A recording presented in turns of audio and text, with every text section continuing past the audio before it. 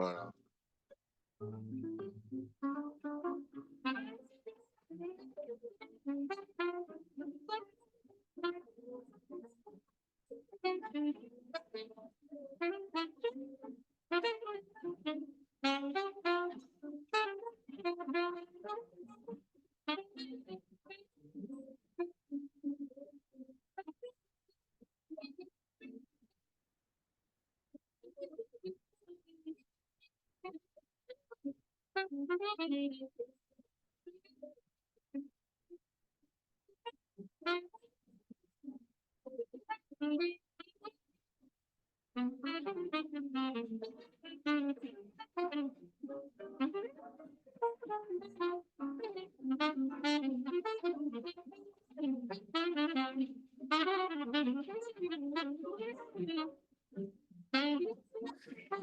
Check 1 2 2 2.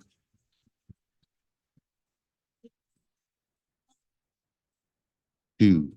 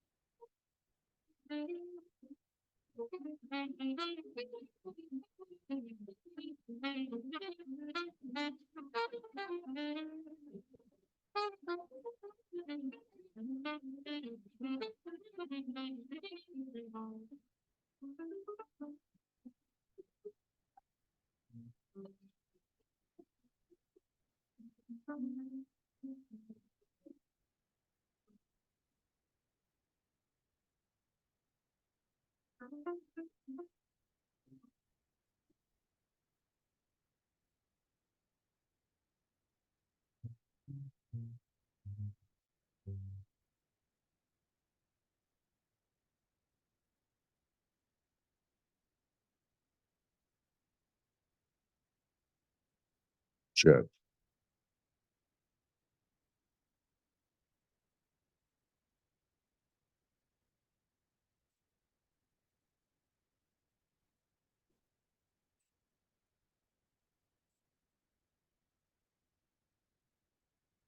Check.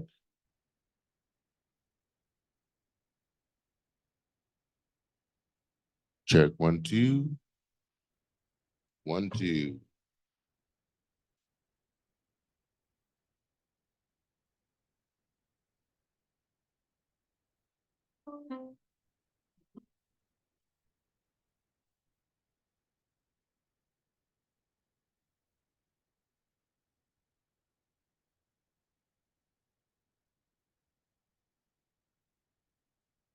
Check.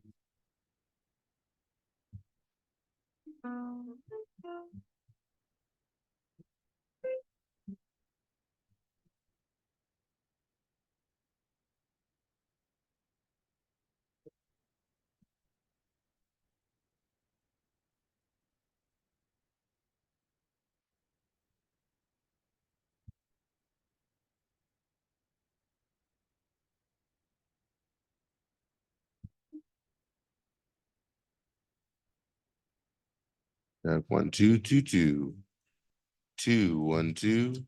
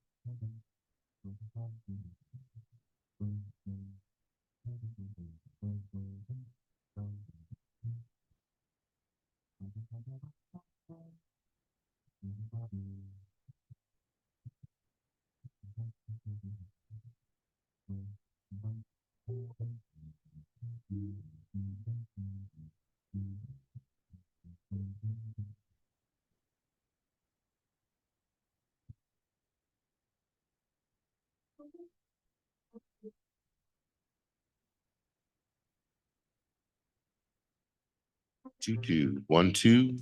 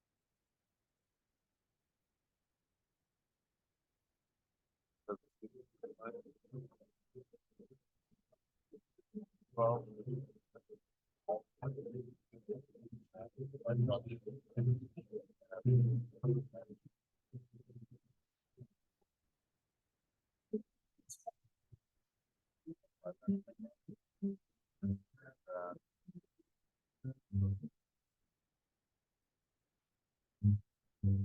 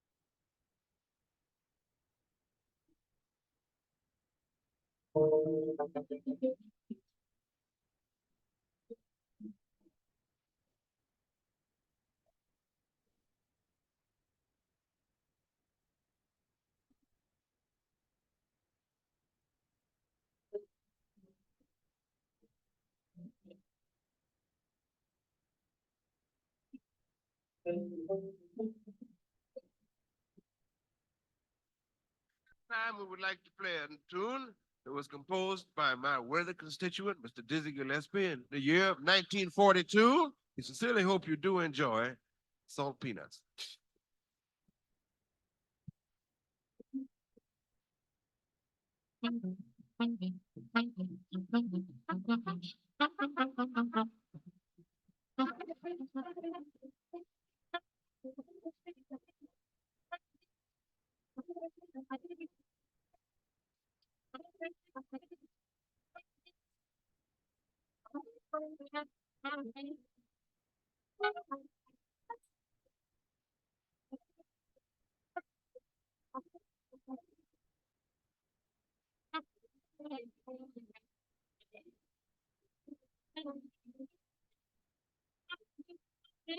Salt peanuts, salt peanuts.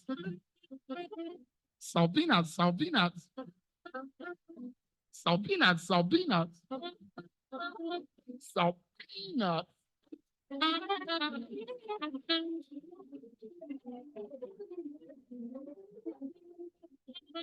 Salt peanuts, salt peanuts. The name of the song. Salt peanuts, salt peanuts.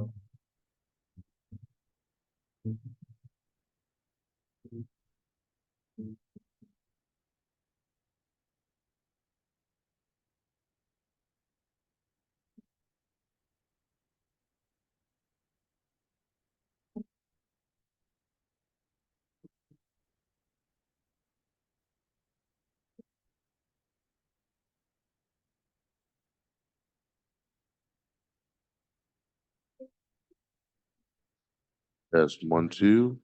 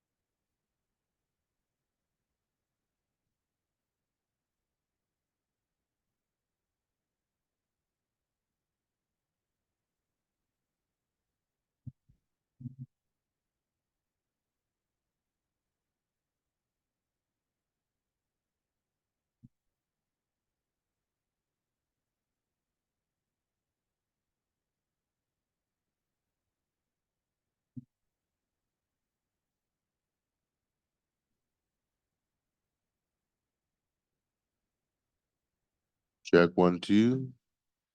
Did it move? Check 1, 2, 1, 2. Okay.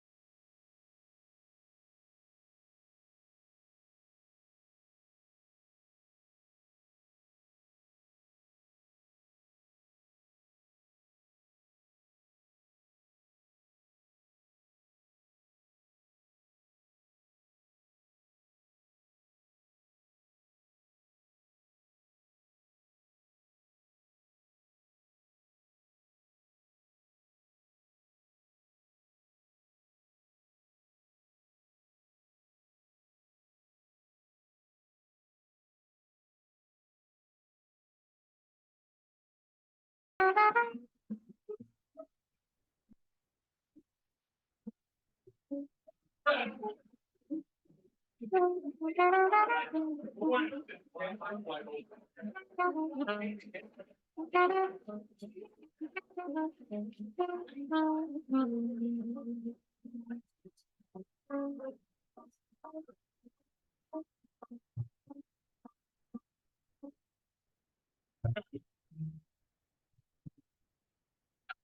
to monitor on Polytechnic.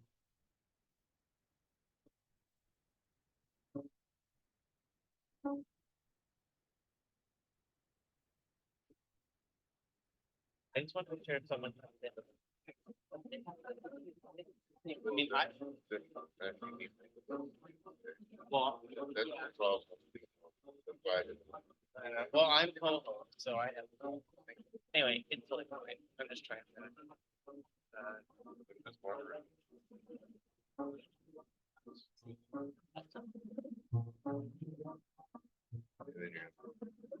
No, it's not gonna do it for like there, but I don't like that. It's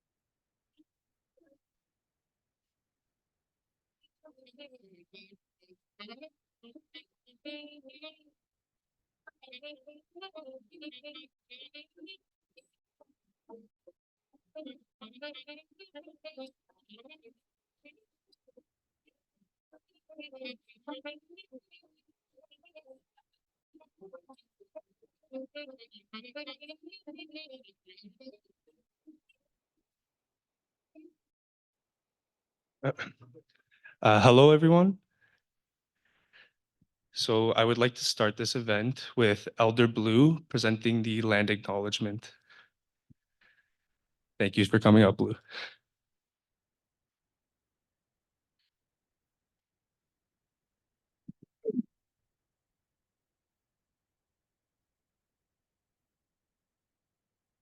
Good morning. I have to always get them to put the microphone down because I'm so tall.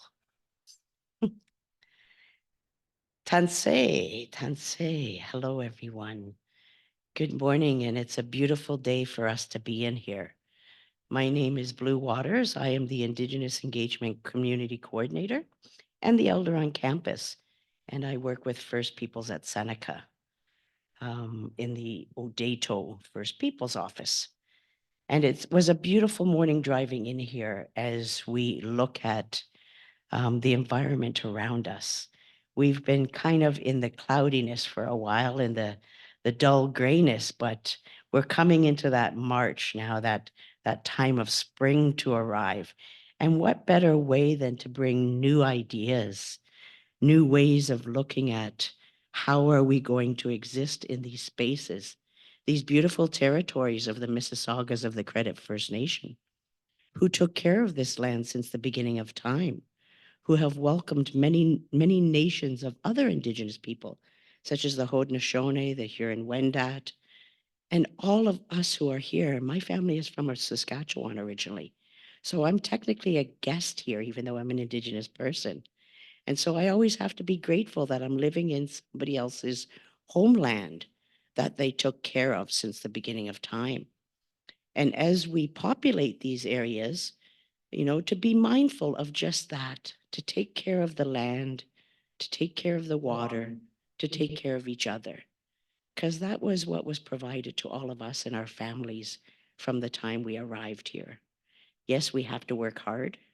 Yes, we have to go to school to learn new ways and new languages, but we're welcomed here. We're welcomed into a space where we can survive and thrive, where we can attend spaces that we never thought would be possible, that we can create larger families of the heart, to come together in this way, to learn from each other, to be able to gain knowledge that will help sustain us through the next parts of our journeys.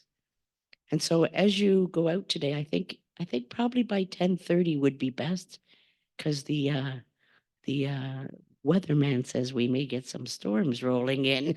I don't quite trust the weatherman, but I know this is the time of change when the seasons are changing. So it's quite likely. So if you can get out at break time, enjoy that beautiful sun. Take in that energy that it gives to us. We call that our father, the sun, and our grandmother, the moon, that helps take care of each and every one of us every day, that provides the growing seasons. That moon provides the water systems that flow in and out through those tides and help us do work, keeping the waters clean.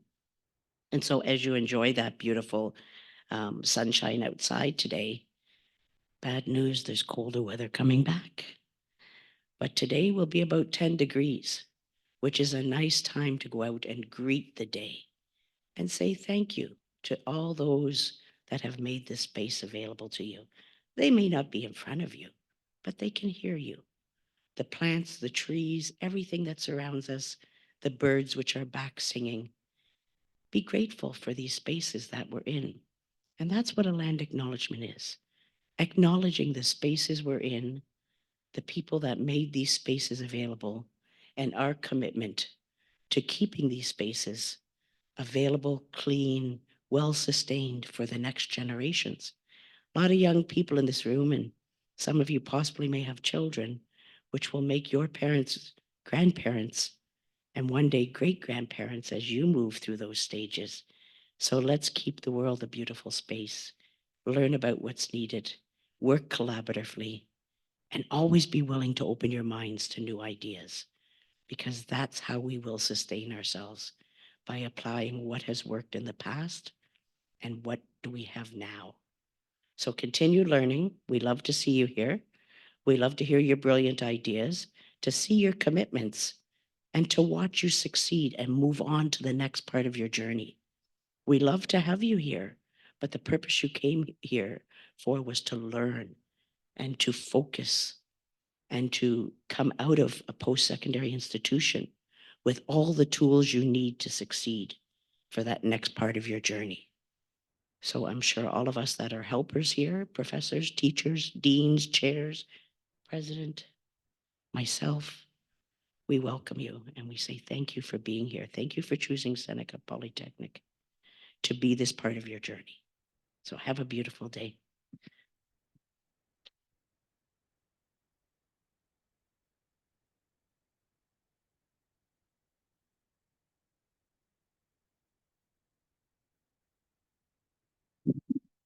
Thank you so much, Blue, for giving us that land acknowledgement. I would like to, before we do our open remarks, thank our sponsors for helping us put together this event. First off, I would like to thank the Seneca Student Federation for helping us with funding and everything else. I would also like to give a special thanks to the folks at Bespatial for helping us put together this event in such prompt timing. And I would also like to thank the Seneca alumni, and a special thanks to Barry Neymark and his team. With that being said, I would like to thank President David Agnew, and I have the privilege of welcoming him on stage to begin our opening remarks.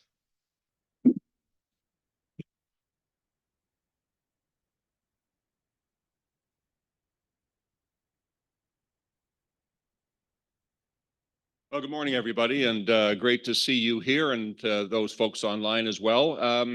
I mean, what's wrong with this event? Nothing. This is perfect. And I want to congratulate, first of all, the students for actually coming to this, because this is going to be a great day. I'm so impressed with the agenda and the way that it weaves a whole bunch of applications of GIS into into this day where you are going to have your mind open to all the great potential that learning about GIS and learning about how you deal with these technologies can help broaden your career opportunities. And that's what we're all about here. Blue said it so well. I mean, we're very grateful you chose Seneca, but our job is to make you career ready, and not just one career, but lots of careers.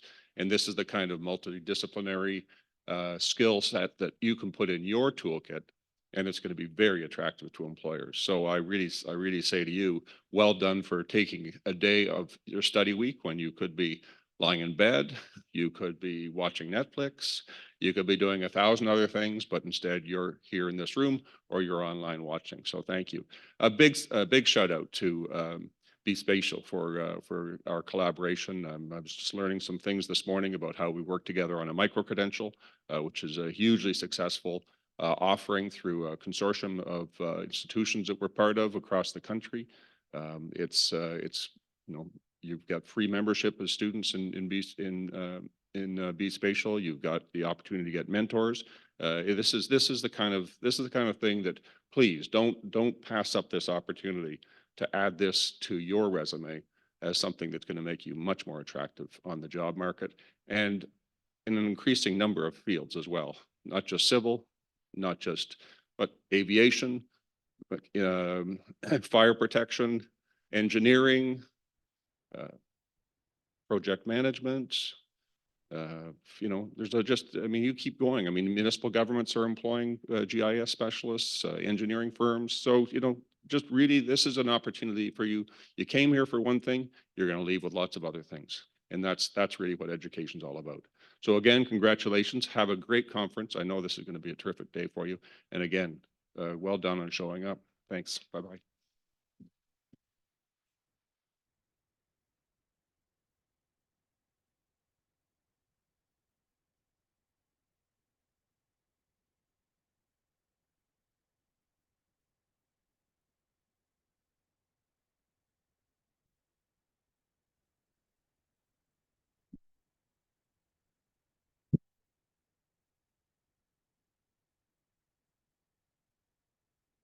Can you hear me from here? No. Yeah. How's this? Good?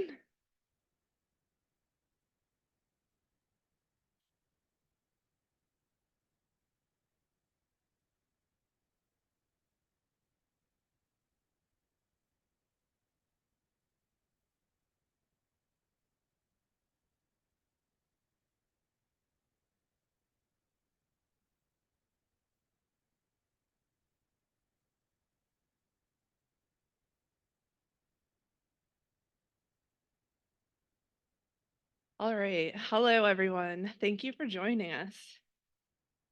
So today's event is called BeAdaptive. So my name is Courtney Dunn. I have a Bachelor of Science in Environmental Science in Geography with an emphasis in GIS. I received that from Trent University.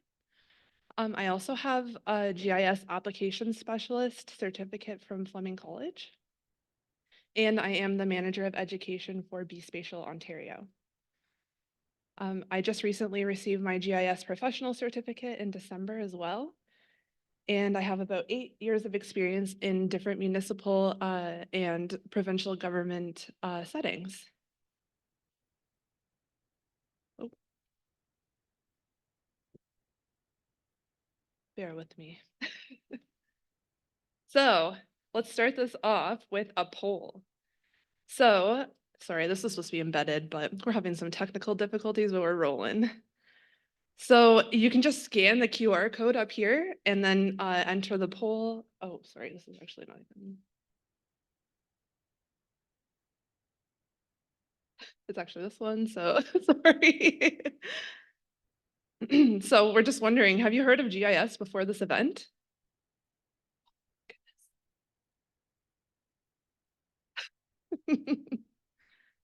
Okay, we have 85% saying yes.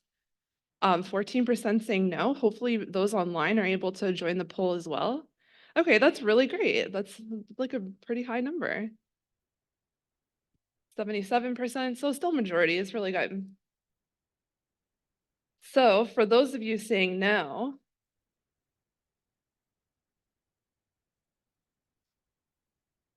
we're going to learn a little bit more about GIS today. So the theme today is for us to talk about how GIS is dynamic, it's multidisciplinary, and it's collaborative, and how it's flexible in today's workforce.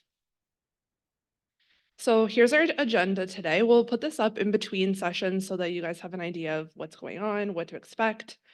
Right now we're doing the introduction to GIS.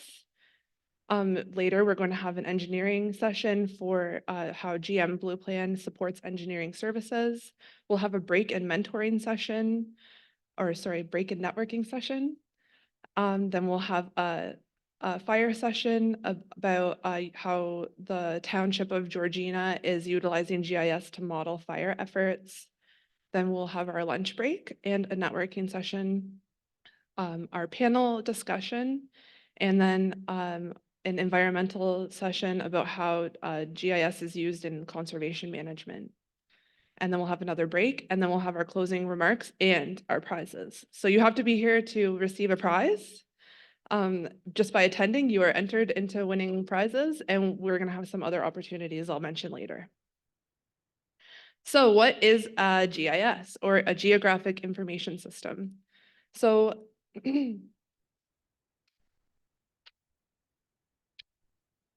I was just winging it, no notes. So a GIS connects data to a map and integrates locational data, so where we are, with types of descriptive information, so like what things are like there. So for example, if there's a fire hydrant that's outside of your house, that has locational information associated with it, so the latitude, longitude, or even the elevation. But it can also have other information attached to it as well. So it can have maybe the condition or who has assessed it, or other types of information. So there are four main ideas that encompass GIS. There is creating geographic data, managing it in a database, and analyzing that data and finding patterns, and displaying it on a map.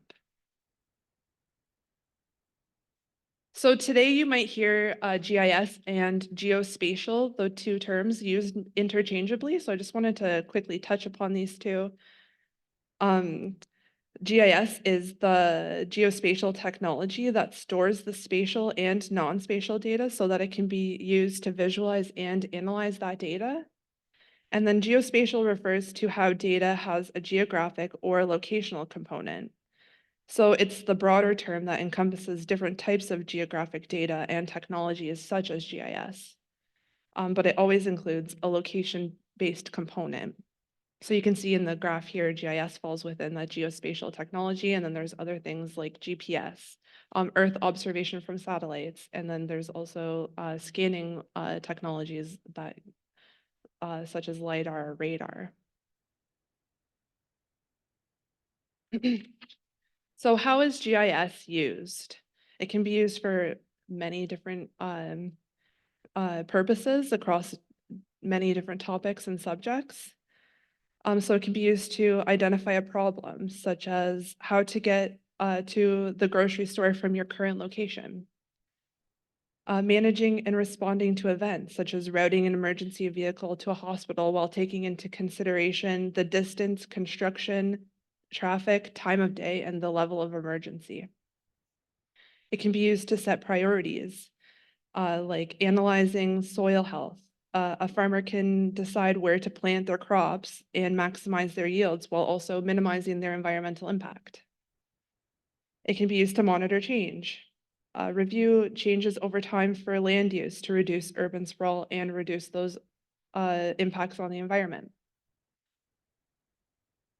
It can be used to perform forecasting, such as the sea level change for coastal communities to help to prepare for flood events.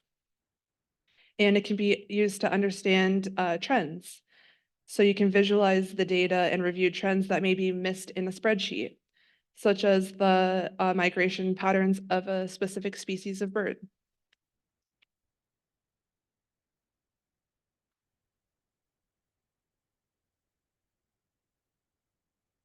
So we have another poll today. What are you hoping to get out of the event today by participating?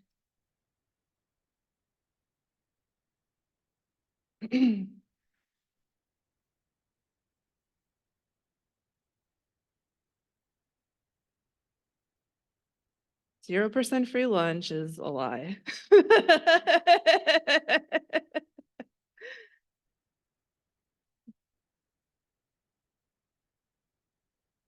Okay, awesome. I'm loving this networking opportunities is winning in this poll. So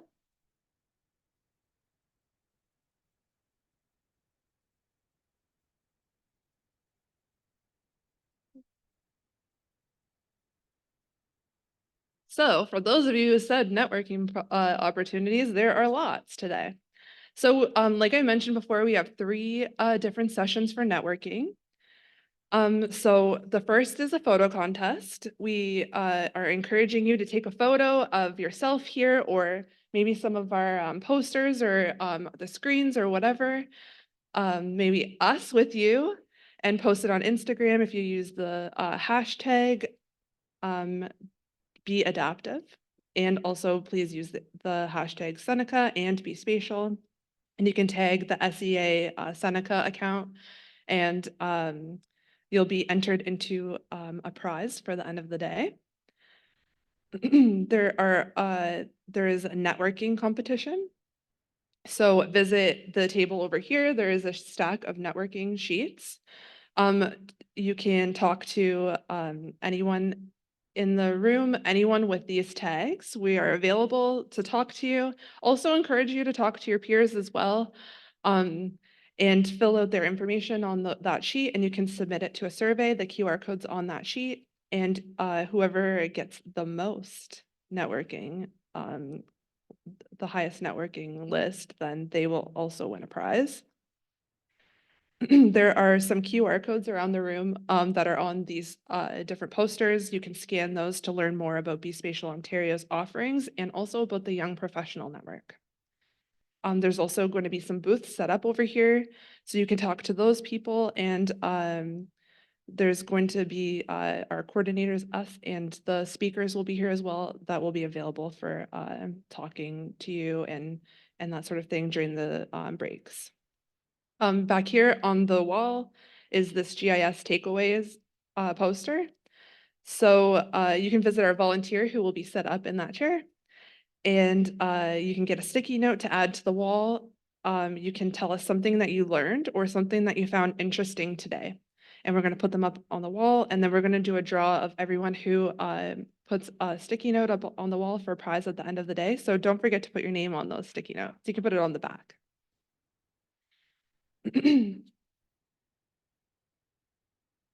So by attending today, did you know that you now have a BeSpatial Ontario membership for free for the year? So that means that you can attend any of our online webinars, our events, and more. And that includes our annual virtual conference with the theme Be Prepared this year. So let's watch the video on the next slide to learn a little bit more about BeSpatial Ontario, and then I'm going to hand it over to BeSpatial's president and YPN manager.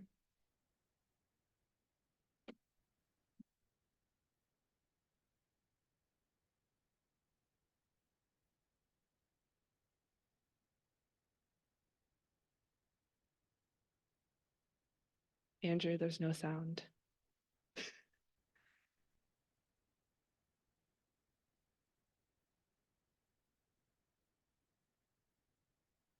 Hold the line.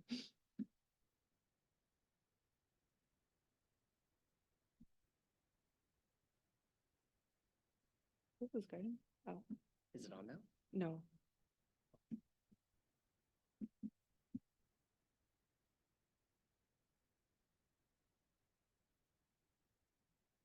It's fine. We're just working out the kinks for me. I know. We always need one person. Is this embedded? Yeah. Our AV person stepped out at the right moment too.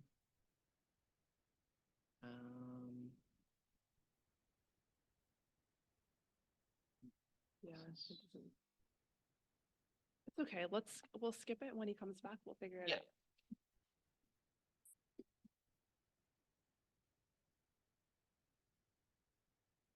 Okay, we're just gonna put the video on hold, and then I'm just going to introduce our Bespatial Ontario president, Peter, and our YPN manager, Jess.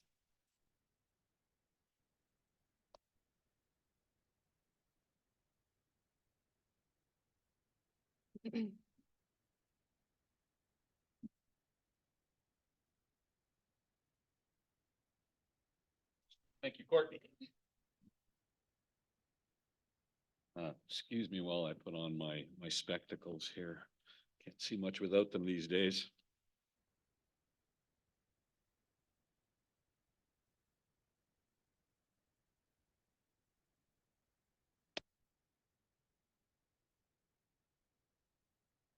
Oh.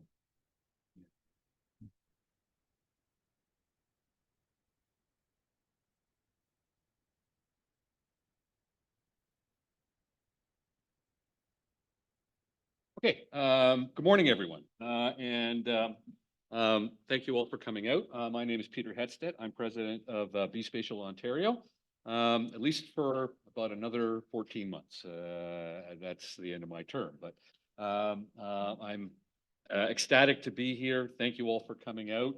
I'd like to take the opportunity to thank Mahipal Jadeja and the Seneca Environmental Association. Is that better? Okay. And the Seneca Environmental Association for inviting us to come in and collaborate on this day of networking and information. I'd also like to thank David Agnew for his introductory remarks. Wonderful to have the president of Seneca College come out for this as well. Here we go. Actually, this is probably it. Advance. There we go. So a little bit about us. We're recognized as the premier geospatial and information nonprofit organization in Ontario, where members share their experiences through networking and program events for the use and integration of spatial data information, applications, and technologies that provide solutions and solve challenges in both the public and private sectors. Bespatial was originally part of the EURISA organization. It was founded in the late 1980s, early 1990s, and it was EURISA Ontario. And then in the early 2000s, we kind of separated from EURISA for various reasons and rebranded as Bespatial Ontario. Our vision is to be a community that shares experiences, shares knowledge, and helps to guide newcomers entering the profession. And our mission is to provide networking opportunities for those folks. There we go.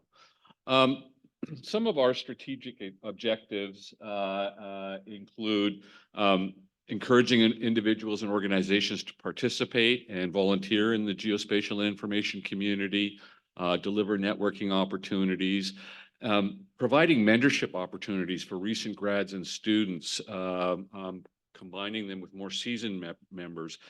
That's a real key part of our organization and something that Jess is going to speak to in a minute as well.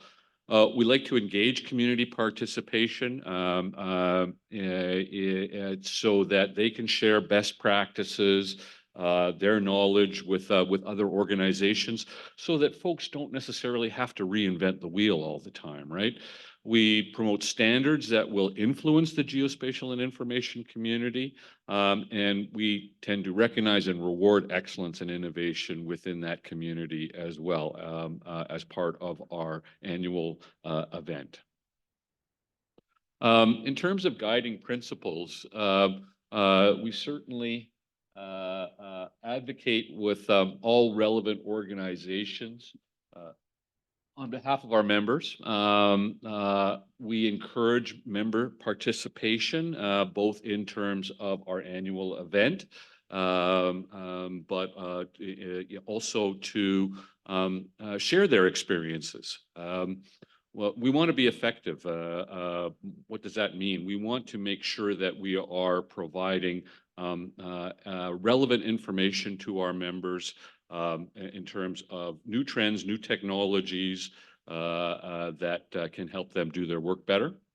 We like to provide leadership in the field of geospatial information and geospatial technologies.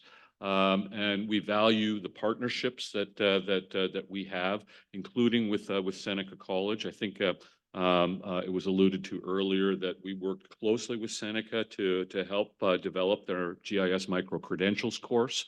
And we are very grateful to the strong partnership we have with Seneca, and we certainly appreciate that partnership and the invitation to come out today. And we do promote sustainability as well, and I think GIS has a large role to play in the whole concept of sustainability by understanding the spatial aspect of resources and events that might impact those resources. We can better prepare for a sustainable future as well. We have a very, I guess, interdisciplinary approach. I'm going to do this here so I can better read. Part of our organization's core is creating a shared understanding of the concepts, issues, and technology of spatially related information management among persons in operations, management, and policy making. We do this in the following ways. We encourage our members to use an interdisciplinary approach, maintaining and utilizing spatially related data, information systems, and technology.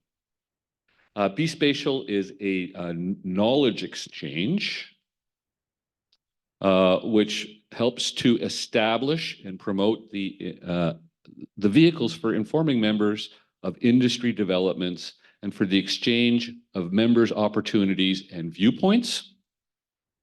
And of course, our strong voice provides a focal point for the presentation and dissemination of members' concerns regarding industry standards and economic and legislative matters as they pertain to the use of spatially related information systems and technology. Our membership is quite diverse. We have a strong municipal or government component. Government are strong users at various levels of GIS technologies to keep track of their assets, to inform their planning decisions, etc. We also have a fairly strong private sector component. We're grateful to all the students that are part of our organization, and we hope that we can count on your support as well, and that you see the value in being part of our organization. And then we have a number of other types of members as well. But all told, we have, I believe, something like 1,300 members, and that's made up not just of individuals, but private sector organizations, public sector organizations, and all the members that fall under those umbrellas as well. Our signature event is our annual AGM and conference. It's to be held this May, and it is going to be virtual. We use a platform called FeedLoop to disseminate that information. We also provide monthly webinars on several topics throughout the months of September to June. We take a break over the summer months, like most people. But some of the recent ones that we have put on include Hamilton's Enterprise GIS Roadmap, how to measure progress and report success. ClickUp, a project management tool for geospatial professionals. 6 steps to a better business. And we also regularly put on events related to preparing for a GIS professional exam, but also things like ethical use of GIS, etc. Our virtual webinar sessions do qualify for GISP continuing education credits. So please visit our members only area to view those previous sessions. With your attendance today, you are members and you do have access to all of this information. Many of our members do post career opportunities on our website first, due to the reach of our organization to the type of professional they're often looking for. So if you are going to be graduating in the near future here and you're looking for career opportunities, please don't hesitate to check out our careers job board. And then in terms of collaboration, this is the type of event that we really appreciate being part of. We collaborate with education institutions, but also private sector organizations.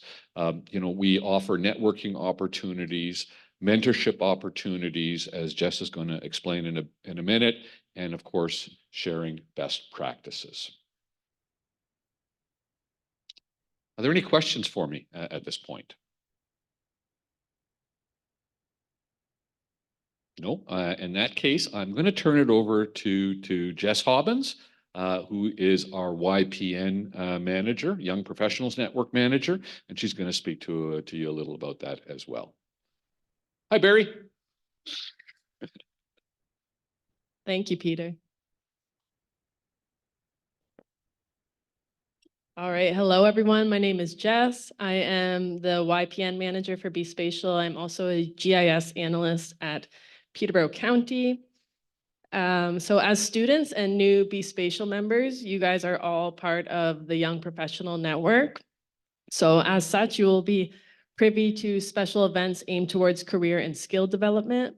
The YPN committee works to organize webinars, connect with members, and learn from other young GIS professionals within 7 years of working in the field. So the whole goal is to connect with each other and learn skills that will make you marketable in your careers and assets in your jobs. So one of our big things we do with the YPN is our mentorship program. So we have this every year, and this program connects young professionals with experienced members of the Bespatial community so that they may share their extensive knowledge and expertise. This includes things such as helping your job searching through reviewing your resume or your cover letter, offering you interview tips, introducing you to established professional networks, and sharing relevant knowledge and skills. And we try to pair mentees with mentors based off of career goals of the mentee. So if you have specific aspirations of being in the environmental field or fire protection, we try to pair you with mentors that are going to help you along that route. So overall, it's just a very valuable program to kickstart your career and get you going in the GIS field. So we also aim to organize at least one webinar a month. These events are aimed at skill development, helping make you marketable in today's workforce. So some of the webinars that we have held previously include, we just had one about flying drones in Canada. We had Don Joyce. If you've ever had any interest in flying drones, you've probably heard of Don, but he presented a really great webinar. We do at least a yearly webinar on GISP exam preparation. So we get someone who has completed their GISP to give you some information and knowledge about how to complete your portfolio and a little bit about the exam. We recently had a webinar about using open source solutions, and we also try to do some funner stuff like trivia, and we also have draws for gift cards at all of our webinars. So if you want to learn more about the YPN, you can scan these QR codes, or we have them up around the room as well, or you can shoot me an email. And like I said, you're all a part of the Young Professional Network, and it's all, the goal of it is to help you connect with each other and with experienced GIS professionals. So if you have any ideas or you want to volunteer, then please reach out to me as well. Thank you.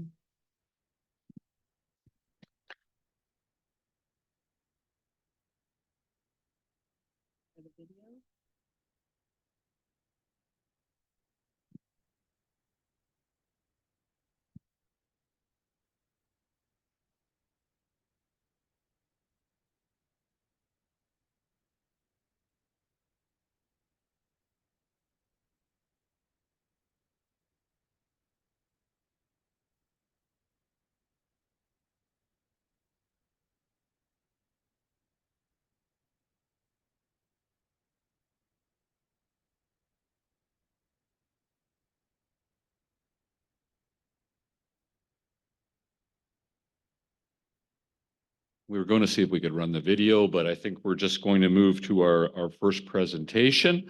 It's my pleasure to, I guess, introduce James Byrne. James Byrne first attended Brock University, where he graduated with a BSc in environmental geology, and later attended Niagara College, receiving a postgraduate certificate in GIS and geospatial management. James is an information management and GIS professional specializing in data collection, spatial analysis, review, and reporting. With more than 24 years experience, he's worked in the engineering field in both public and private sectors with clients across Canada. As the GIS and information management lead at GM Blue Plan Engineering, James supports a diverse range of engineering disciplines, including civil, structural, infrastructure planning, hydraulic modeling, and asset management, as well as environmental studies or environmental activities with strengths in spatial analysis, data management, and presentation, and ETL. James is both a licensed and certified engineering technologist in geomatics, as recognized by the Professional Engineers of Ontario and OSET, respectively, and also a member of the Institute of Engineering Technology in the UK and a certified GISP. He is also a certified environmental professional with Eco Canada, as well as PACP certified with NASCO. Very accomplished individual, and we're extremely grateful to have him as part of our board of directors as well at BeSpatial. So, James, the stage is yours.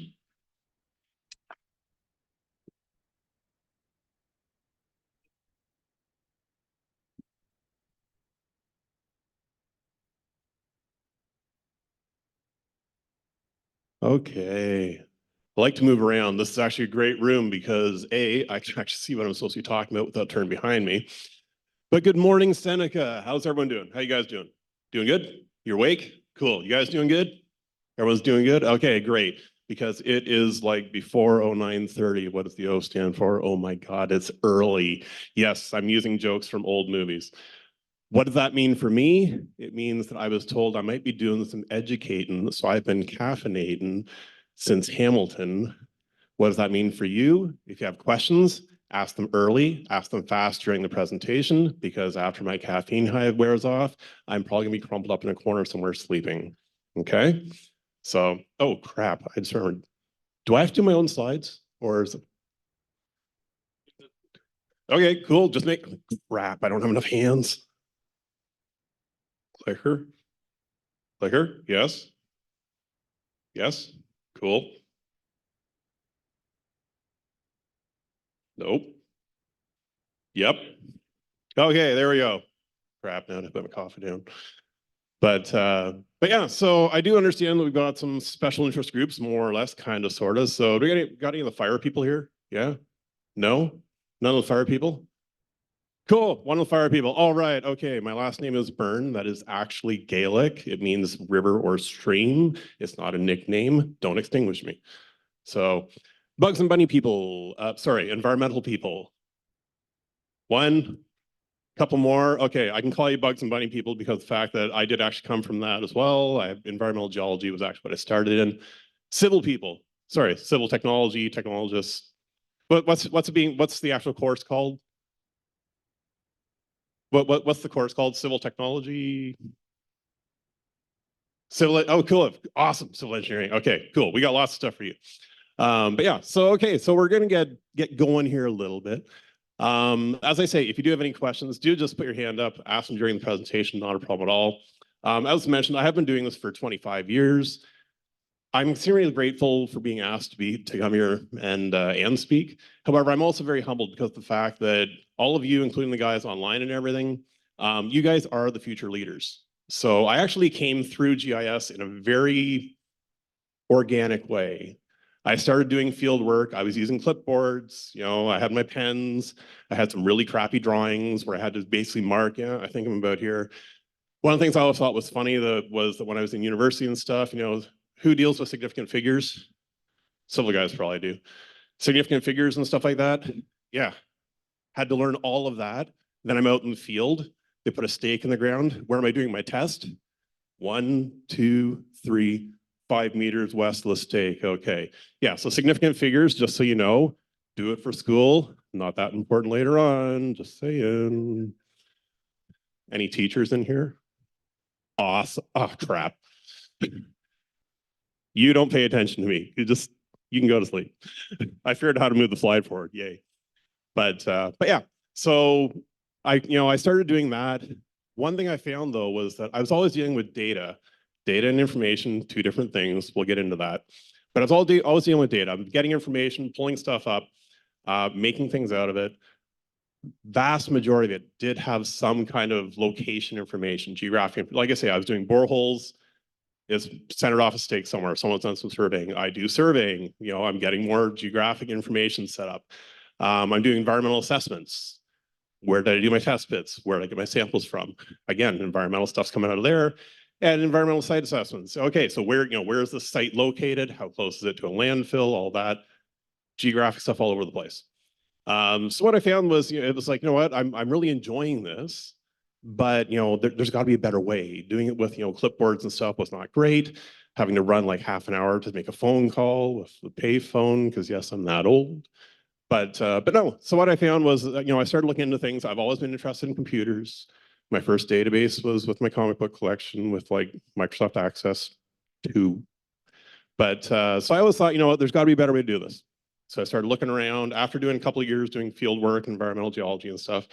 I was really looking for something where, I could take this geographic information and put it in a system where I could do some analysis. Then I discovered there's this thing called geographic information systems. So I thought, you know what? Sounds good. I'm going to go for that. So I started doing that. And like I say, over time, started doing some cool stuff, started figuring some stuff out. And like I say, like you guys, it's not putting too much of a point on it to say that you are the future leaders. There's no reason why you guys can't be the ones leading things, tomorrow or in the next few years.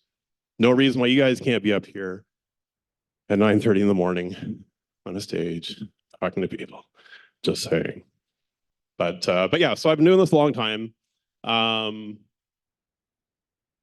There we go. I do a lot of volunteering. So in addition to BeSpatial, so as was mentioned, I am a director with BeSpatial. I'm a director at large, which means I'm not technically responsible for nearly as much as everybody else. But no, I do also volunteer. Yeah, yes, here I am on stage. But yeah, no, so some of the other things I do as well, I do also volunteer for NASCO. So NASCO, they basically run all these sewer inspection standards and stuff like that. So we just released a new standard with that. So I'm heavily involved with them. That also does play into the environmental stuff as well. I have done a lot of other volunteer work as well. So volunteering, it really is interesting. It's one of these things where, particularly at the beginning of your career, I highly suggest that you consider volunteering in some way, shape, or form. Most of the groups, they're very open to it. And if you tell them, what, I can only dedicate a couple hours, that's fine. They can work with that. People can work with that. The one thing that you find when you're volunteering is that you start seeing the different points of view GIS is very unique in the fact that it really is the glue that kind of brings a lot of different things together. So in my job, like I say, I'm the GIS data management guy, but I work with all the different civil groups. So I work with the structural groups, the civil groups, the modeling groups, the asset management groups, stormwater management groups. I work with them all. So I get to see how they all do their different things, what types of information they want to use, what they need, and how it all fits together. Volunteering with the different groups like Bespatial, you start to see that. I get to work with people who are in municipal, I get to see what their needs and everything are. I get to work with other professionals, see what how they're doing their things, what thoughts they have. And it really is truly a rewarding experience. The other thing as well is the fact that you do get to network. So there's a lot of stuff that's talked about, networking. Well, what does networking mean exactly? Well, one of the things it means is that you actually have people you can call on. Now, not only can I call on these people for help, I've got a problem, I need a hand, but it also helps as well because just the other, actually literally just yesterday, one of my colleagues said, do we have a piece of software called PipeLogix? And no, we don't have that piece of software. And so, oh, well, we're looking at this project, and if we had to use it and if we had trouble with it, do you know anyone that we could call? Yes, I know the vice president of PipeLogix. He's also with NASCO. How did I meet him? We both volunteer. So, so these are things, to think about, particularly at the beginning of your career, knowing more people, it's a good thing. It's a very good thing. And also, being able to give back with volunteering as well. So again, you two can be up here at 9:30 in the morning on a stage. So, as I mentioned, I do have some certifications as well. So as I've been progressing through my career, I have been certified and licensed with PEO and OSAT and stuff. So if you do have any questions about that, by all means, you can ask questions about that as well. And I can certainly talk to you about what the process is like, how it works, all of that. So I do work for GM Blue Plan. This is my sales slide. I have to do this. This is why they let me out of the office. So I do work for GM Blue Plan, and yes, I manage the GIS and Data Management Group. We're about 16 people. We recently merged with GEI. So GEI is actually a US-based company, but they have a Canadian contingent. So we're about 400 people now, 9 offices, and it's been great. It's been a really nice melding of everything. Generally speaking, GEI Canada, before we merged, they did a lot of the environmental geotechnical stuff, which we didn't do. We did a lot of the civil design build type stuff. So now we're all together. So. Now, what is engineering? What is data engineering? These are very important concepts. They also sort of will frame the rest of the presentation. So one of the first things in engineering, it is to safeguard the public. So that is paramount. That is the goal. That is why we do what we do. We want to make sure the public stays safe. The other main thing we do is problem solving. People come to us with problems. So sometimes it's interesting because I sit there and say, oh yeah, all these people came to me with their problems. And it's kind of like, yeah, but that is the point. That's why I'm employed, because they do come to me with their problems and we try to figure out new solutions while we're safeguarding the public. Last thing we do is we do try to be innovative. So most of the time, people don't come to me with problems that they can figure out themselves. If they do, that means they're lazy. Just kidding. But no, most of the time they do come to me with problems where, here are the typical solutions. Those aren't going to work. We need something new. How are we going to do this? So we start looking through to say, okay, what can we do? And I've got a few examples of that a bit later as well. So we do try to be innovative. We look at the new technologies. We look at, why can't we do this? If it's a money thing, like, okay, is there, can we get funds? Can we do that? But so yeah, so these are some of the things we look at. Now, when it comes to data engineering, so this is basically what we're kind of looking at. Like I was saying, data and information, two slightly different things. Data is generally speaking raw. So this is just data. What does it mean? I don't know. Haven't processed it yet. You haven't processed it yet. It's just data. It's just sitting there. The lovely thing is you can process it. I can process it differently and get different information depending on what we're trying to do. So often we refer to this as a lens. So we have a lot of projects, for example, we just processed some data for CCTV, for sewers. And there's a question about like, oh, well, can we use this in an asset management plan? The general answer is yes, but the lens that we used for our project was sewer analysis. The lens they want to use is more network analysis. So different things, those are the differences between data and information. Analytical modeling, this is a really fancy term for basically saying that yes, we process the stuff. Hopefully we do it in a similar way. It's very transparent, it's very defensible. You can actually see why the information changed, why it got to what it got to. And then we do a little bit of application development as well. Now, we're not software programmers. That's not the kind of engineering that I do. But we do actually develop some tools and software that we can actually use over and over again. Most of the time, it starts off as an internal thing. We made a tool for us to use internally. And then we actually took that out, and sometimes other clients actually want it. And I was like, okay, cool, we can do that. The goal of this, though, is to put the right information in front of the right person at the right time so they can make action on it.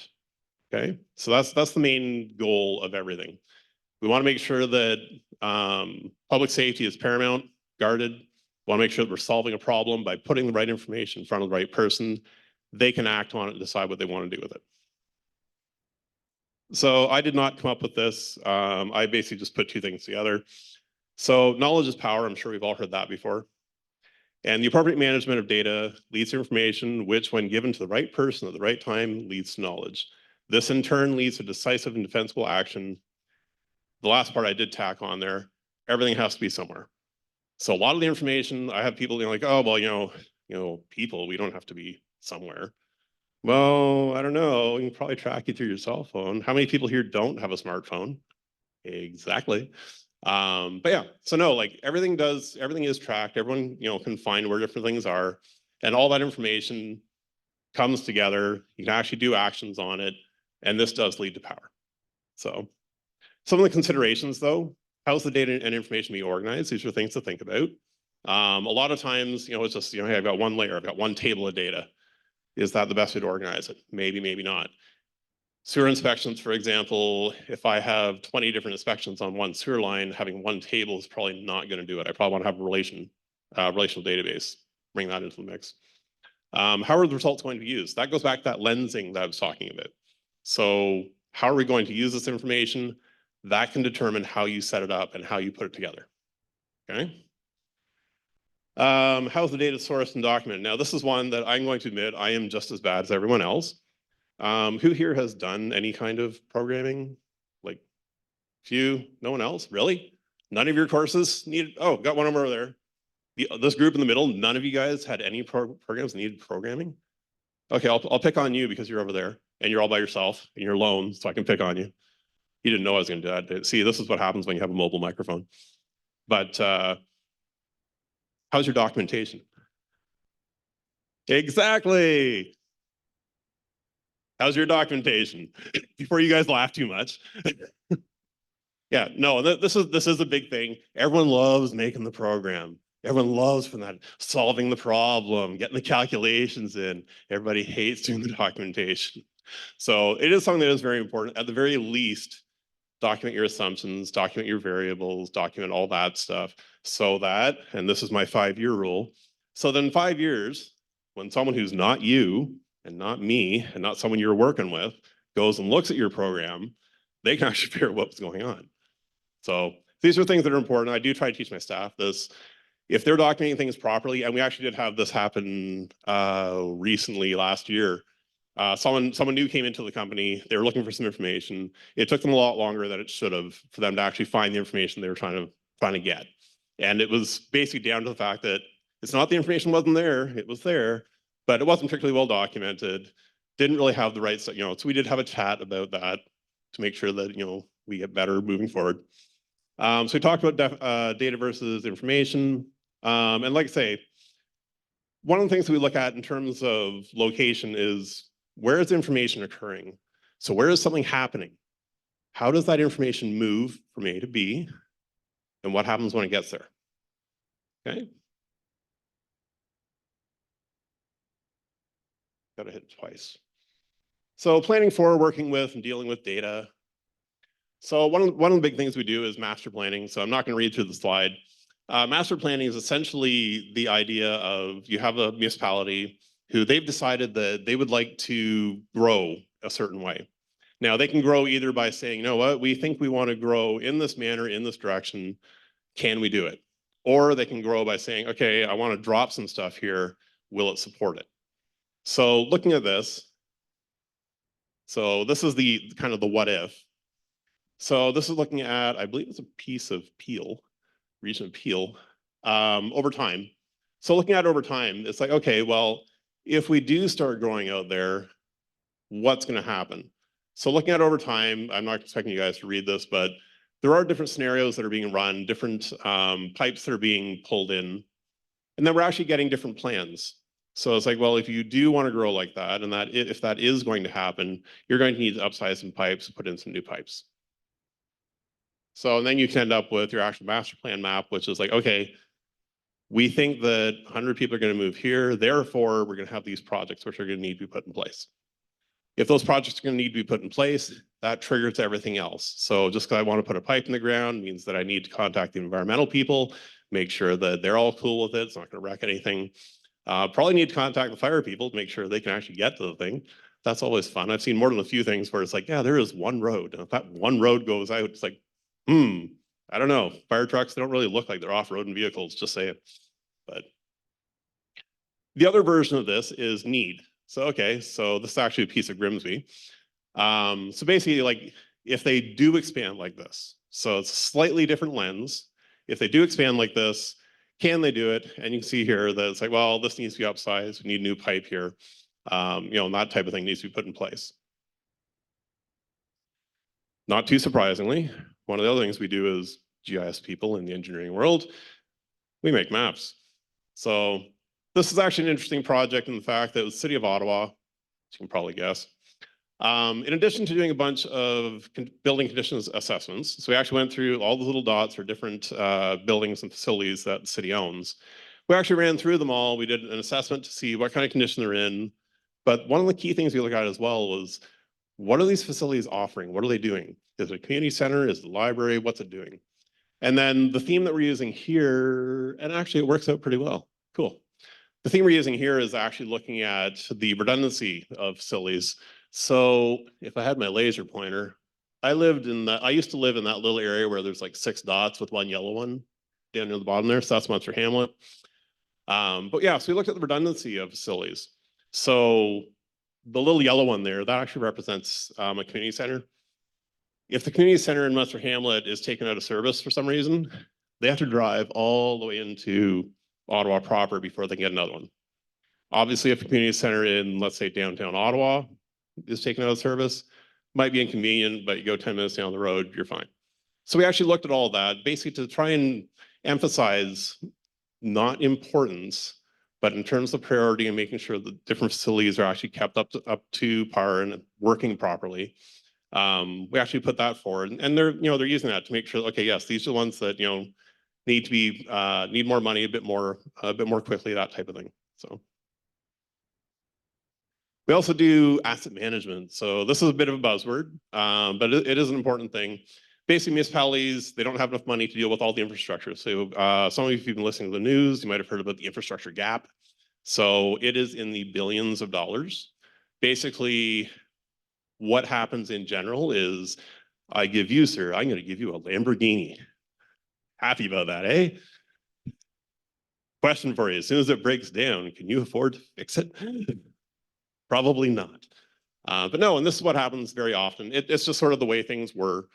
Developers will come in, they'll put in new infrastructure, they'll build houses, and then they turn it over to the city or the municipality. And the municipality assumes it. Problem is, very often the property tax they're getting from the new residents doesn't necessarily cover the total maintenance of all the infrastructure that was just put in place. So this gap has been growing over year over year. So what we start doing is we start looking at, okay, what's the consequence of failure? So if this piece of infrastructure does fail, how's it going to impact things? And what's the likelihood of failure? So that comes from a variety of things. How old is it? How much is it being used? All that good stuff. And so that little graph you can sort of see on the upper right. So things are in the red. That's things that are high consequence, high likelihood of failure. You don't want stuff in there. Stuff down the green is low consequence, low chance of failure. Chances are you're not going to have much down there. Most of your stuff's going to fall in the middle somewhere. And this is where municipalities can be, we can assist municipalities in, this is where you're going to need to think to spend some money. They will still need to make the ultimate decision on where to spend the money, why and how. But this sort of helps them. It provides them that decision support so they can see. And again, it is very defensible. I've got, I know you can't read it, but I've got a little window of code there. It is very defensible. So if someone's wondering, well, why did you fix this road and not that road? You can actually go through and say, well, this is why it came up here. And a lot of the information we use, for example, infrastructure that's servicing a hospital, probably a little bit more critical than infrastructure servicing someone's house.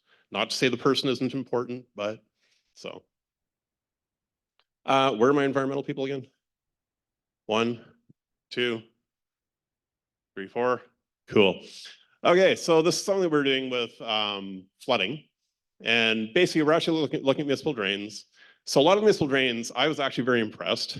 Not with us, not with ourselves. Well, I mean, I'm always impressed with myself, but I'm also really humble. But no, we actually took the information from like the 1940s, 50s, 60s. So this is the stuff that surveyors did on paper by hand for where municipal drains were. We actually did, a new analysis. Much to our surprise, it was actually really good. And this is not a kick at the people who did it originally. It's just I assume that with the, I'm going to say, lack of technology at the time, that they might be off a little bit. Actually, no, this is actually really good. But yeah, so this is actually an area in Waynfleet. If anyone knows Waynfleet, who here knows Waynfleet? Wow. Okay, I was actually expecting no hands, but I'm sorry. No, Waynfleet is in Niagara. It's a rather large municipality in Niagara. It's also incredibly flat. When we originally got the information, we were told we were going to be doing this project. It's like, hey, great, I'm going to call Niagara Region up and I'm going to get their 1 meter contours because 1 meter is like really, really good. And I'm going to put that down. There is a 5 meter difference from one side of Waynfleet to the other. That is 5 contour lines for me to work out flooding. So I called up one of our friends that I learned through networking at Bespatial, see what all comes around. But yeah, no, I called up Susan. I said, you know what, actually, I need a new LiDAR flight of this area. We got it all set up. She sent me 25 centimeter contours. I was like, okay, these we can work with. So the surface you're looking there is actually based on 25 centimeter contours, 25 centimeter elevations. We were actually able to go through that and say, okay, you know what? We're going to start working out where are the new drains? How do they break down? And we were able to compare it to the old ones, and we were able to make adjustments. And we also looked at, how do the floodplains work as well as the new watersheds. So we're able to work through all of that and actually determine, so the way the municipal drains work is that the individuals, whoever's on that drain, they actually pay for a portion of it. So we were able to actually reportion how much money each individual is paying based on the drain they're on. This was one that was kind of cool because I basically put my foot in my mouth because I was probably 9:30 in the morning and someone asked me a question. So one of our modelers actually said, because they do overland flow modeling. One of the most important things for overland flow modeling is permeability. So basically how much water is going to seep into the ground. And, they were sort of asking like, yeah, can I work out the permeability of an area and do it really, really well? And of course I'm sitting there probably at 9:30 in the morning going, hell yeah, totally, I can do that. Not a problem. I get some spectral something or other from some satellite thingy and I can do that. Then of course I got the data and I was like, crap, how am I going to do this? You can't just say green. So I can't just say, I want the green stuff. Someone has a green car, suddenly you have a permeable piece of area that's like moving around the city. And I was looking at different ways. Okay, well I could, maybe I could slice and dice it a bit, but then it doesn't really work for, if I'm trying to do it for an entire city, I can't remember what city it was, but it's a large city. So I was like, okay, well, I'm going to start losing people's lawns. I can't do that. So what I did was I actually started looking at the information that we had. So this is the infrared band. So I actually made an NDVI. You guys gotten up to the NDVI thing? No? NDVI people? Yeah, okay. You guys will learn it. If you haven't learned it yet, you'll learn it soon. What it does though is it actually, the brighter it is, generally speaking, the healthier the green vegetation is. As a hint, if you're looking at a wheat field, it will look like crap on an NDVI, which I learned when I was back in school going, why is my field dead? It's not dead, it's just not green. But no, so I took the NDVI and I was like, okay, you know what, this I can work with. So if actually, okay, let's see if I can do this. Aha, I can. So if you actually sort of look at my picture here, And if you look at sort of where the parking lots are, but particularly look at where the houses are, like in the lower left-hand, your left-hand corner. You can suddenly see the lawns and everything, they really start to show up now. So taking this, and okay, I did some magic, I did some math, I figured out my spectral frequencies and stuff like that. I was actually able to just break this down. Now, if I had greater information, I could have actually looked at how permeable things were. At the time, the individual was just looking, is it permeable or not, yes or no. So I was able to actually break this down. So black, no, white, yes. We all got that? I figured I'd keep it simple. It's 9:30 in the morning. But no, see, and you can start seeing that again in that subdivision, you can actually start seeing, yep, this is where lawns are. It's, you know, how it works out. Now, this is the raster image. So then we actually took this, I took that and I actually converted into a polygon. This is now something that I can slice and dice based on parcel fabric information. This means I can now say pretty definitively that this parcel has this percentage permeable, this percentage impermeable. If I actually had LiDAR at the time, I could have also worked out the runoff, but we didn't, so I didn't, wasn't in scope. This is one that we did recently. So this is actually looking at that, bringing information together. Town of Pelham asked us to do I'm just going to keep going over that. It's early in the morning thing. Where are my environmental people again? 1, 2, 3. Cool. Totally environmental here. Basically, they needed to know what the tree canopy was for the town of Pelham. And again, this is one of these things where I put my foot in my mouth. Hey, I can work that out. This is even more recent. So I was like, yeah, I totally know my spectral imaging and stuff by this point. And it's like, yeah, so the stuff that's more red is vegetation. The stuff that's more blue is pavement and buildings and stuff. And then I realized the question was tree canopy area. I discovered that, and you kind of see it here, it kind of looks like that molted type thing in the red. This is when I learned that as far as the satellite is concerned, trees and open fields look the same. This was a problem because I couldn't sit there and say that, well, you have this much area, some of it might be an open field. But yeah, so this is where I actually went and said, okay, cool, because I'm smart and I know people. I said, I need the LiDAR for this. So this is actually the LiDAR for the area. So this is with the surface model with all the different trees and everything on it. I then went and got the bare earth model. So, and through the magic of mathematics, we said A minus B.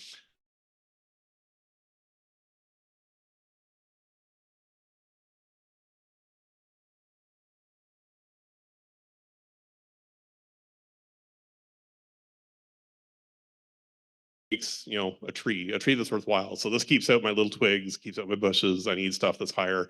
And in particular, it gives me stuff that's higher than the ground, which would be my open fields that I don't want. One thing that did come up that was kind of weird, you can kind of see it there. There's some sort of very linear looking things. Who can I pick on? I'll pick on you just because you're right in front of me. Can you think of what the sort of linear looking line things are? No? Who was that? What? No, not hedgerow. Close though. Hydro. So yes, that was one thing I didn't take into account initially. Oh yeah, the hydro lines are actually coming through that.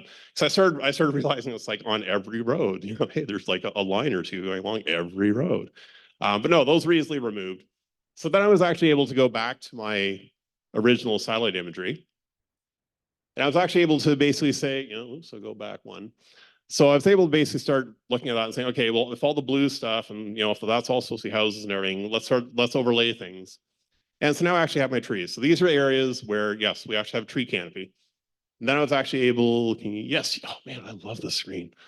Sorry, one of the last places where I lectured, the screen wasn't as good, so you couldn't really see the fine lines. But yeah, so when we brought the building footprints in, you can actually see even where the trees are overhanging houses and stuff like that. This is now something that I could take. So you know what, this is the area of your tree canopy. And you know, we can actually get into some of the health consequences of it as well. And I believe they were looking to spray for the ash borer beetle, I think. So, but yeah, so that was one of the ones that it was a pretty cool assignment. It was nice. It was relatively quick. One thing we do a lot as well is we do profiling. So This is nothing particularly new. GIS software does this all the time. But so we actually go and make an elevation model out of it. And then you can sort of see the highlighted line. There's my profile for that. Nothing particularly special there. The one thing that did come up though was we needed, regular mortals who don't do GIS all the time to actually be able to figure this out. So we actually took that and I brought it into this thing called Excel that everybody else can use. And as you can see, the profile line is actually the same as the other one. Why would we bring this into Excel? Well, ironically, you can actually do a lot of fun stuff with, okay, this doesn't look as great. So I had to crunch it so it fit on the slide. But we actually, the top part is actually that elevation information. The red line at the bottom, that's actually sewer main. So we actually had the information for the sewer main. We have where the locations where all the manholes are. So now we actually do have a really nice profile where we can actually see where the house basements are. We can see where there's a reservoir. We can see where the sewer is. And we actually put that all together. And this is something that, as I say, the normal engineers who don't pull up the GIS software all the time, they can actually use and pull out and actually start figuring things out. And as you can see, we also have the slope. So you actually see there's a reverse slope for part of it. This is kind of a neat one. I want to say Brantford. Who is it? No, Waterloo, Region Waterloo. I don't remember where it was. Region Waterloo, they need to put in a new elevated tank. They looked at all kinds of different areas where they could put an elevated tank, and they decided on one. And the gentleman who's to the northish, he was concerned because there'd now be an elevated tank at the end of his driveway. He's actually a pretty nice guy, but he was concerned about the amount of shadows. So you can sort of see that fan that's kind of going. So we actually did a shadow analysis on this. So we knew how tall the tank would be. We knew all that information. We knew where the sun position would be.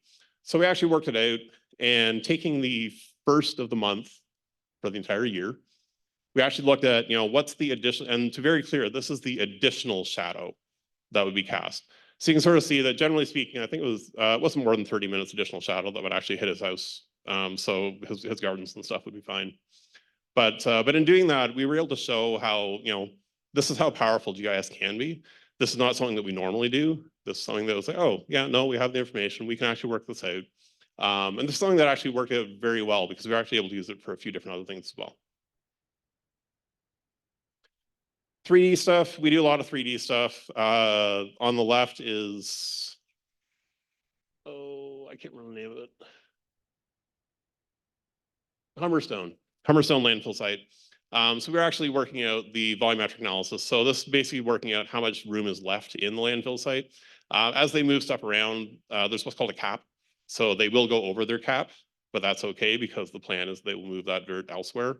So this is actually working out how much room was left. So the green area is basically, void space where yes, you can put more garbage and more dirt here. The red is where it's like, okay, yeah, you're technically over the cap a little bit. You can see it's it's a very light shade though. So like I say, they're not really over their cap that much. And again, we have some more profile information coming out as well, so that we use. When it comes to 3D, we also do a lot of LiDAR.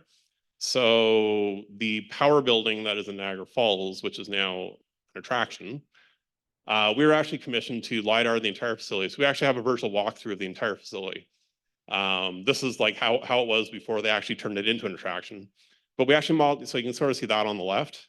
On the right-hand side, but I should point out, the thing on the left, it's very much like, real estate sites you see. You can like literally virtually walk through it, look around, look up, down. But yeah, then we actually took all the measurements that we got out of that because it is LiDAR. So we do have all the laser point information. And we actually made it in 3D. So we actually had it set up so that you could use it to design from.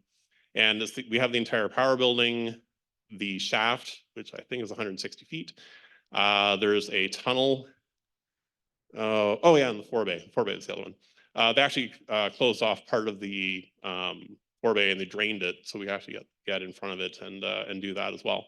So this meant that, they can actually reuse this. So this is actually something that's come up, as they're making improvements.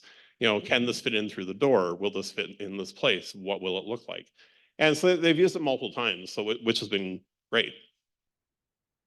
So as far as LiDAR goes, like I say, we do a lot of it. This is a plant, pump station, inside of said pump station. We do always want to make sure that all of our information is interoperable.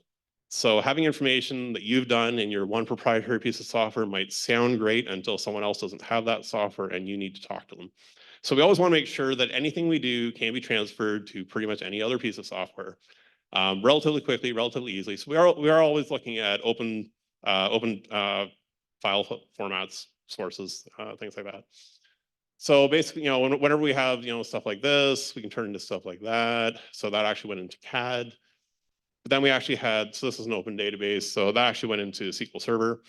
And again, this is all stuff that can be used by pretty much anyone else at that point. Of course, we do field collection. So this is a picture of what one would see on their phone as they move around.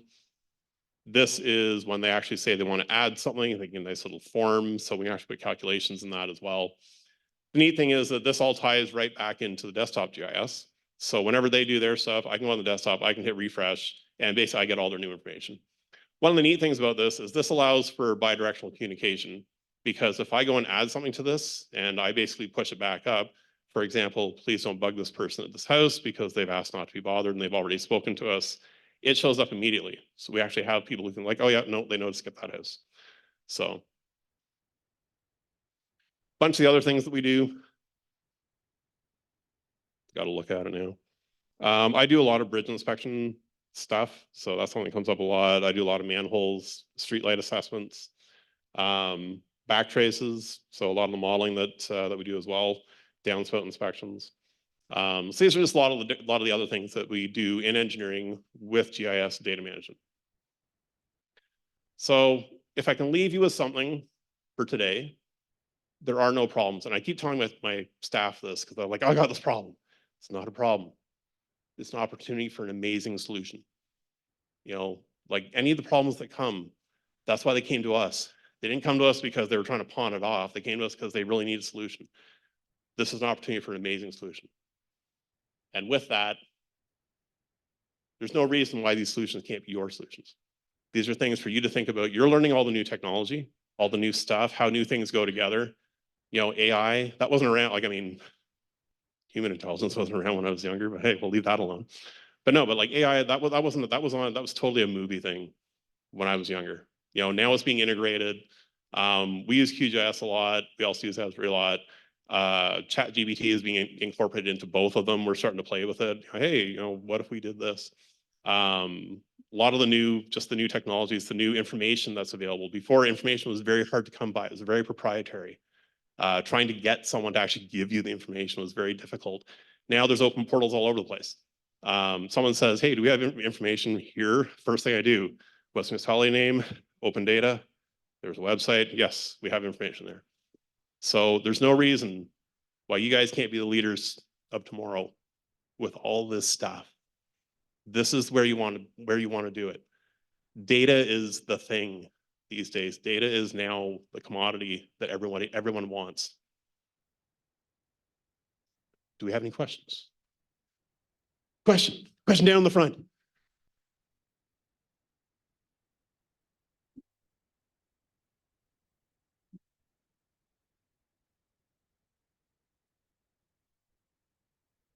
Oh no.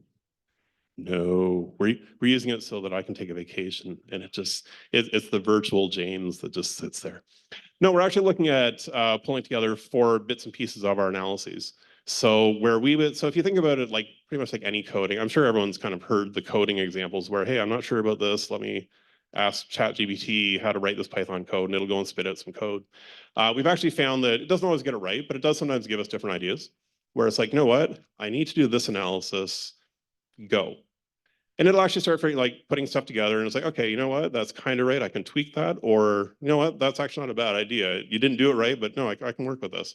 It's also looking at sort of the information that comes out as well. So we have one bit of information, generates a lot more information. And actually having the different systems go through so that it can start saying, well, you know what? We've got some fuzzy logic in here, so I'll focus on sewers for a moment. Sewer inspections, we have over 200 different codes that actually go for different defects. So we can analyze them in a regular database. You know, hey, a crack gets a 3, a fracture gets a 4, all that kind of fun stuff.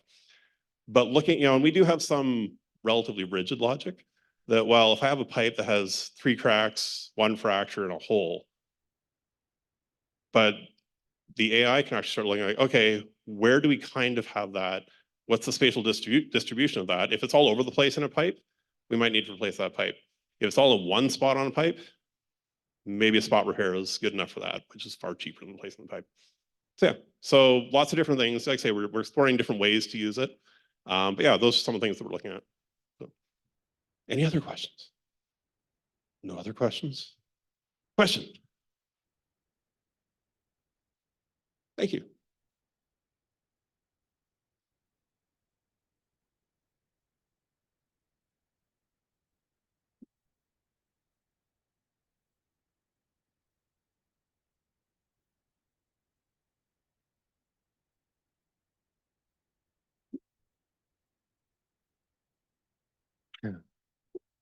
Absolutely. So the question summarizing was on data collection and ensuring that the quality is there. Data collection is actually like a really big thing because a lot of clients, they do have some data, they're often missing some data, and we do sort of make suggestions about, okay, here's different ways to get the data. So we do look at basically different methods to collect the data. Some of it is, I don't mean old school in terms of bad, I just mean old school in terms of it's been around a while. So surveying, like, yep, total station surveying, GPS surveying. And the nice thing is about that is, generally speaking, it's kind of self-checking, because if it's wrong, it will usually stick out like a sore thumb that it's wrong. Although, funny surveying story, when I was younger in my career, I was doing a survey of a building. For those of you who don't know, total station surveys have a thing called a turning point. And this is where you have a guy with a stake. So I would shoot with my thing and he'd have stake. Then he'd move and I'd shoot it again, and then I'd move. The key thing is he moves, then I move. Right near the end of the building, almost done our thing for the day, and I'm so happy. I pick up to move because it's my turn. He picks up to move, and he looks at me, and then he puts it back really quickly. I'm like, that's not how this works. So as far as quality goes, yes, it took double the time on that survey. But no, a lot of the other things that we're using. So if I go back, let's see. This one. So looking at this one of the things that we do use to actually help with data quality. So that form, anywhere where we can make it a dropdown where they have to choose something very specific. And I'm sure we've all seen forms before, you must fill this out. You don't have to fill this out. I'll be honest, I usually include a comments field, which I never use. It's just there to make people feel good. So sure, go ahead and type stuff in there. I'm not going to use it. But no, the drop-down fields are things that I do make sure. And these are ones that, they have to choose one of those things. Now, when we do get it back in place, we often have checks that we do run through to make sure that, and again, looking at sewers, for example, if you actually have a survey abandoned code, there has to be another code, which is why you abandoned the survey, like there's debris or something. So we do have checks. And again, this is where, and we're looking at AI a little bit more on this as well, where basically we can say, you know what, where are all the problems where, I've only got the one code and not the other. We need to look at that. Why is that happening? So basically going through and doing those QC checks, like I say, it is becoming more automated. I'll be honest, I'm still slightly skeptical about too much automation. I like to have human fingers and eyes. Maybe I'm getting old. You guys will probably be able to actually just tell computers to look at stuff, but hey. But no, so those are, so I hope that answers your question there. So yeah. Any other questions? There might be a prize. There isn't, but go ahead. Is this okay? That's on. No, we do have people online cool. talking. There's just one question that really came through. It's more of like a very general question, though, just to think about your line of work and your experience. But what is the smallest contour line data that you worked with, as they haven't worked with anything less than 10 meters? That's a very specific question. Less than 10 metric meters? That's all I was given. The smallest one that I worked with actually is a 5 centimeter. No, sorry, 5 millimeter contour. This was actually being done. We were doing some work for Bruce Nuclear up northern way there. And actually we used the LiDAR. This is going to sound weird. See, this is one of these things where it seemed weird, but hey, yeah, it'll work. For the concrete pads that they were making, they have very, very obviously very rigid tolerances for that. So we actually used the LiDAR to scan the pads. And from that, we were actually able to make 5 millimeter contours And this, so when they said that, here's the standard that we need, we were able to actually pick out the dips and think where they needed to grind down and where they needed to lift up. So any other online questions? No? Oh, another question over here. Certainly. It's funny, I just went through this over the weekend with my mother-in-law. So, because we were talking about LiDAR, and she's like, why do they call it LiDAR? It's such a stupid name. And I was like, it's an acronym for light, distance, and ranging. Basically, this is the lasers that we use. So the lasers. But yeah, basically what happens is, so on the one that we have, there's a laser that fires out. There is a mirror that spins very quickly. And that basically shoots the laser in a nice little wheel around it. Each of those laser points is actually tagged. So the laser goes out, hits something, comes back, computer reads it. So we get approximately 4 million shots on average, unless we actually crank up the resolution. And then of course it spins while it's doing it. So if I go back,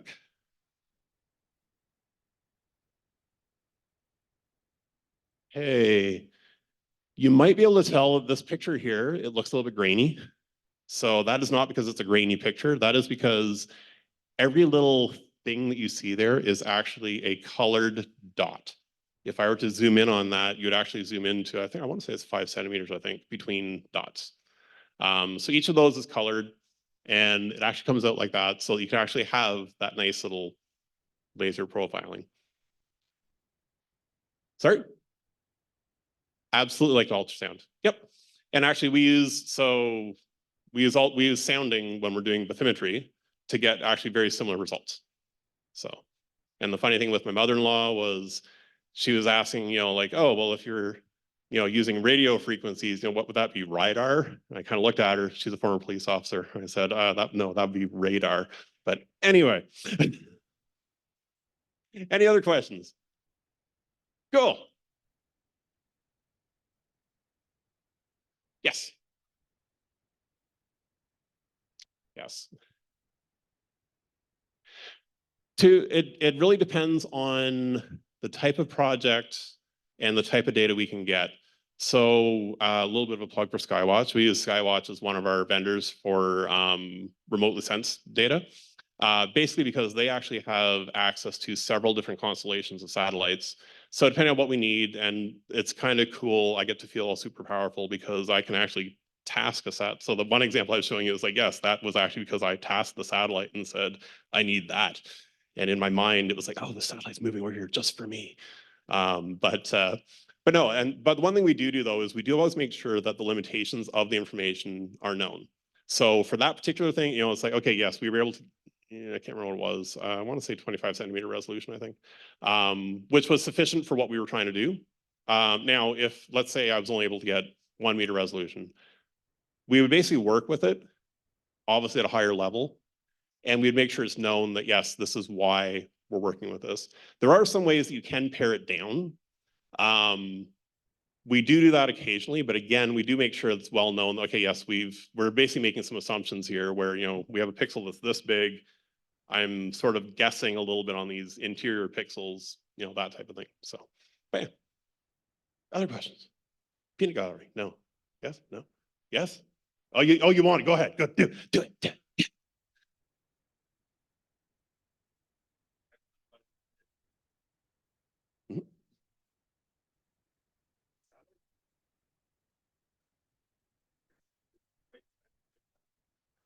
Actually, for that one, we used our own LiDAR to scan it. So yeah, because for the 5 millimeter ones, yeah, like they basically had like a big concrete slab. So we actually set up our LiDAR camera and actually scanned the whole thing from different angles and everything. So we were able to basically create that. As a note, it did make a lot of data. So we actually wrote an algorithm kind of in the background to say, okay, don't show me all the data because I don't want to see all the data. Just show me the areas where it's above or below this threshold. So then it actually showed us what we needed to see without cluttering the view with other stuff. So, any other questions? Back corner. Oh no, go. I was gonna say back corner, but they're still waking up, but they're closest to coffee. So.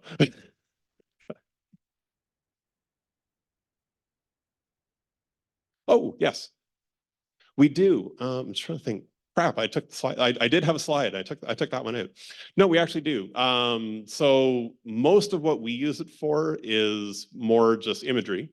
So we use it to look at sites. We do site changes. So basically, if we have a construction site, we'll we have a little one. We have it's a Mavic Mini, so literally you can throw it up there. For anyone who's done drones, it's below the 250 gram mark. So technically speaking, we don't even need a flight plan.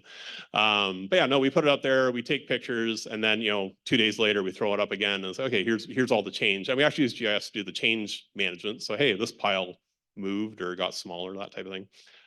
We do occasionally use LiDAR on drones, so where it's appropriate. And yeah, so we actually do that as well. So, and then we have done like building condition assessments, obviously roof assessments, things like that as well. So, yeah, always is.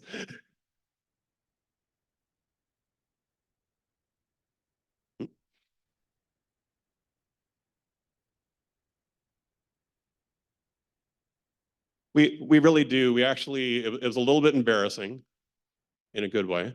One of that landfill site that I showed you, the region actually called us back, I want to say 3 years later, so just somewhat recently, to actually evaluate it again. So, and that was part of our recommendation was that, here's some stuff, in 3 years you should check it out again. So they call us back, check it out again. We send out surveyors to go and do their thing again, the way that we normally would, topographic survey. We also put put the drone up more just for fun. We thought, you know what? They're really not, they really don't know what it looks like from the air. So let's give them a nice little aerial shots. We actually did that. There's the deliverable, here's the report. But then we were curious because it's like, in case anyone's not aware, you can use photogrammetry to actually work out some 3D stuff. So we were actually curious that, you know what? We have a point that we actually do know, and we can see it on the image. So, okay, that's good. And we actually found out that the spatial resolution that our little Mavic Mini was getting was well within tolerance for this project. So we actually could have just sent the drone up there for half a day to do what it took like 2 surveyors 3 days to do, to actually get the volumetric calculations. So we were a little surprised by that. So yeah, no, I definitely see drones, like they're definitely coming into the industry more, especially with the new types of drones that are coming out. The one thing that we haven't really seen yet that I'm kind of hoping comes out is one that can look up, because right now we are actually using them inside facilities occasionally. Obviously, we need to be careful because of the walls. But obviously, the one thing that we really can't see very well is like the upper corner, like where the seams actually come together. So I'm kind of hoping that at some point someone makes a nice drone that can actually tilt up. Someone was saying, well, hey, someone who doesn't know drones is actually seriously asking, like, can't you flip it? And I'm like, no, Maverick, you can't do that. But no, and so drones are, and particularly with the new payloads that they can take, the one that we're looking at right now, like say, we've got the smaller drones, we have some, what was it, Mavic Pros. I can't remember the name of the other one. Thank you, Matrice, thank you. We're looking at getting a Mavic Matrice, with the LiDAR and everything instead of renting them. Well, it's funny. We're looking at both the camera on the gimbal, and then we're also looking at we're debating, is it better to get, because you actually get a sounding device, you can actually fly the drone and dip it into a pond and have it do the sounding to actually get the bathymetry. Is it better to do that, or would it be better to actually get like a little drone boat? So, so we're kind of debating. But no, I really do think that drones are going to be one of the things that I was about to say really takes off, but okay, that's. Well, I was going to say, I wasn't even trying to do that one. So, but other questions? Oh, cool. Yeah, some more online. One is just like about how LiDAR works, and I guess their interpretation was how does it pick up real color? Because their interpretation is that it only did elevation and depth. That is absolutely true. The laser itself is just shooting basically the distance. So I get an XYZ, like of the laser hitting like your hat. But then what happens though is there is actually a camera that's mounted and calibrated right above the laser. So it's actually picking up the color and it's actually painting that with that color. So no, oh, sorry.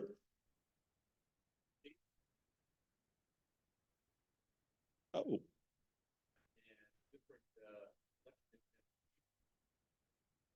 Cool. Okay. It's not what the sales guy told me, but that's okay. I trust you. You've been doing it longer. Oh yeah, actually, yeah, it could be depending on the model as well. So that's a good point, actually. So other questions?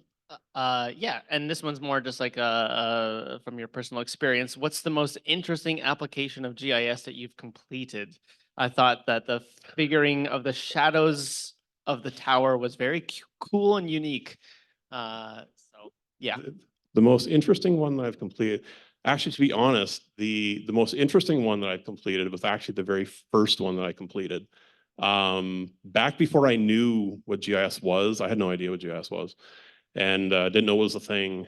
And I actually had someone who came with a piece of paper, actually several pieces of paper, and said, here's a couple hundred water wells, and I need them plotted and shown on a map. And here's a map. And after I found about 5 of them, because the water, like they had the lat long on there, and I'm like, okay, here's 1, here's 2. After about 5 of them, I was kind of like, okay, this is ridiculous. This is going to take me like forever to do.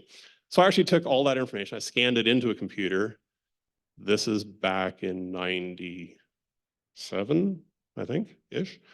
So I scanned it into a computer. I actually made sure that I used optical character recognition to actually get my then PDF of my thing into an Excel spreadsheet. Now that's in Excel, and we made sure all the numbers were right. I actually made a scatter plot. It's okay, cool. Here's where all the wells are. I took the scan of my map, actually fitted that, calibrated it properly as the background for my scatter plot chart. I could actually click on a dot. I actually got information about that dot, which was, hey, here's water well number 1, 2, 3. So that actually was sort of like as rinky-dink as it may sound. That was actually the most interesting one that I did, because that was actually what made me say, you know what, there's got to be a better way to do this. Like, this was much better than the way I was told to do it, but there's got to be a better way. And that led to me exploring GIS as I have now. So, cool. Any other questions? Love questions. No? Okay. Well, with that, again, thank you very much. I really appreciate you being here. Please thank you everyone online. And I will turn it back over to you. I will get my coffee. All right, thank you so much. And here's a gift for presenting for us. Also, James will be here for our panel as well. So he will be here all day and available during our networking sessions and for more questions during our panel. So I think right now we're going to try and do the video again, now that we have our IT guy in the room.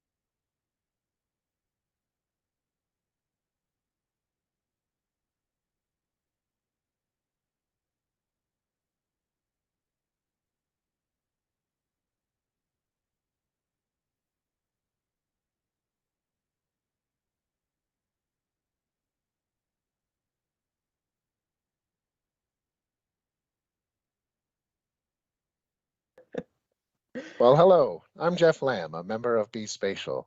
And as a member, are you aware of all of the things that BeSpatial offers to you? Well, I'm here today with Susan Mulame Kasumba and Wendy Balden, and they're going to tell you everything you want to know about BeSpatial, but we're afraid to ask. So Wendy, what is BeSpatial? Thanks, Jeff. BeSpatial is the premier geospatial and information nonprofit organization in Ontario, and we share geospatial information within our community. It's a community where members have the opportunity to share their experiences through networking and program events held throughout the year. We're made up of public and private sector individuals, groups, affiliate organizations, and businesses who all work together to discuss, develop, and provide solutions in the field of geospatial applications and technologies. We actively also seek out partnerships with other professional organizations such as AOLS, MISA, and ACEC. That's what BeSpatial is. Excellent. Well, Susan, how did BeSpatial come to be? Well, we were originally part of the ERISA community out of the US. ERISA stands for Urban and Regional Information Systems Association. And we were known as ERISA Ontario back in 1987. In the early 2000s, we became a separate, unique entity, rebranded as BeSpatial Ontario. And BeSpatial came from the name of our conference, which was BeSpatial. Do you have a vision and mission, Wendy? Absolutely. BeSpatial has a vision and mission statement, and they can be found on our website, bespatialontario.ca. Feel free to check that out.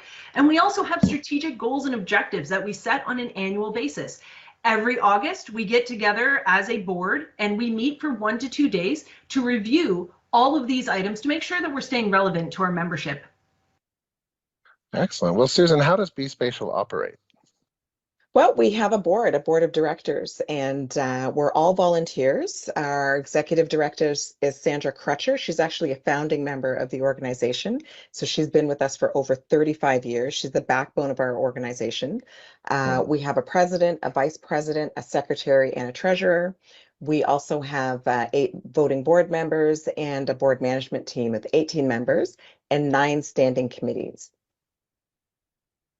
And also Young Professionals Network. Well, that's interesting. Tell us more about the Young Professional Network. What is that? So the Young Professionals, or YPN, was modeled after ERISA's Vanguard Cabinet. So it's individuals who have been in the industry 7 years or less. Our YPN has their own events, their own committee, their own chair. We have a mentorship program, which is a 3-month commitment where somebody new to the industry is partnered with a mentor who has experience in the industry. They have their own monthly webinars and also their own session at the AGM. Wow. And Wendy, what are some of the other highlights and activities you offer throughout the year? We offer a wide range of activities throughout the year, which generally runs from September till about June. And we offer the number one that I cannot not mention is our annual event and expo that's held every May. It's a virtual event, and it usually offers 3 streams. Technical, business, applications, and strategic, and there's usually about 25 presenters over 2 full mornings. In the afternoons, we offer workshop opportunities, and being virtual allows us to reach our membership across Ontario. And we've also had delegates from other provinces and other countries as well attend. Susan, can you tell us a little bit more about the regional events and some of the webinars that we have? Yeah, so our regional events are the in-person opportunities, because now that we're through the pandemic, we want to be face-to-face as much as possible. So we have 3 sections. We have the Western section, which is the GTA West, the Eastern section, which is Peterborough, Kingston, Ottawa area, and then the Northern section, which alternates between Sudbury and Thunder Bay every year.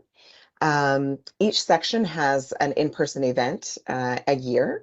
We also have monthly webinars, which give people the opportunity to participate in the presentations that were at our AGM that were in a stream different than the one that they attended. And we have bi-weekly e-blasts, and also our website, which will list all of the different events that we have going on if you want more information. Excellent. Now I understand you're both members of BeSpatial. I'm curious, Wendy, how did you become a member, and what type of value do you get out of your membership? I've been a member of BeSpatial for nearly 20 years, and I started by just seeing an opportunity come through email. I must have signed up on an email and started attending events and was a member for many, many years. Finally, at the last in-person annual event, I decided that I wanted to do more, and I became a member of the board in 2019, and I've been a member on the board of directors and a member of the programs committee and also the BeSpatial annual event. And the reason I joined was to be able to be a part of a community.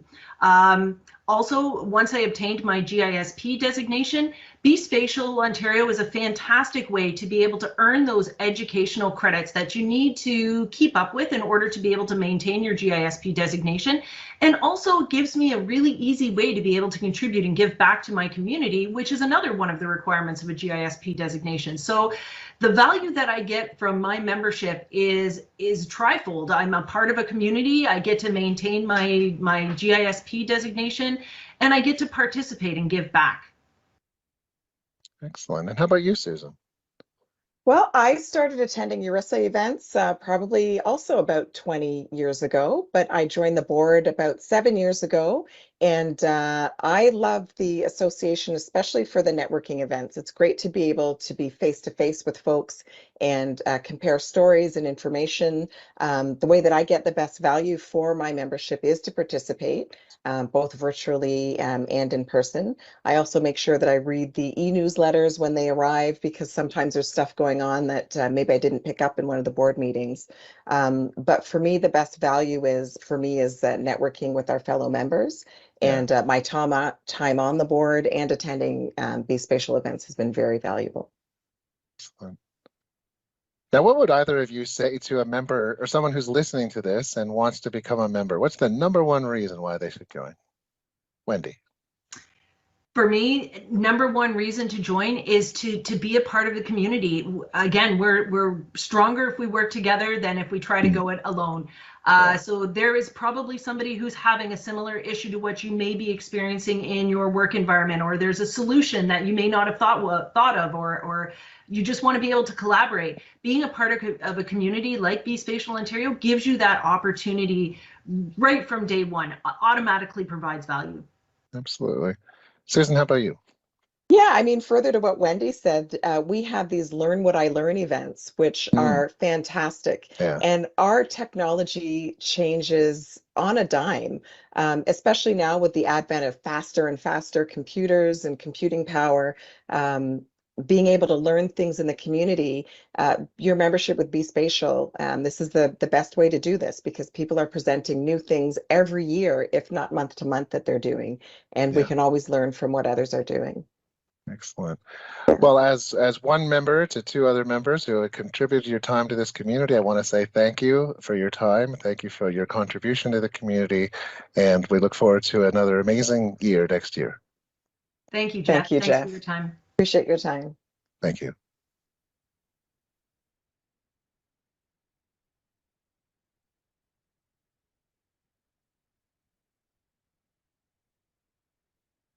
All right, it was a little out of order, but we got it working. So just a reminder, everyone here for joining our event, you do have your BeSpatial Ontario free membership for all of 2024. And you all are automatically a part of the Young Professionals Network as well. So look out for those emails, join our events. Your membership is free and attending those events are free. Our AGM is May 1st and 2nd. So you can join that as well. And that will, hopefully you'll get something out of that membership.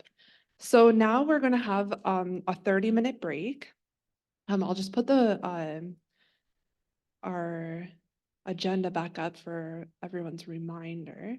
And so we're going to have a 30-minute break and networking session. Over here, if you haven't already got one, there's some breakfast sandwiches, there's coffee, there's tea. Bathrooms are just out these doors to the right. And don't forget to come and pick up your networking sheet to participate in our networking competition. Write a sticky note for our GIS takeaways. Hopefully you have already learned something this morning.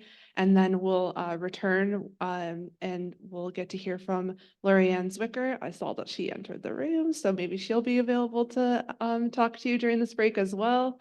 And she can talk about the fire efforts that are modeled in Georgina Township.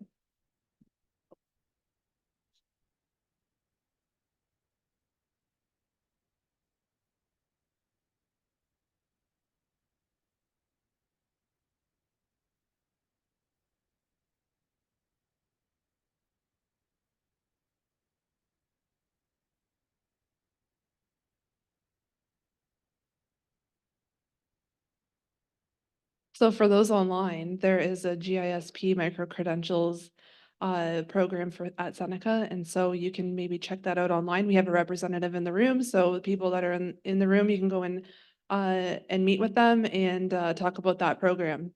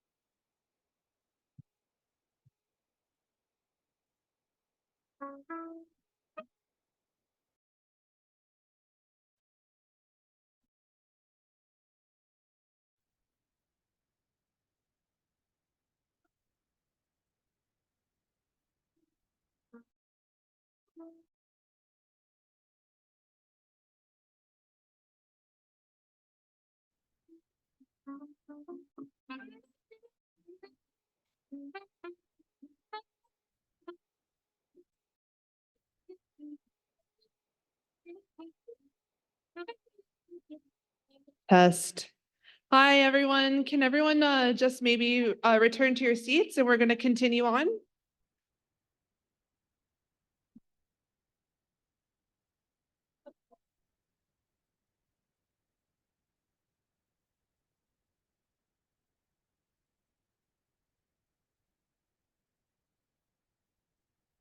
Do you mind just confirming that we're good for sharing and everything on Zoom? Or not?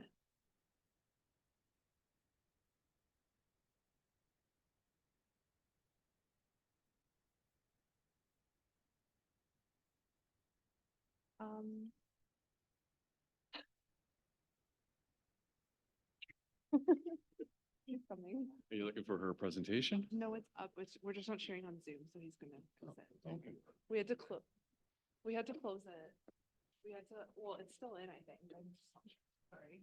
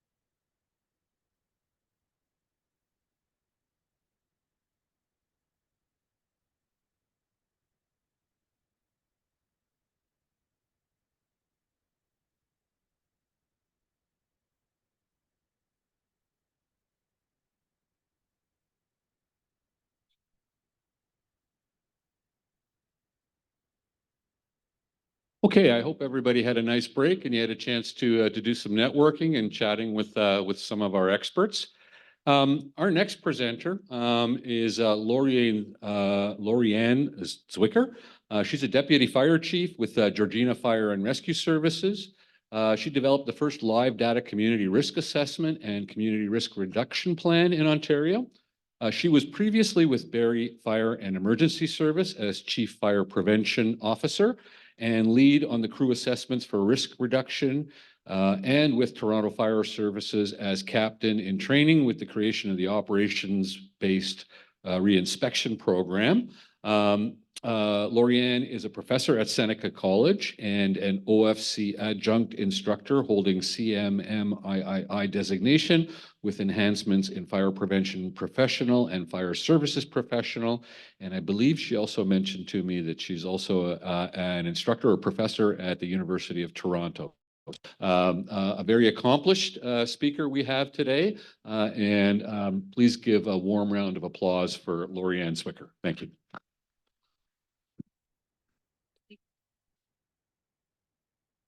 Okay, it is warm in here.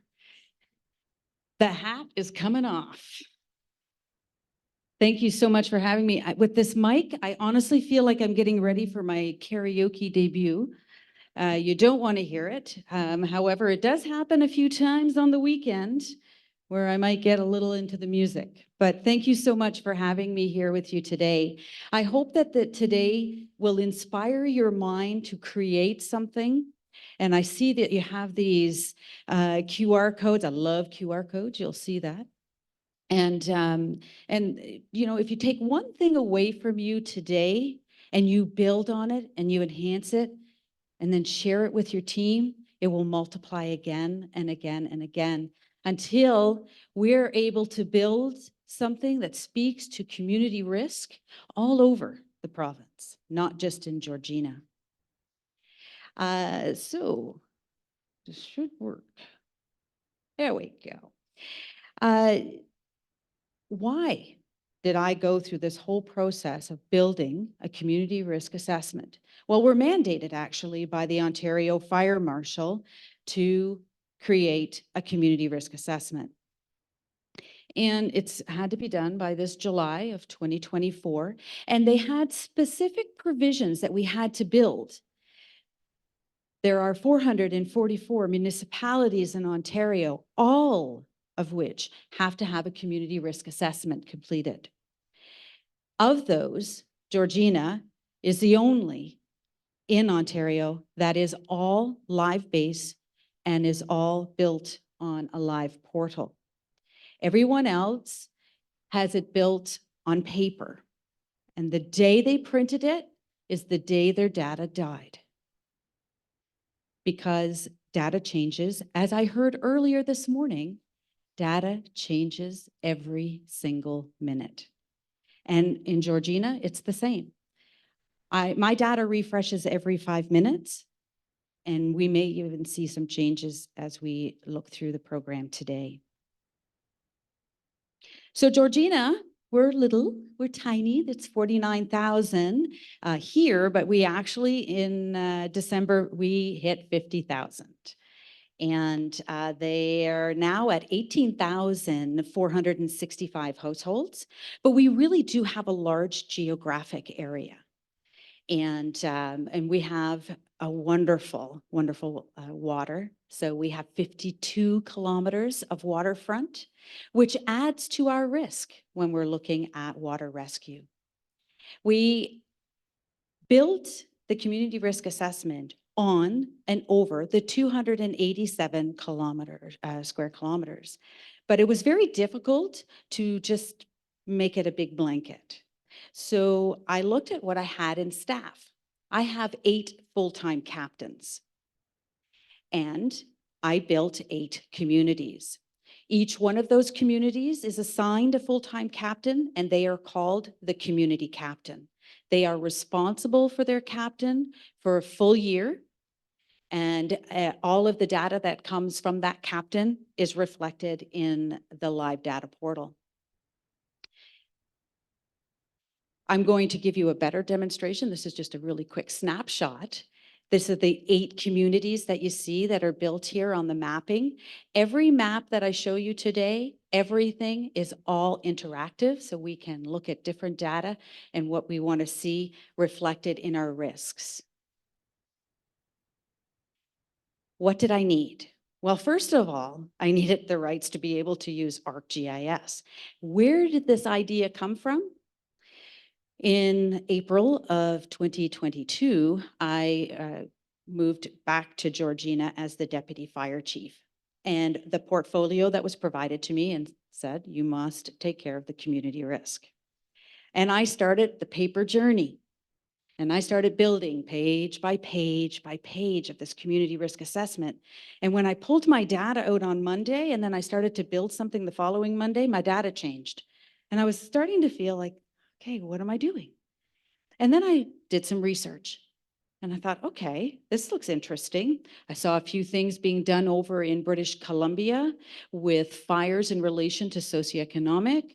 And I thought, maybe I could build some maps. I reached out to our GIS department in Georgina and I said, I'd like a username and password, please. And they said, okay. And they gave me that. And then I started a very long journey of YouTube videos. I am a graduate of YouTube University. And I then went on to Esri and I started looking at their options and their training that they were providing. And the check marks that you see are all of the different applications that I use to create and continue to grow the community risk assessment. So there are the live dashboards. I use a living atlas. The hub is what I build everything onto.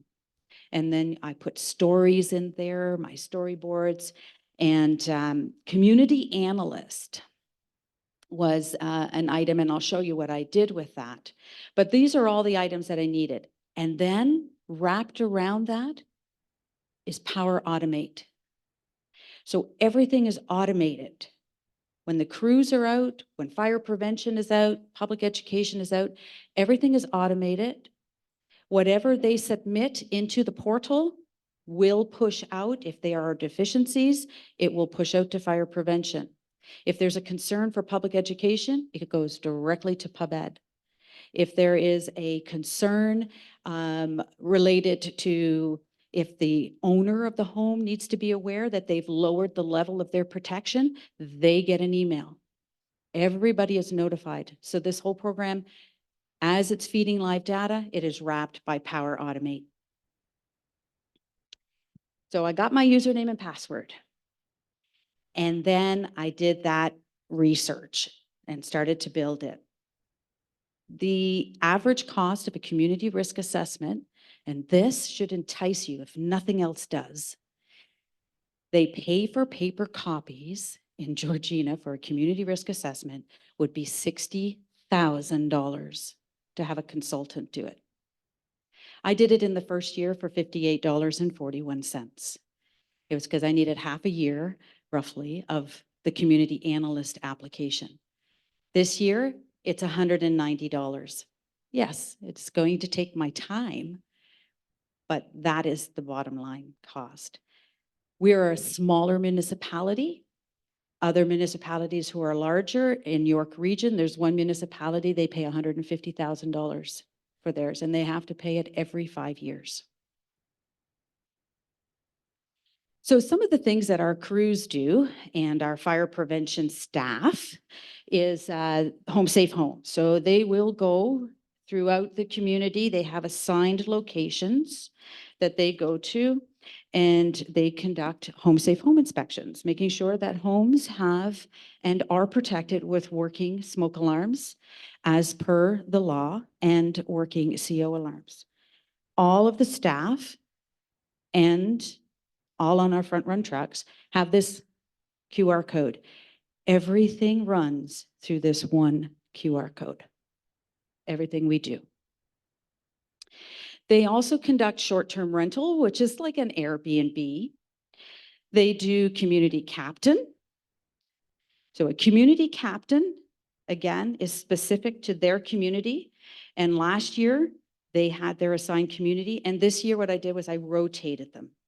So that now, for instance, 1-4 Alpha is now up in North Keswick. And I do that because I want my captains to be familiar with each one of their front call areas. In-service inspections, dry hydrant inspections, and any community engagement that we do in Georgina is all going through this application. This is a nifty little infographic that I built. This gives a really quick snapshot of our KPIs and some of our risk assessment. And when I built these, I returned them back to Esri, and they are available on the community analyst for anyone that wants to use it. If there is another municipality, they just need to drop their data in. We look at the population overall. Again, in the demo, I'll show you that. We look at community-wide risks. We do pre-planning now. So we have been very fortunate, and we are just found out this morning that we are fortunate again for another grant, which will be providing some other tools to our crews to be able to do more in-depth pre-planning. And we look at our VOs, which is our vulnerable occupancies, our marinas, and our trails, and then our critical infrastructure. This is a dashboard. This dashboard here is a really quick view. It has changed a bit because there is a new program that was added in January, but it really, each station, each captain's office, the chief officer's offices, they see a dashboard similar to this. And anytime anything changes, data changes, it refreshes, and we can see what's going on all the time in our community, how we're out there reaching those residents and providing to them the fire and life safety information that they need to know. Okay, I know I am also sharing.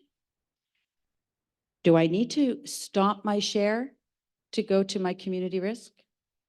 No, I can just go to it. Okay.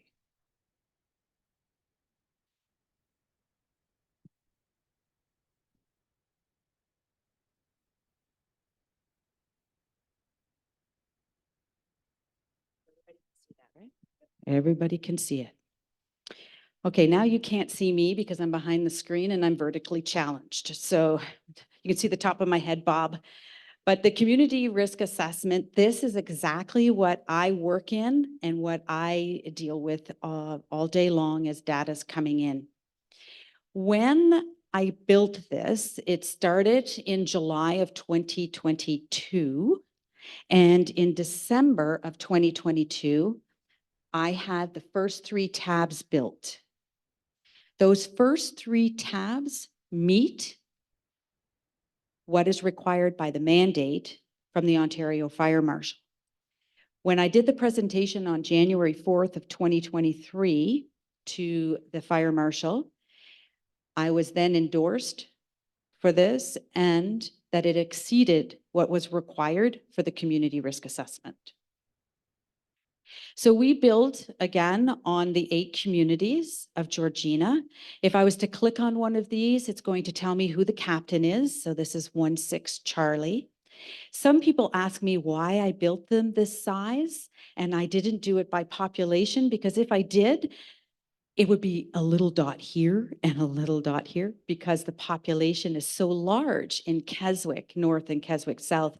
But in my rural areas, it's not as much. And I'll be able to show you a better example as we move along. So each community is broken down in a storyboard. So I'll click on Keswick South. If I was to say to you that in the town of Georgina, the top 3 risks of fire are cooking, smoking, electrical. And if you walked over and you checked with Toronto, they would say cooking, smoking, electrical. However, when I broke it down to 8 communities, I have 2 communities that do not reflect any of those. They reflect wood stove chimneys, batteries, and open air burning. So when I have community captains going out into their community, why would I have them talking about cooking, smoking, and electrical when it's not the concern there? Will we provide information on it? Sure. But our main focus and our target message is related to the fires in their community. This is the map, and I build a brief synopsis of what someone could find in Keswick South. And one of the items here is that our multi-use recreational complex is underway. I'm proud to say it opens on Saturday. So my wording will change here slightly. Again, if I click on my map, it is going to give me my top causes of fire. As a public educator, I know there's not much I can do about a vehicle fire, but in this community, I have had 8 electrical fires.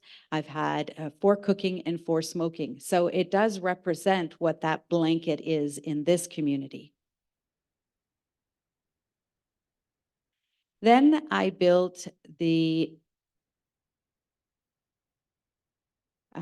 infographics.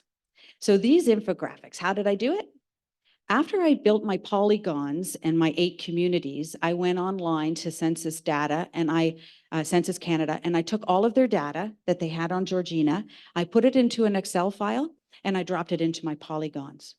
Then I used my community analyst to build individual infographics for each one of the communities. This community has 13,165 residents of my 49,188. So it is rather large. It's one of my larger ones. I know my population at risk over 65 and under 19. And I have 138 homes in this area, and we can go street level with this data that says to me that they have grandparents, parents, children, and so more than 4 families residing under the same roof. This would change my call response. Key planning indicators is where my public education staff spend most of their time, and my community captains. In this community, 1,601 or 12.2% of the residents are seniors. This number here, 287 of them live alone. I don't have enough staff to get to 287 homes. One of the best things that has come out of this, other than a lot of data and knowing about the community, are our community partnerships. By providing the vital information from our community to other community partners, I now have more community partnerships than I've ever had. On top of it, I like to call them, they're the card carrying helpers out there. They also have a QR code. They have a specific program that they go out. I have a seniors group that goes into these homes, and as they go in, they test the smoke alarms. If there is a deficiency, the moment they hit submit, chief officers get a little ping that tells them that there's a seniors residence that's not safe in Georgina, and we dispatch the crews immediately to go and install smoke alarms. The top 3 languages are English, Cantonese, and Mandarin. We provide paper copy in English. However, anything else that is in a different language is done by QR code, and I use artificial intelligence to do it. So I'm taking some courses now to be able to, as the moment they scan the QR code, it's in English, they can say, I speak Cantonese, and whatever information we're providing to them is now translating into their language. The Community Captain Project is listed, and when they're out in the community, these are the items that I hope that they are talking about when they're talking to the residents.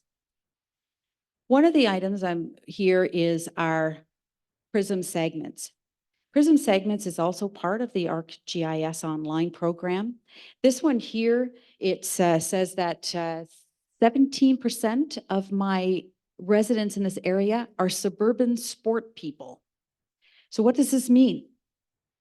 There are 67 different types of personalities in Canada, and they're broken down. This tells me that 17% of the people, when I look at more detail of what a suburban sport person is, it tells me how they learn, where they like to eat in the community, where they like to shop. What sports do they play? What is their social media platform that they like? Are they face-to-face learners, or do they prefer to learn online? And then that is how we start to build our engagements throughout the year.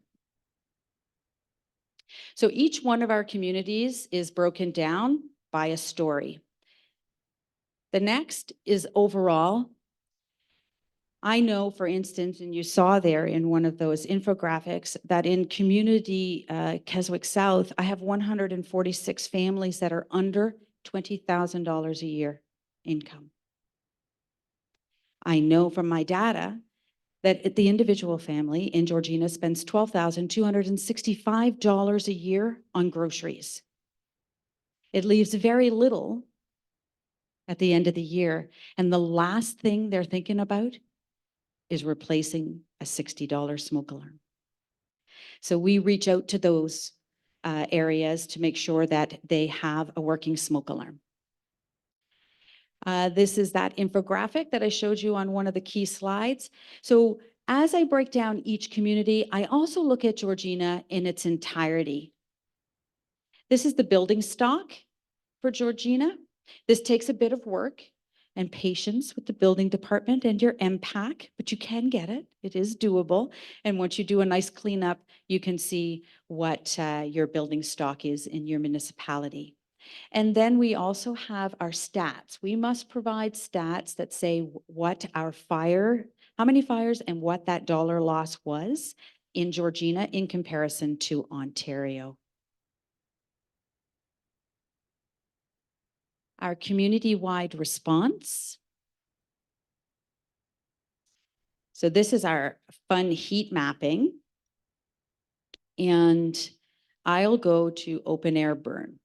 So in 2021, we've always had a very high amount of open air burning in our Keswick North and South because of the amount of population we have.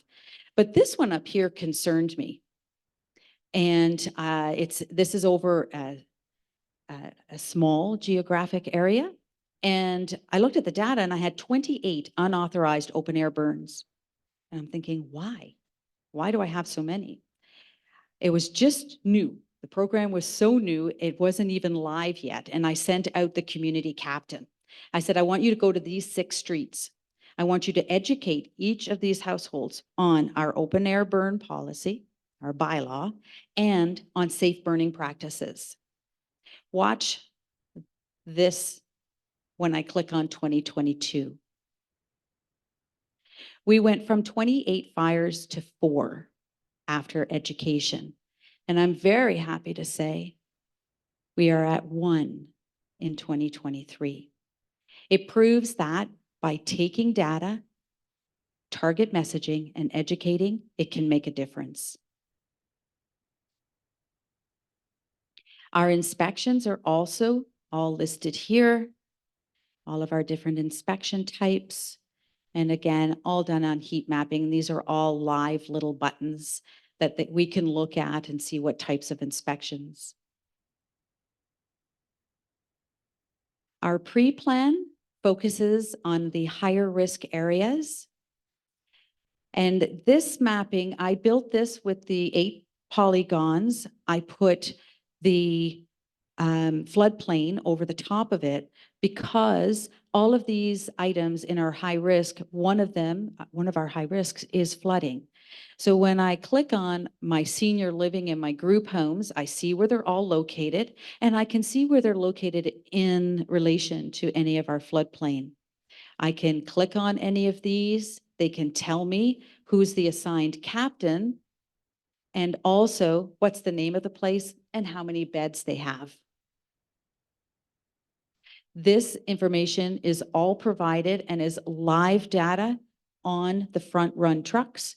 When they go to respond to a call, if they are going to a vulnerable occupancy, this data reflects right onto their tablet to say where they're going and how many residents are there.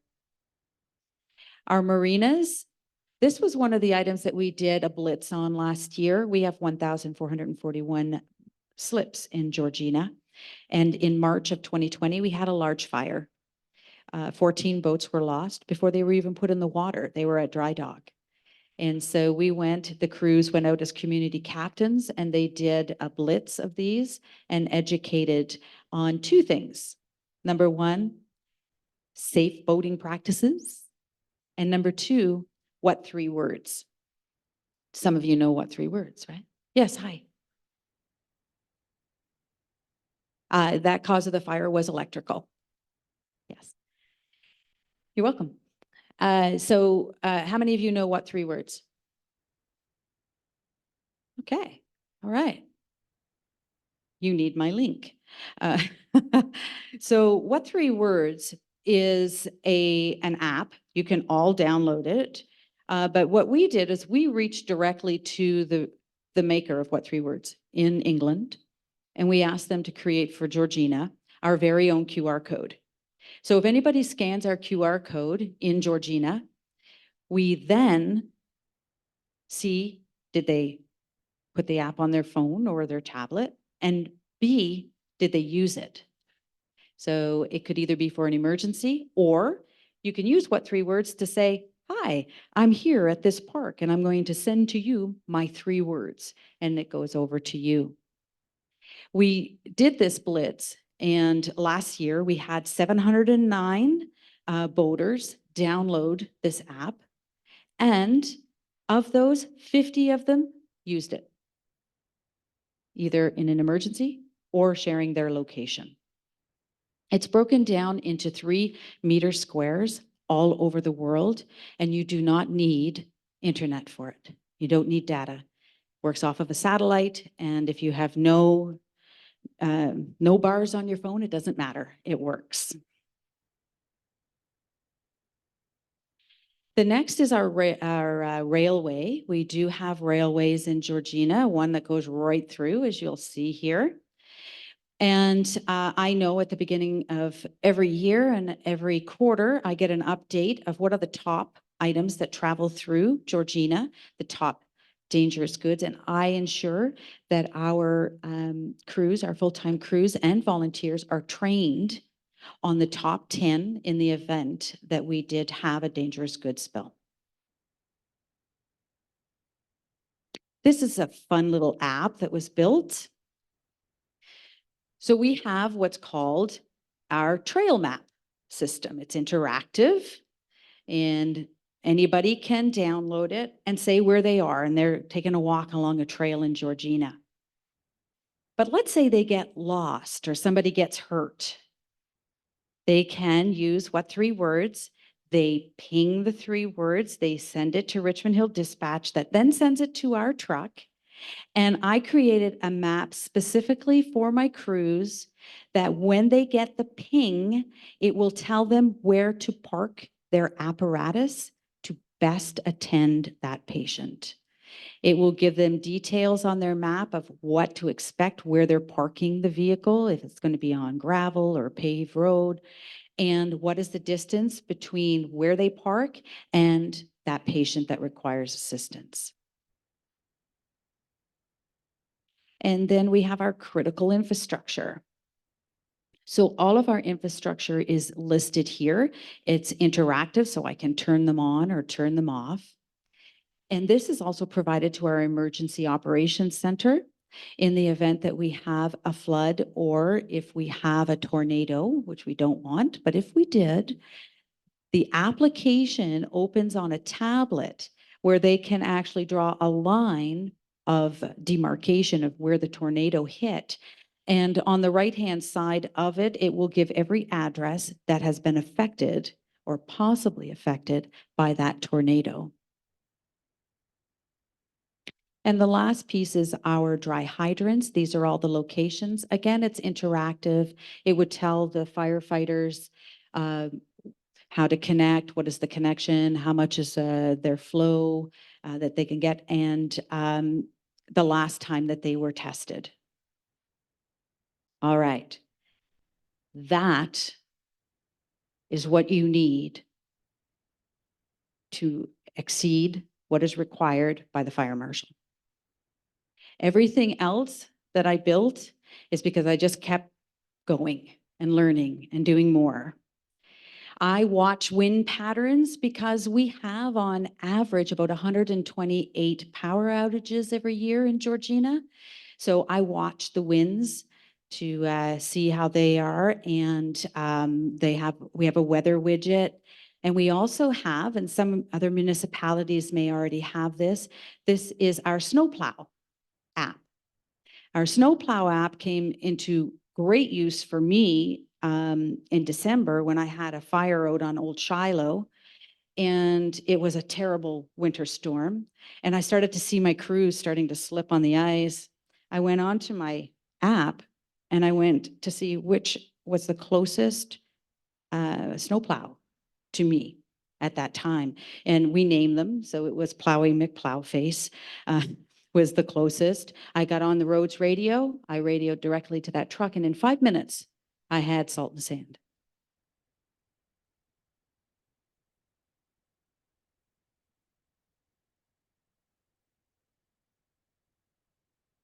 This tab is where everything that comes in, every time something is scanned, it will come into here, some of the data, and also into my community initiatives. Do you see how much it keeps growing?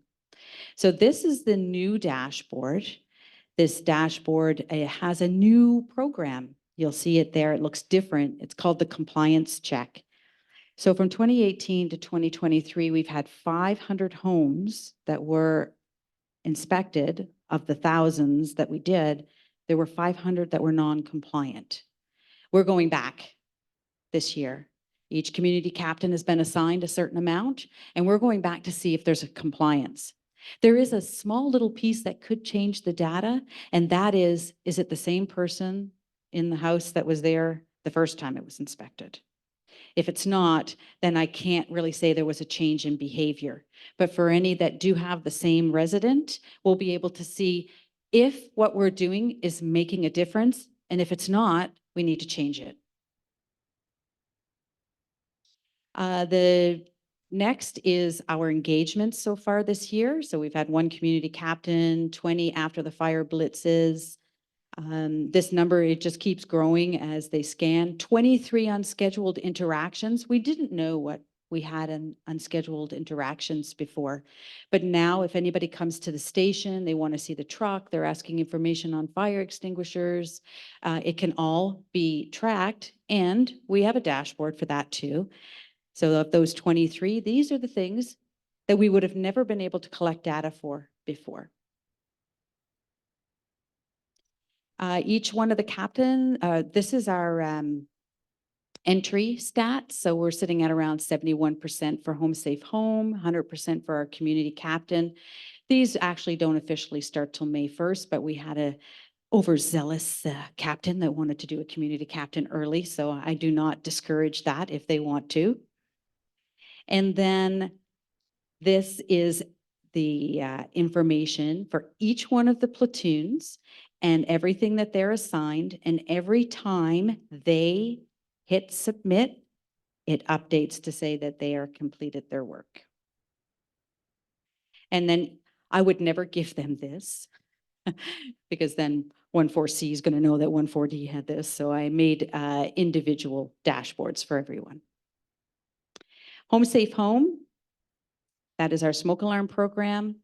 So at this time, I have 43.759 non-compliance of the 46 homes that they have done Home Safe Home on so far this year. This map is a map that is provided to the crews, and it's everything that they do and every piece of data that we collect. It even has where to launch Marine One.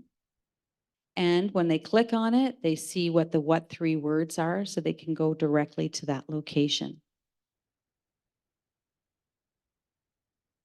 This shows Home Safe Home, community captain after the fire blitz. These are their dry hydrants.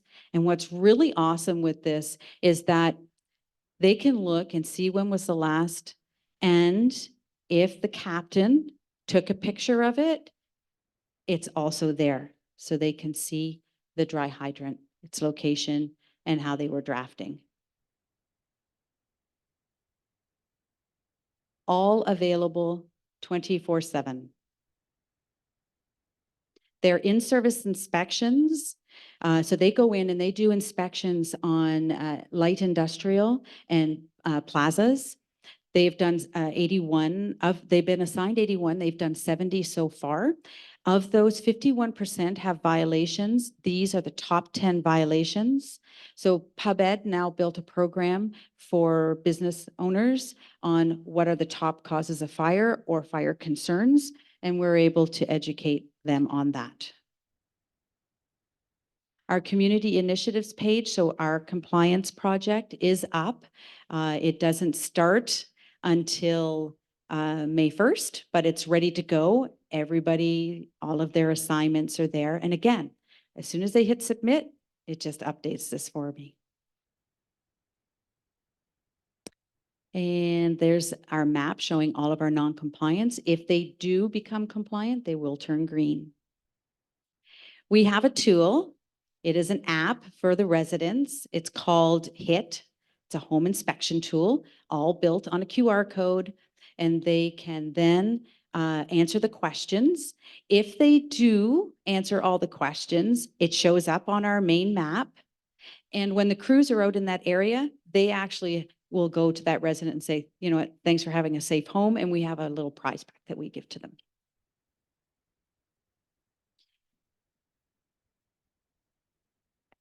Oh, this was our turkey shoot. So with East Gwillimbury last year for PubEd, we did a community partnership with Turkey Shoot Brewery, and they made us this little icon here. Is not showing up, but it's a turkey, and he's got a smoke alarm, and we were able to put a QR code on the bottle to provide education on smoke alarms.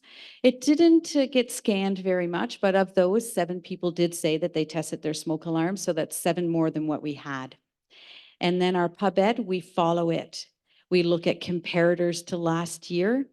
And last year's data told me that we weren't reaching out enough to our population. 26% of our population is senior, and we were not getting enough. So now we're forward focusing on our seniors, and we're up to 194% in comparison to last year now. All of our fire stats are listed here.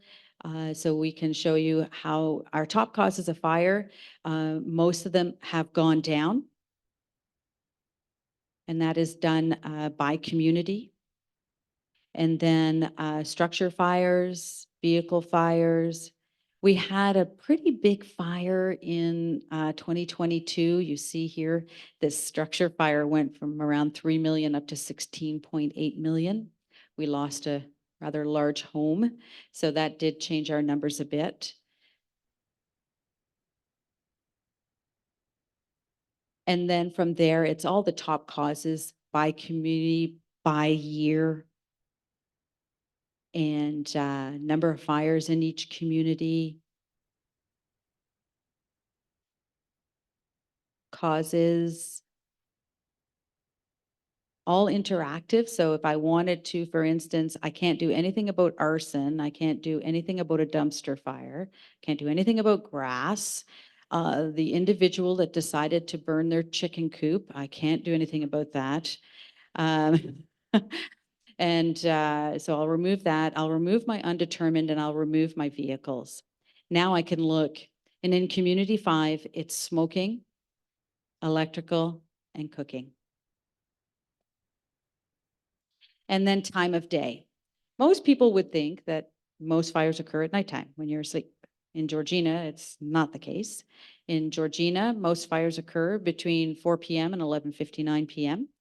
But the most risk is when you are asleep in bed. And that's why we need to ensure you have those working smoke alarms. And all of our call data is here as well. So we have our incident data, all built on storyboards. So for Georgina, we responded in 2021 to 2,231, 2,560 in 2022, and 1 more in 2023. But our MVCs, our motor vehicle collisions, are up, our medicals are up, and this is all fires. So vehicle fires are also in there. I can tell you that our structure fires are down in 2023. So. And then anything that is related to 2023 data all goes over into this tab. I don't get rid of it because I use it as comparators when I'm building my 2024 data. And I'm already starting to build into 2025 data because I have 4 new programs that I'm underway in building, just to be able to involve more community partners into our community risk plan. That in a nutshell is it. Do I have any questions? Love questions. And it's crickets. Yes. Hi.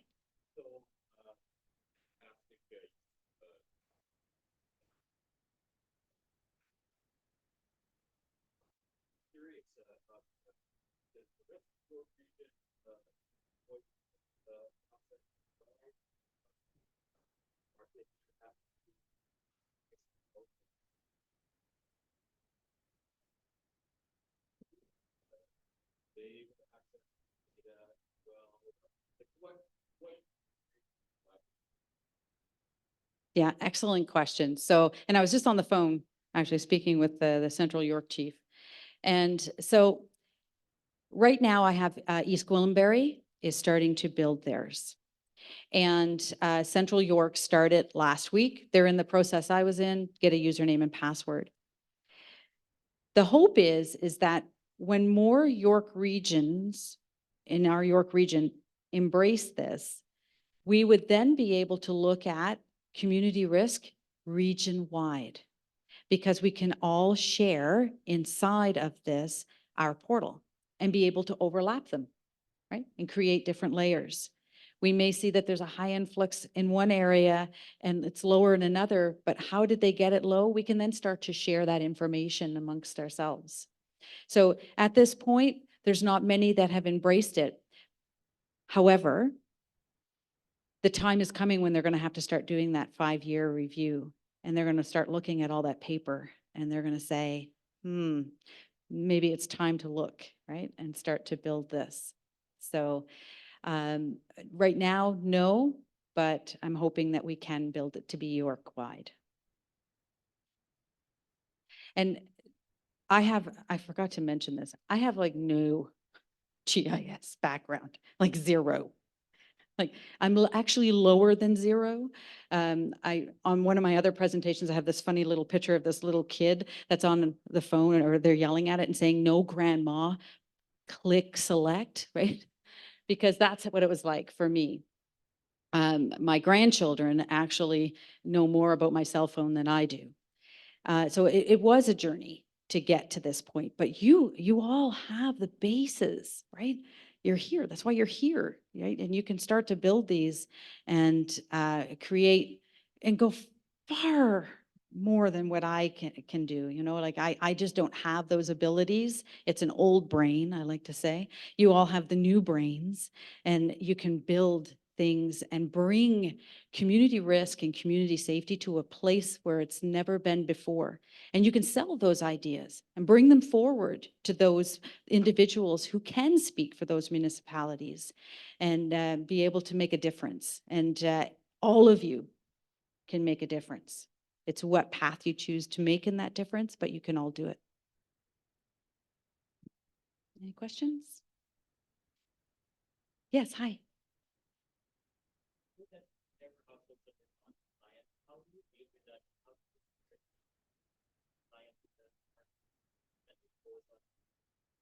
Sure. So if we find a home that is non-compliant, we install smoke alarms or combination smoke and CO alarms to ensure that when we leave, they are fully compliant. We do not use the enforcement club at the beginning. We like to educate, and that's why we're doing the 5-year check now to see if it's making a difference or not. But typically, we will install before we leave. You're welcome.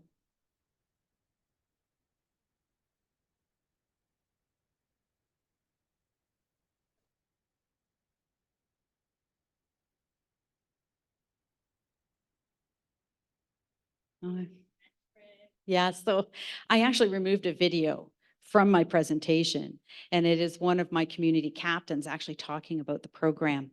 And Captain Bolton, initially, we had a program called GeoCortex. And when they were out there and they were doing the in-service inspections, it would get lost. Like they'd drop signal, and then anything that they put into the program, it was gone, unfortunately. This program, if they add data in and they just hit submit, it saves in a little background. And as soon as they get connection again, the info comes in. So at first they were a bit nervous about, you know, the new deputy fire chief bringing in a QR code and saying, yeah, it's going to work. Yeah, you can do it. And then they started using it. And I have a great video. I can send it over to you if you want it, and then you can share it with everyone. But it really says that the difference now that these captains are looking at the program, that they know that I'm there supporting them, and I've made it so easy. So like you saw, the community captain one's already been done, didn't have to, but he was there and he said, oh, I'll do a community captain while I'm here. Home Safe Home hasn't been assigned yet. Home Safe Home is only assigned from May 1st to October 31st, but we already have 46 done because they like the program, they like the easeability of it, and they can trust it. So at first there was a bit of resistance. I can honestly tell you now I have absolutely no resistance.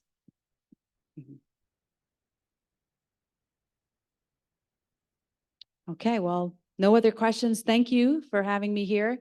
Oh, there is a question way in the back. And, no, we got some online. One you already answered, which is great, about the non-compliance and encouraging people. So you already answered that one. The other one's a bit more, I guess, basic in general, which is what is the biggest or most important issue that you feel that this GIS utilization has addressed or solved that is a bit more like evidence of it working very quickly and showing that it does work to the residents and everything else? Sure, thank you. Well, one of the items I showed you is our open air burning. Our open air burning is going down considerably because we're able to push the community captains out to those target specific areas, street level. If I see at any time, Power Automate works for me, right? And it's important that when you build something, it's not always up to you to be watching it all the time. So with Power Automate, I heard it clicking here as I've been presenting, and it's probably when I look, it's going to tell me that there's something going on in the community. But what it does is it also reads trends. So if a fire, let's say, well, I'll just tell you, raccoon bombs, okay? Seems to be a little common occurrence in Georgina where people believe it's safe to take a raccoon bomb and put it in your attic and set it off. It's not. Yeah, we don't say that that is safe. But if I have it occur once, okay, all right. If I have it occur twice, I'm starting to get a bit concerned. The moment it hit 3, Power Automate sent all the chief officers a message and said, we have a trend in South Keswick, and here are the locations. And then we send out our community captains and we blitzed those 4 streets. So it's the data coming back to us is providing us with much more than we thought we could be able to do. Any other questions from online? Awesome. Well, thanks so much again for having me here today. As you see, I'm very passionate about this. I'm passionate about community risk, and I'm passionate about being able to demonstrate it using data.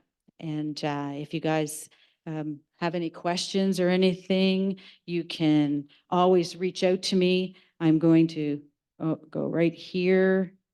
You should still be able to see it.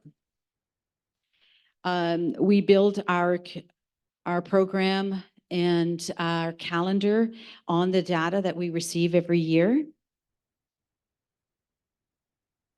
Our Home Safe Home. So pre-planning is going to be fully implemented this year, and our crews will be using a new tool, a fun tool called a LiDAR, and be able to go into these buildings and be able to pull out even more data and 3D schematics of the buildings. So that's my contact information there. If you have any questions, I answer the questions typically within 24 hours is my rule. So, okay. Thank you so much.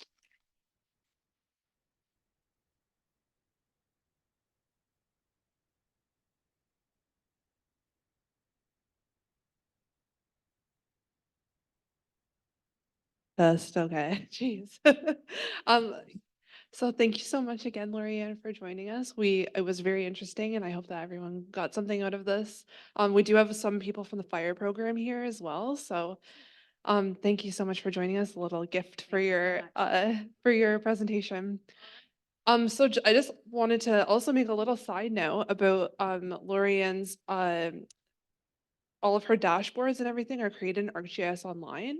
And if you join the micro credential and you take that one of those courses, then you do get licensing for ArcGIS Online, and maybe you could explore it on your own terms, or also like through the courses they teach you some of those dashboards and hub and those sort of things as well.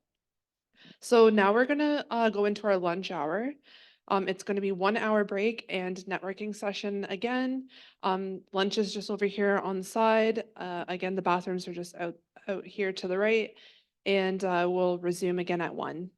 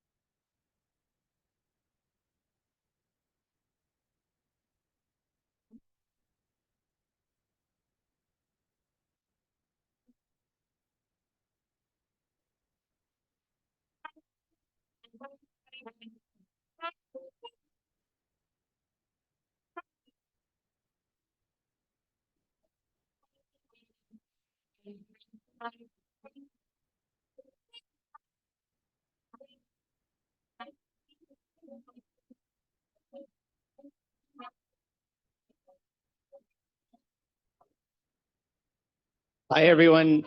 Very quick, brief message is that Sustainable Seneca is here and they have some Seneca honey here. They are going to be leaving around 1 o'clock. So please make sure to come over, get any Seneca honey while they are still here, because it's absolutely delicious and extremely good. So I would take the opportunity to look at it. Anyways, that's it. Enjoy.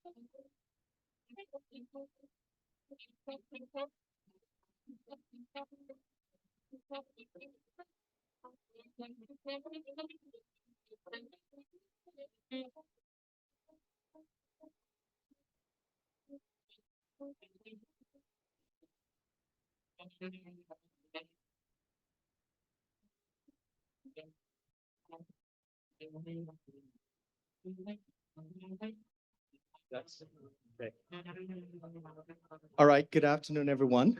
I just wanted to take a minute before we get our proceedings for the afternoon started. So earlier today, we had two excellent presentations, one covering the discipline of civil engineering, realm of civil engineering / environmental projects. And then we also got an opportunity to see the application in terms of, to the fire and I'd say law enforcement and public safety realm. So just to tie it in, remember there was some beautiful dashboards and story maps that were covered as part of the last presentation.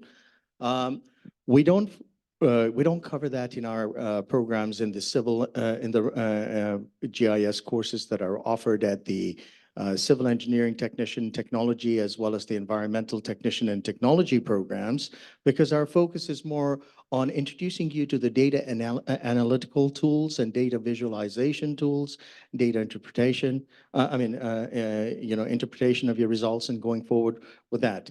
However, we do have specific courses that introduce you to many of the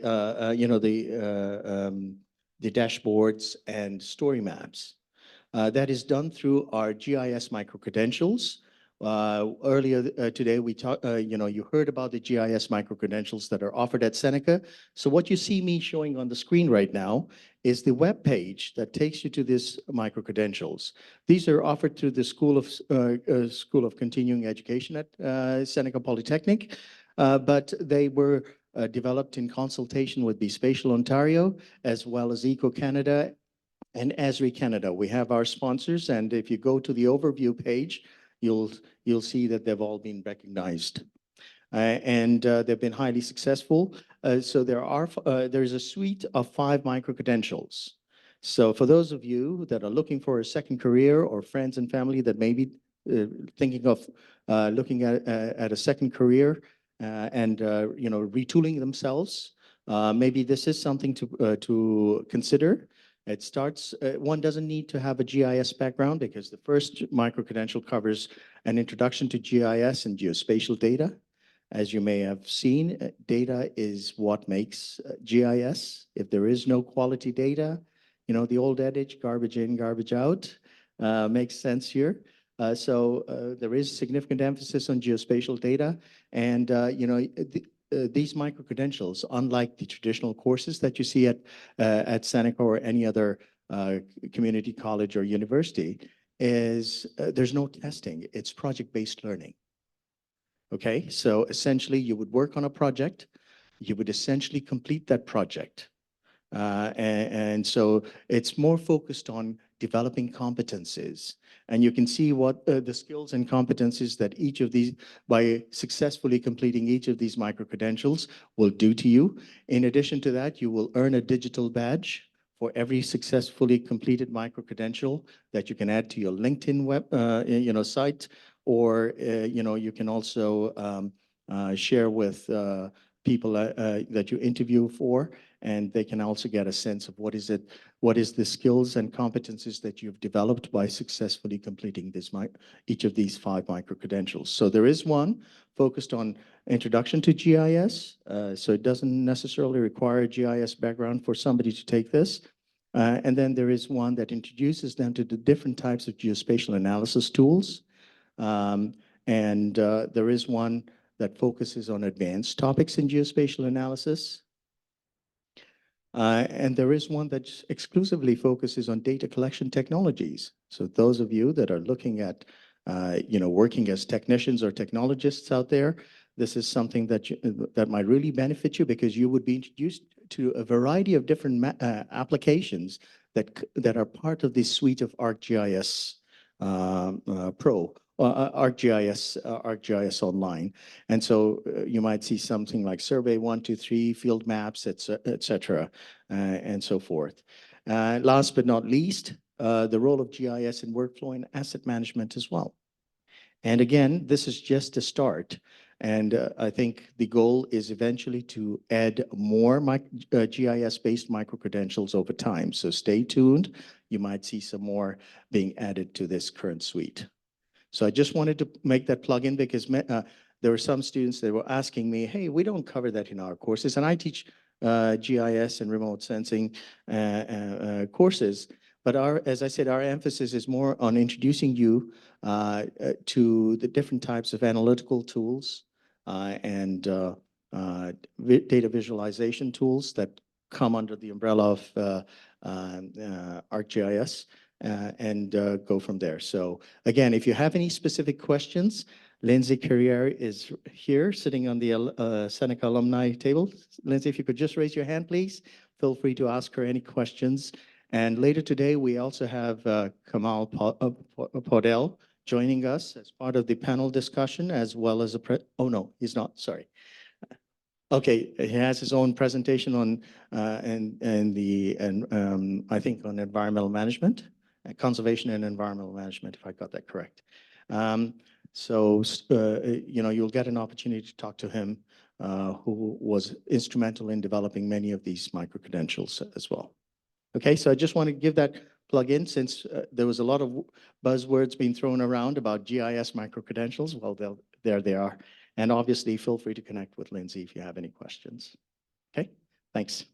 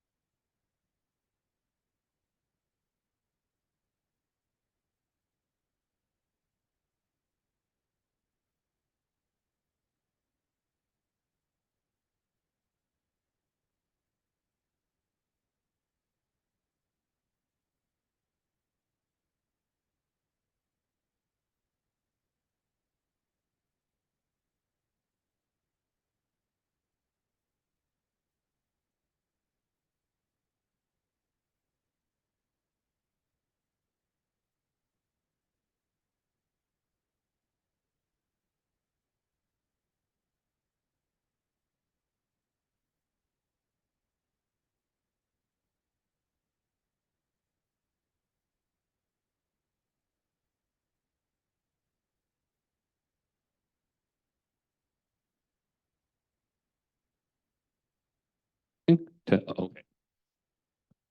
Welcome back from lunch, everybody, and good afternoon once again. We're about to start our panel discussion. So the topic is exploring how the field of GIS is dynamic, multidisciplinary, collaborative, and flexible in today's workforce. The purpose of the discussion will delve into how geospatial tools and methodologies intersect with various fields, fostering collaboration and adaptability in a rapidly evolving technological landscape. We'll focus on the robust nature of GIS and how these skills provide marketability in today's workforce. Our panelists today are, I guess I'll start with James Byrne. No need to introduce him. He was one of our presenters earlier, and I'm not going to go into his extensive credentials, but please welcome James. Our next panelist is Katie Konstantopoulos. Katie is a rural land use and community planner, currently working in child and youth-centered public engagement. Taking a skills-based approach to an emerging career in consulting, Katie has over 7 years of experience in community-based research, digital media, placemaking, GIS and spatial mapping, service design, academia, and consultation. Katie is an alumnus of the University of Toronto Sociology Program and most recently Seneca College's Sustainable Planning and Development Continuing Education Program, and continues to hone skills in geospatial analyses while working with municipalities, school boards, and organizations as a strategist and project facilitator at Maximum City. Thank you. Our next panelist is Hannah Sostrom. Hannah is a BeSpatial board member. She's director of our member services and a strategic advisor at Esri Canada. She's passionate about driving widespread adoption of geospatial solutions and championing the development of GIS advocates within organizations. Welcome, Hannah. And last but certainly not least, Andrew Liskowitz. Andrew is an IT professional with 33 years of experience implementing geospatial and information solutions. During his working years, he was the Director of Land Information Toronto and the Director of the Geospatial Competency Center at the City of Toronto. Andrew has significant experience in building business strategies based on geospatial innovation. After retirement, he voluntarily works with professional organizations, businesses, and academia by connecting geospatial communities in times of unprecedented opportunities. Welcome, Andrew.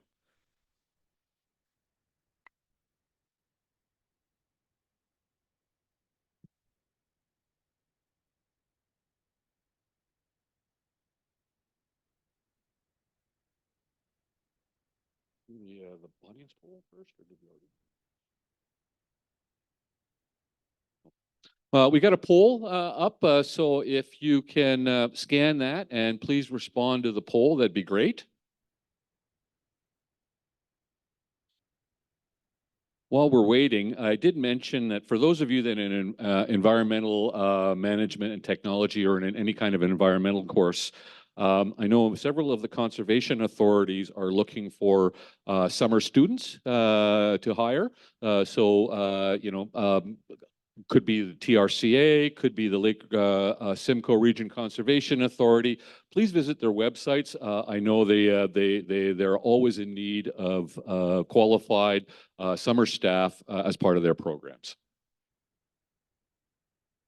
Okay, looks like we have 57% of the respondents are in environmental project management. We have 9% environmental technician, environmental management, and 23% other, 4% fire protection engineering. So thank you for responding to those polls.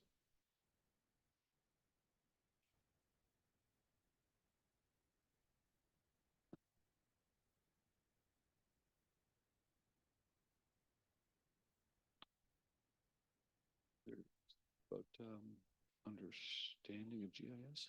Our next poll question is, what is your understanding of GIS? Hopefully, having sat through this morning's presentations, no one will put down none. But please respond to this, and we'll look at the results. Okay. We have no experts, but that's to be expected. Thank you all for responding.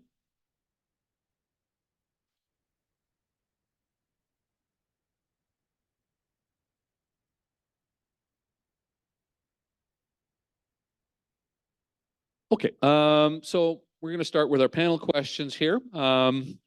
Sometimes it's difficult to describe what exactly GIS is or what you do in your day-to-day job. So just wondering for each of you, the question is, how do you explain to the average person what you do for a living? And let's start with Katie.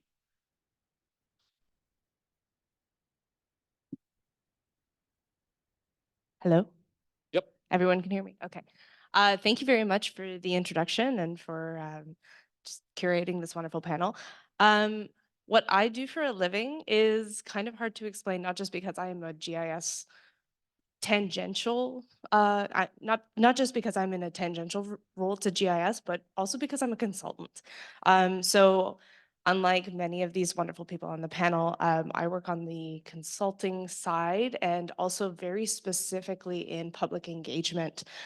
So I have combined all of my skill sets, which you heard a bit about earlier, to talk about how I help people plan for their communities by communicating what they need to decision makers. So I'm not necessarily, even though I do touch GIS, I'm the person who is using GIS to actually storytell with people and with communities, so that the great work that is done by all of these amazing GIS professionals is actually working out there in the public, and making change happen, and making the incredible data make the things happen that you want to happen in the community. And then like sometimes I'll get into, mapping and designing and how I facilitate good discussions, but basically I use data to help map where there's issues and gaps. And I let decision makers know where they should be focusing on. And then to get to that impacts point, I help equity deserving groups and rights holders feel empowered to plan for the built form and services and the policies that shape their neighborhood. So I use all of that data that amazing GIS professionals have and curate and produce wonderful results, and then we bring it out to you folks or to your neighbors, and we say, here is where what the data is telling us, and here's where you can make change in your community. So thank you. Thank you, Katie. We're gonna, ladies first, so we're gonna go with Hannah next here. We've already heard from James. We know pretty much what he does, but Thanks, Peter. Hi, all. I'm in maybe more of a traditional GIS role as a GIS professional. So describing what GIS is to my friends and family is something that comes up a lot. I try to keep it very simple and compare to tools or applications that people are already using in their everyday life. So I might say that it's like Google Maps or Uber. In essence, GIS is a mapping technology that helps us bring attributes, data tied to the where, the location. We can then find patterns or do analysis that are not necessarily clear until we can understand where that phenomena, event, or asset is located. When I describe my day-to-day job at Esri Canada, it's a little bit more complicated. Typically, my day-to-day is a lot of meetings and emails, conversations about solutioning. I kind of try to think of myself as a connector, like bringing the people that I talk with to bringing their business logic, their business problems, and connecting it with what is possible within the Esri platform and the Esri technology suite. Thank you. I'm picking Andrew. no, that's fine. Andrew, go ahead. We'll save James for the best for last. Well, definitions of terms like, GIS or geospatial, it changes over the years. In a nutshell, both geospatial and GIS are both related to information technology. And they have fundamental components, which are the technology, the geographic base, which is the map, and georeference data. So in fact, both GIS and geospatial basically deal with geographic and temporal data information, basically providing business solutions that are related to geography. For years, people have been saying that over 90% of the data that we collect on daily basis can be georeferenced. And there's a lot of truth in this. And people, normally society, people don't think about the GIS when they go to the movie theater. But trying to go to the movie theater from the place when they leave, the consideration is, what is the traffic? You know, how quickly I can get there? What time should I leave? So all of these questions, one way or another, are related to geographic information. And once you consider the traffic component and the street network component and driving component and everything, it becomes thinking about the geographic information system, because all of this from some kind of a very quick and short system design, how to get from point A to B. So it is fascinating how GIS geospatial has been developing over the years. As you know, with the progressing technologies, obviously has been changing dramatically. And especially these days with such a fantastic computing resources that we have, we can only visualize geographic information systems, and geospatial is going to be more and more present in our daily lives. People have been using GIS on a daily basis when they touch Google Maps on their computers and when they touch Google Maps on their telephones, but nobody thinks about this as geographic information that they are using. In fact, they are using geographic information that way. Thank you, Andrew. James. There we go. No, this is a great question. Thanks, Peter. When I was younger, I used to sort of grab whatever the popular movie was at the time and say, yeah, you know, the guy who had the map who was directing the other guys, like, in the fight. Yeah, I'm the guy at the map. As time's progressed, though, it's become more, I actually look more just as data analytics. So usually what I tell people, because people also know that I tend to get lost, and then they usually ask me, like, can you make maps for a living? The two do not equate. But no, I basically look at I'm a data analysis person. I bring a lot of information in, like, as far as that's concerned, is bringing information in, organizing it appropriately, analyzing it, reporting it. It just so happens that much of the reporting does end up on a map or on a diagram. So that's basically how I end up looking at it. And then, depending on who I'm speaking with, I will throw out specific examples for municipalities, like, hey, yes, I look at their sewer system or the road system or their bridge system. And I basically bring that in, and then some of the examples that were being discussed. GIS has a great interface overall. Like, you don't really think about the interface. You just basically open it up, you start using it. You don't realize that, yes, you're technically using a GIS, but really you are. So that's about it. Hang on to that microphone. I'm going to have you go first on this next question, James. So often a person doesn't go directly into the GIS or geospatial field, whether it be in education or in the workforce, right? I guess this is a kind of a two-part question. Can you describe the path that led you into working in the geospatial industry? And also, did you have previous work or education experience that led you to using GIS or pursuing it as a career? Okay, no, that's also a great question. So similar to in my earlier presentation, I was talking about how a lot of the information I was getting had this spatial component, and initially when I was dealing with it, a lot of drawings, I mean, like I had rolls of drawings, engineering drawings, and I'm trying to put pins on them and stuff like that. And that was really the introduction to the poor man's GIS was, you know, a pin map. I've got a map on the wall. I've got colored pins. The colors mean something. They're all located appropriately. Initially though, yes, like as I mentioned, I was in environmental and geotechnical sciences. That's where I came from. And the one thing I found with GIS though is that because it is involved in pretty much everything, and nowadays, like, you know, as a manager, I look through a lot of resumes and stuff. A lot of people coming in, you know, regardless of the course they're taking, whether they're taking engineering, environmental, you know, whatever, usually there is a GIS, you know, they've taken some GIS courses, you know, it's part of the program because it is becoming so ingrained now into the training that everyone is getting, regardless of what the overlying training might be. Like the majority of the staff that we have at GM Blue Plan, you know, they do have some GIS capabilities. You know, they know how to open up software, they know how to bring in the data, bring in the layers. They might not know how to manipulate them all completely, but this is something that they have learned in their formal education. So the second part you're asking about in terms of formal education, initially, no. A lot of the work I did was just in the database. That was stuff that I worked out on my own. But then when I finally decided, you know, this is really what I want to do, that is when I said, you know what, okay, I'm going to go get my paperwork. I went to Niagara College, got my postgraduate certificate in GIS, and it's been going great since then.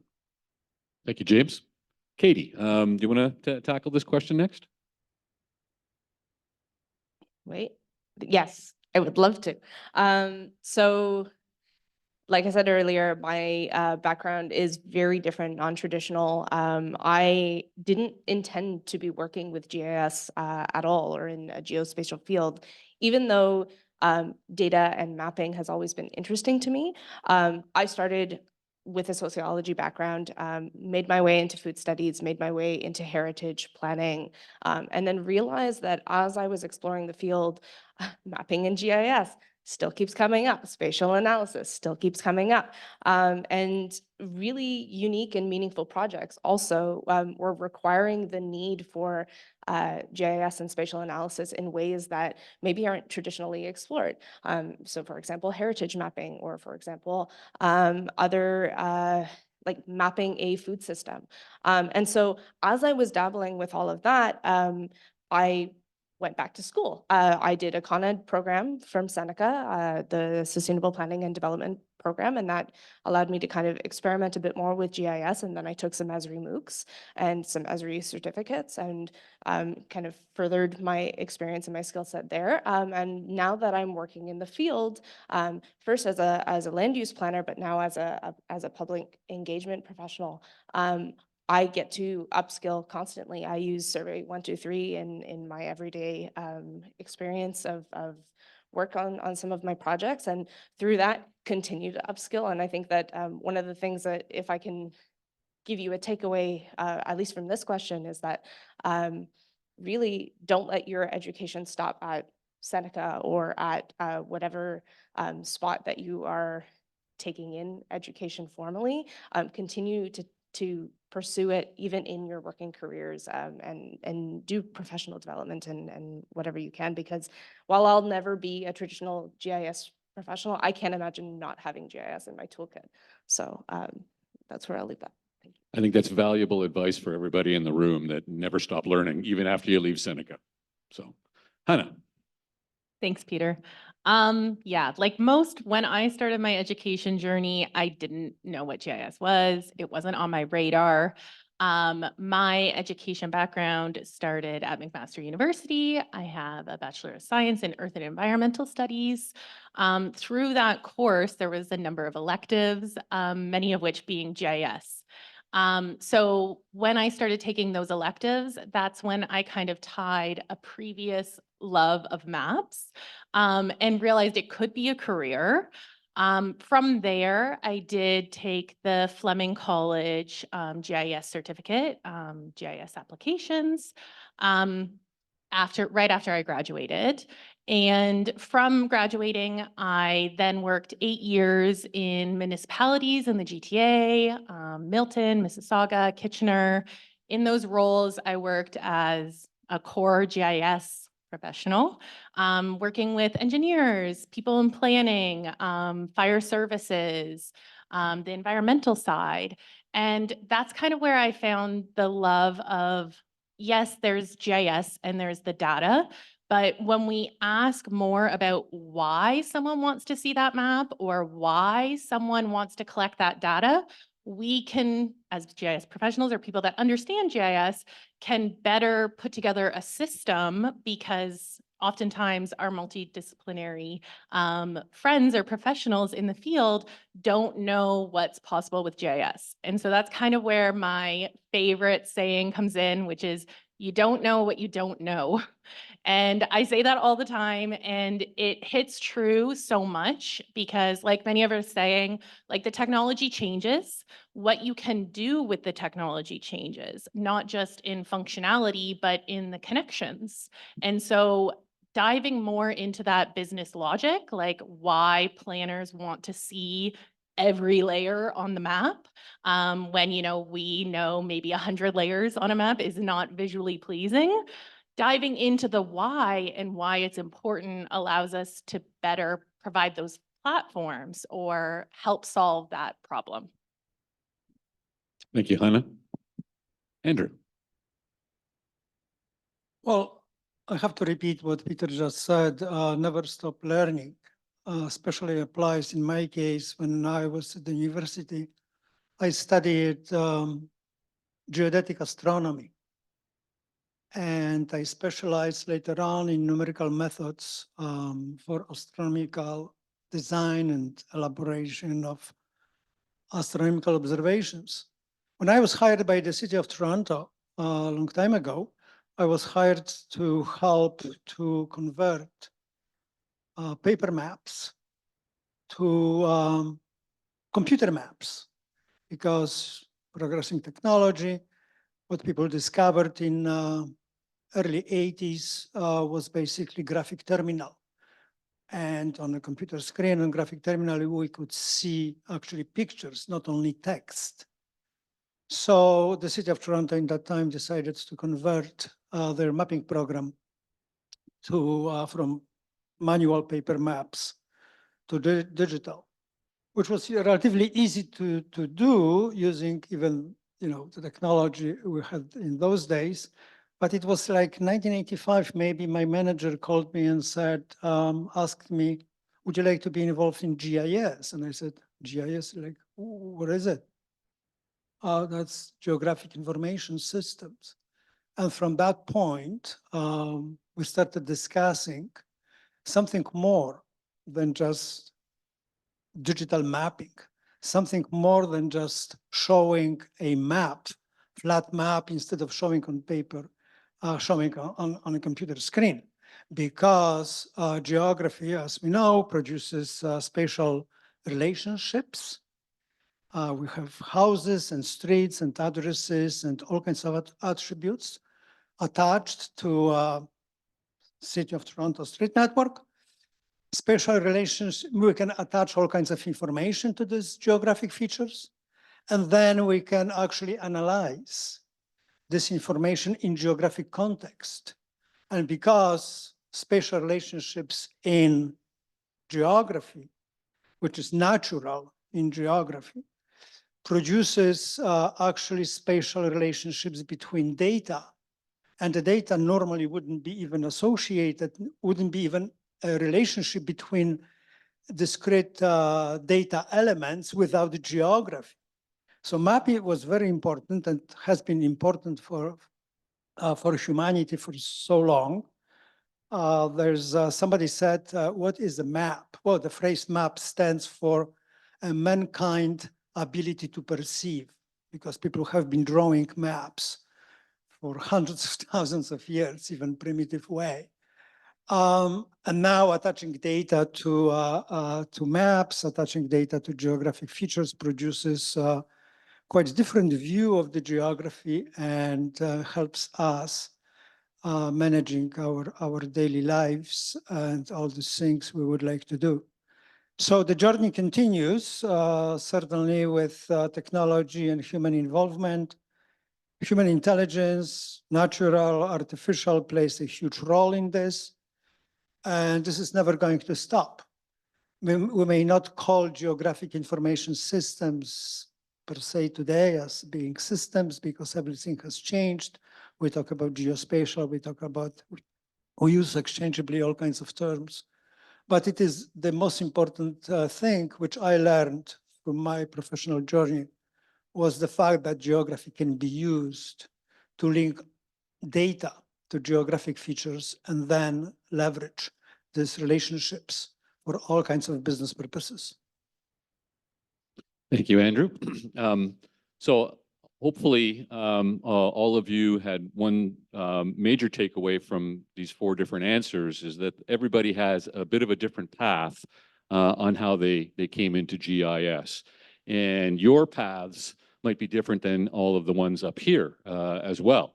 Again,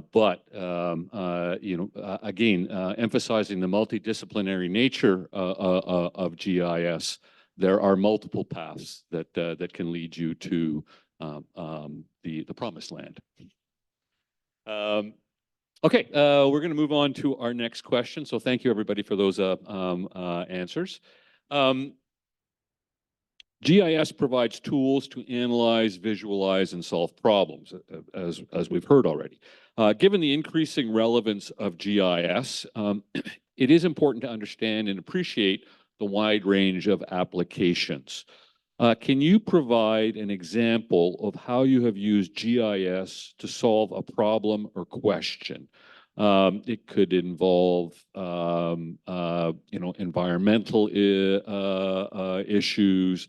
It could be related to fire prevention, engineering, and James provided a wealth of examples already this morning. So James, feel free to reprise some of that information. But I think first we'll start with Hannah this time.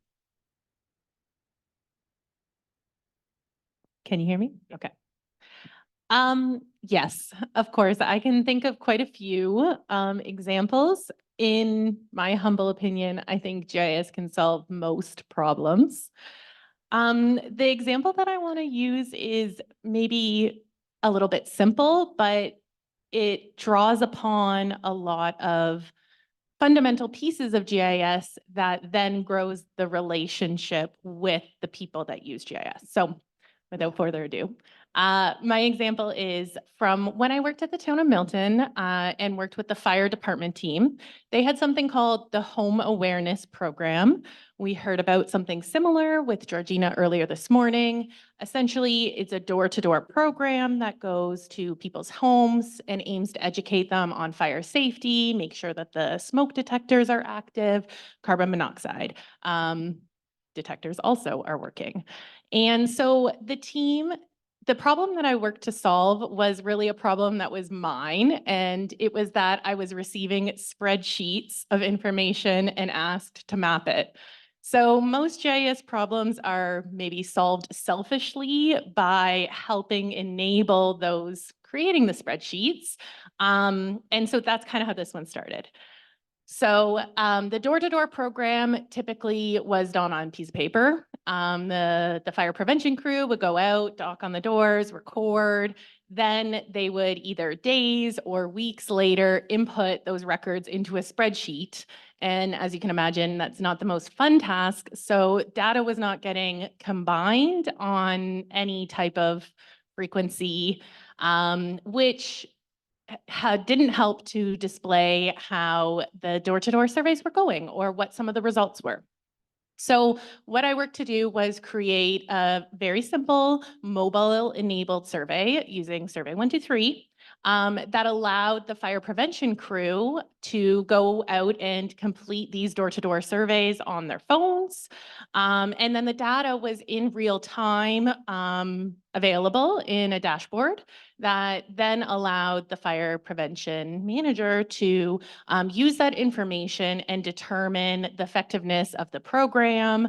Like we saw with Georgina, that series of dashboards and maps and apps was something that a very simple survey, a very simple problem of converting a paper survey into digital helped to solve and fuel this whole series of dashboards that later they were able to use GIS data on demographics, previous fire incidents, building permits, and strategically determine where to apply or where to go out door-to-door knocking.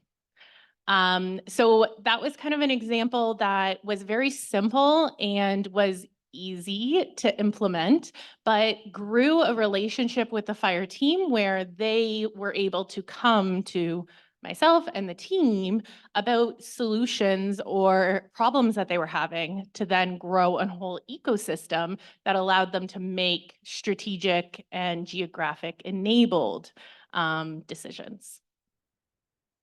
Thank you, Hannah. Who wants to go next? James.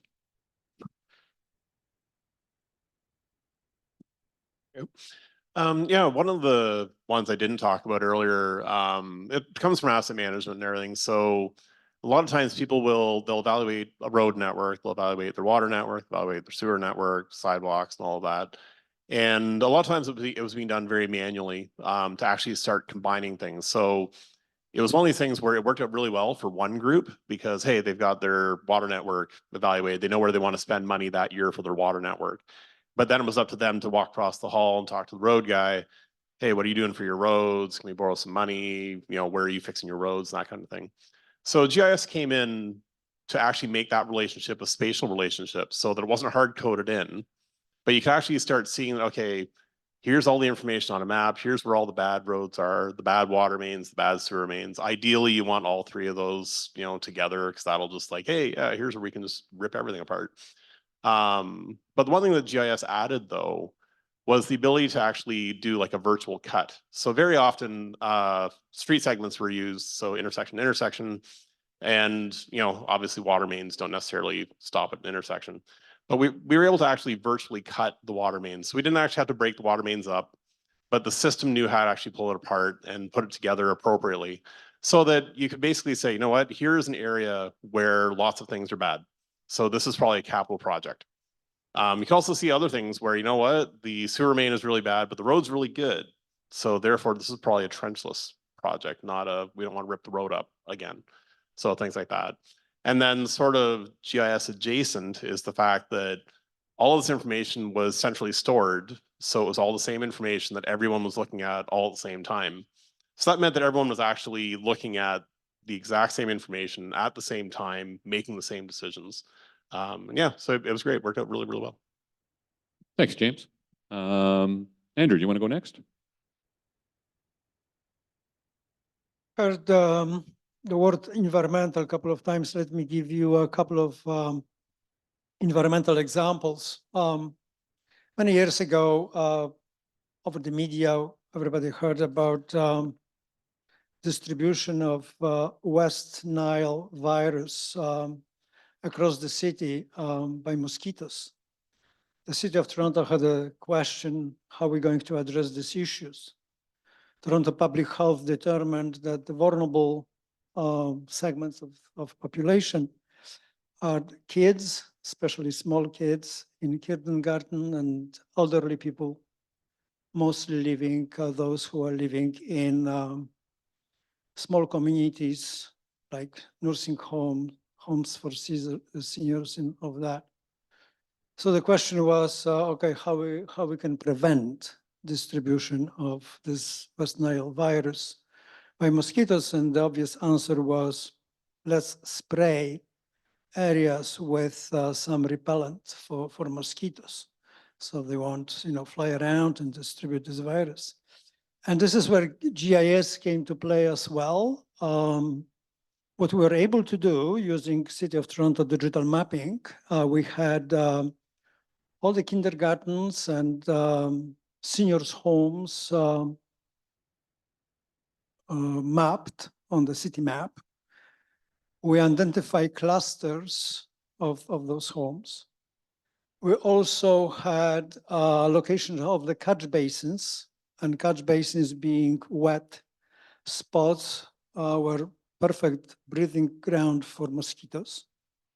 So instead of City of Toronto Public Health and contracting out, some big contract for somebody to spray, almost entire city, we're able to identify vulnerable areas.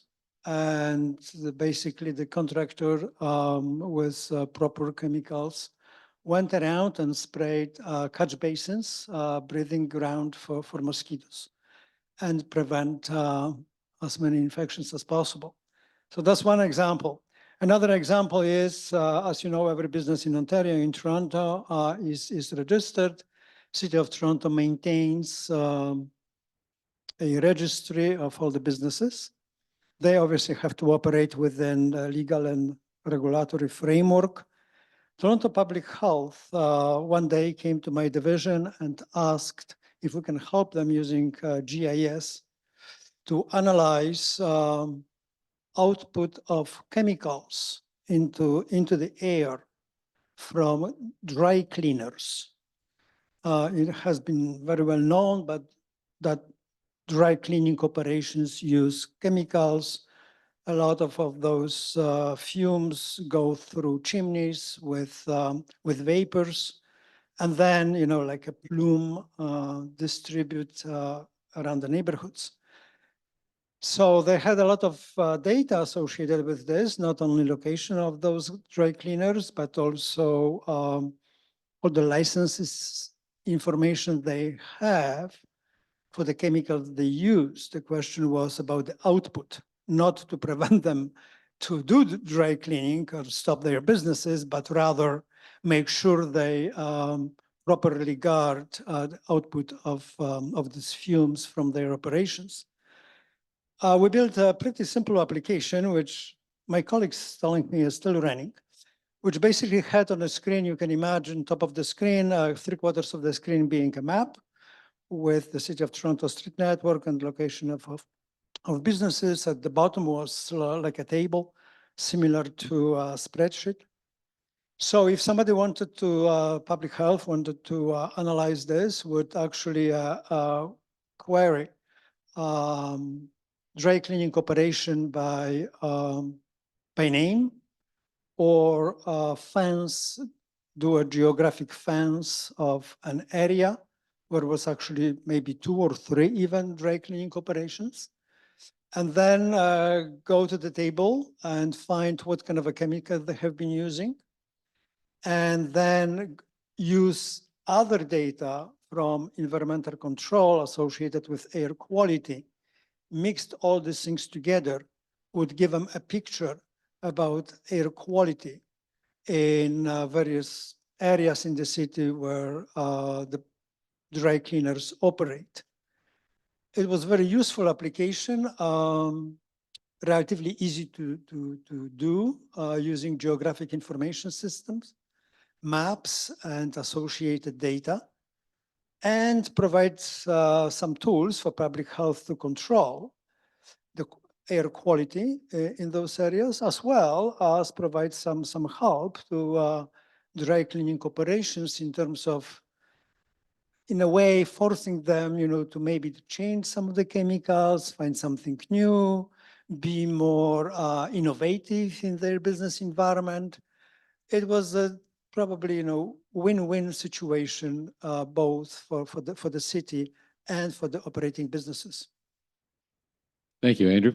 Excellent example of how GIS can be applied to all kinds of different scenarios, situations, and data. Katie, what's your example?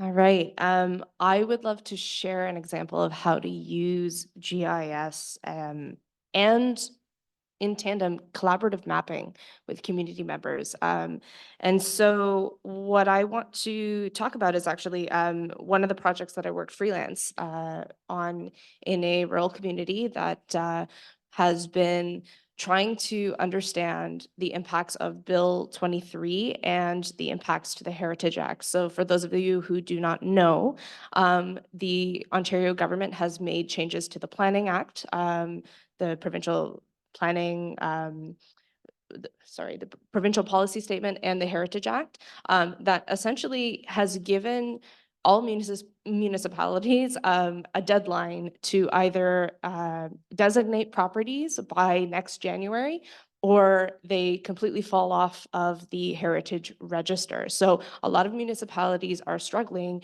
to figure out how they're going to designate all of these properties in time, because there are so many properties that are worth saving and worth discussing with residents that a lot of these municipalities have no path forward, or they don't know their path forward. And so with a small municipality that I was hired with, or not necessarily the municipality themselves, actually, with a small group of community members, active community members, who were interested in supporting their municipality because they saw that their municipality did not have the resources to go beyond some of the properties that they had really pinpointed. They said, you know, we need to save these ones. All of the other ones, we're not even going to think about them. I worked with this group of community-minded individuals. I'm still working with them now on the side. And we did a collaborative mapping exercise, and we took all of these sporadic materials that, you know, just papers and papers and papers, piles of papers of data on each individual property that has been listed and has just been sitting listed for many years. And we took all of that and we said, okay, let's gather up all of these addresses. Let's put that into a spreadsheet. Let's put that spreadsheet into a map, figure out where the core opportunities are for working with these properties and for saving these properties. And through that, we are the recommendation that has kind of been brought through with this community mapping exercise is that there is a possibility for a heritage conservation district with one of the main streets in this municipality. And so what I want to kind of impress with this is that you know, municipalities may have the data and may already have like a GIS register of listed and designated properties, but sometimes it's the work of a small group of individuals who are really passionate about supporting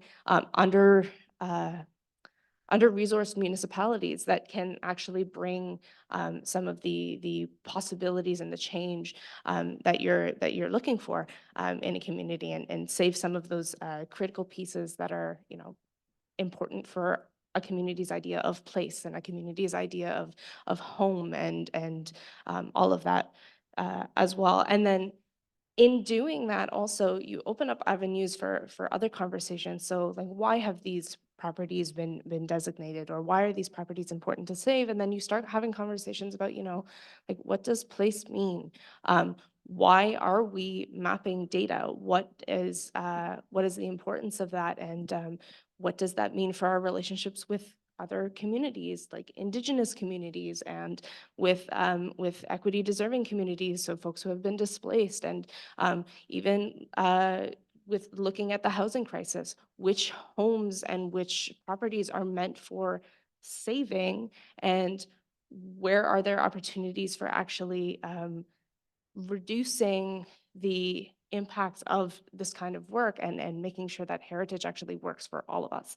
If we're going to be talking about heritage, we should also be talking about, you know, why we are pinpointing these properties, and what some of the work of spatial data can be used for beyond just kind of like the mapping of the data, but actually how they can inform other strategic priorities within a municipality or within an area. So that's where I'll end that. Thank you.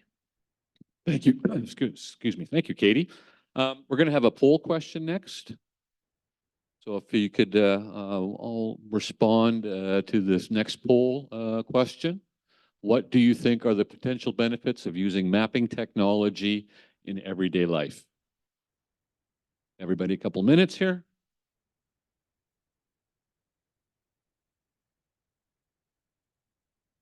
Better decision-making is the winner, it looks like. No, it's still the winner. Okay. I'm going to mix things up a little because we want to make sure we leave enough time for questions. So for the next few questions, I'm probably just going to be picking individual panelists, maybe 2 out of the 4, but I'll make sure that I get around to everybody over the next 4 questions here. So our next question is, as technology continually evolves, so does the landscape of GIS by incorporating new tools and capabilities to enhance their functionality. So to the panelists, could you share your experiences regarding how GIS technology has adapted or changed throughout your professional journey? And I'm going to start with the elder statesman here, Andrew, because I'm sure he's seen much more change than some of our other panelists. Yeah, definitely. I'm sure in this room, I'm just a walking history of GIS. Well, the change is, as you know, is dramatic. Nothing can compare what has been happening in technology area in the last whatever time. Certainly, this can be attributed to a few things. Number one is just the huge progress in computing technologies. Number two, huge progress in networking, internet networking, which influenced also the way businesses and we in our private lives operate. So my old days, I had a small and big and medium-sized computers in my office when we were processing GIS data. Today, people don't. They just do processing in cloud. Nobody's interested, maybe not, I'm exaggerating saying nobody, work in progress. But more and more people move data processing from local servers when needed based on business needs to cloud computing because it's easy and it's cost effective. The next thing is what definitely is progress in programming languages, especially a revolution that was introduced by object-oriented programming. We don't do linear programming anymore. We do object-oriented programming, and guess what? In this world, I probably wouldn't encourage people to learn too much about programming because this new AI-based systems can effectively do their own programming. So human intervention is not that important in this. So the GIS progresses in parallel with all the developments in computing, all the developments in data processing, all the developments in other technologies. And a good example would be how fast we are moving from field-based operations to air-based operations. We used to use a lot of, survey crews, which we still do, obviously, on small projects, to do measurements in the field. And this, especially right now, applies to property surveys and things like this to establish survey boundaries. But aerial photography, satellite imagery, associated software tools and technology, which allows actually to do digitization of geography from satellite images automatically without human involvement. That changes dramatically the way the businesses operate and use data in their own lines of business and change their business objectives even. Because at the end of the day is the question, how quickly and well you can serve your client. So it is a dramatic change which influences not only the economies and people's daily lives, but most influences people's decisions around education. For younger generation, where should I go? What should I emphasize on, just to make sure that my long life is going to be filled with interesting work. So that's the question of the day. Thank you. Thank you, Andrew. Hannah, do you want to tackle this question? Yep, absolutely. Though obviously not as long of a career as Andrew yet. My 10 years of professional experience, I've also noticed a significant change in the technical landscape. Other than a ton of points that Andrew mentioned about computing, I think that there's also an accessibility piece that I've noticed where gone are the days where the GIS professional is the map maker and exporting some metrics to answer a one-off or a once-a-year question. And now the GIS professional is more about creating and maintaining that platform to provide accessibility to others of interdisciplinary background and experience and give them the ability to see their data, overlay their data. And, you know, as I kind of mentioned earlier, you don't know what you don't know. In my background as a GIS person, not understanding the intricacies of engineering or planning, I don't know the right data to overlay. And so when we give the tools and the platform to the industry specific professionals, they can then use those tools, that data, the real-time data, to build the solutions and get the answers that they need from the information. So in general, you know, there's the shift away from ArcMap, RIP, it's done March 1st, into ArcPro, but beyond that, the web-based side of things where the platform is accessible through web-based intuitive tools for other background professionals to utilize and leverage and answer their questions. Excellent. Thank you, Hannah. I'm going to bring up another poll question now. Where are we here? Do you use any of these apps?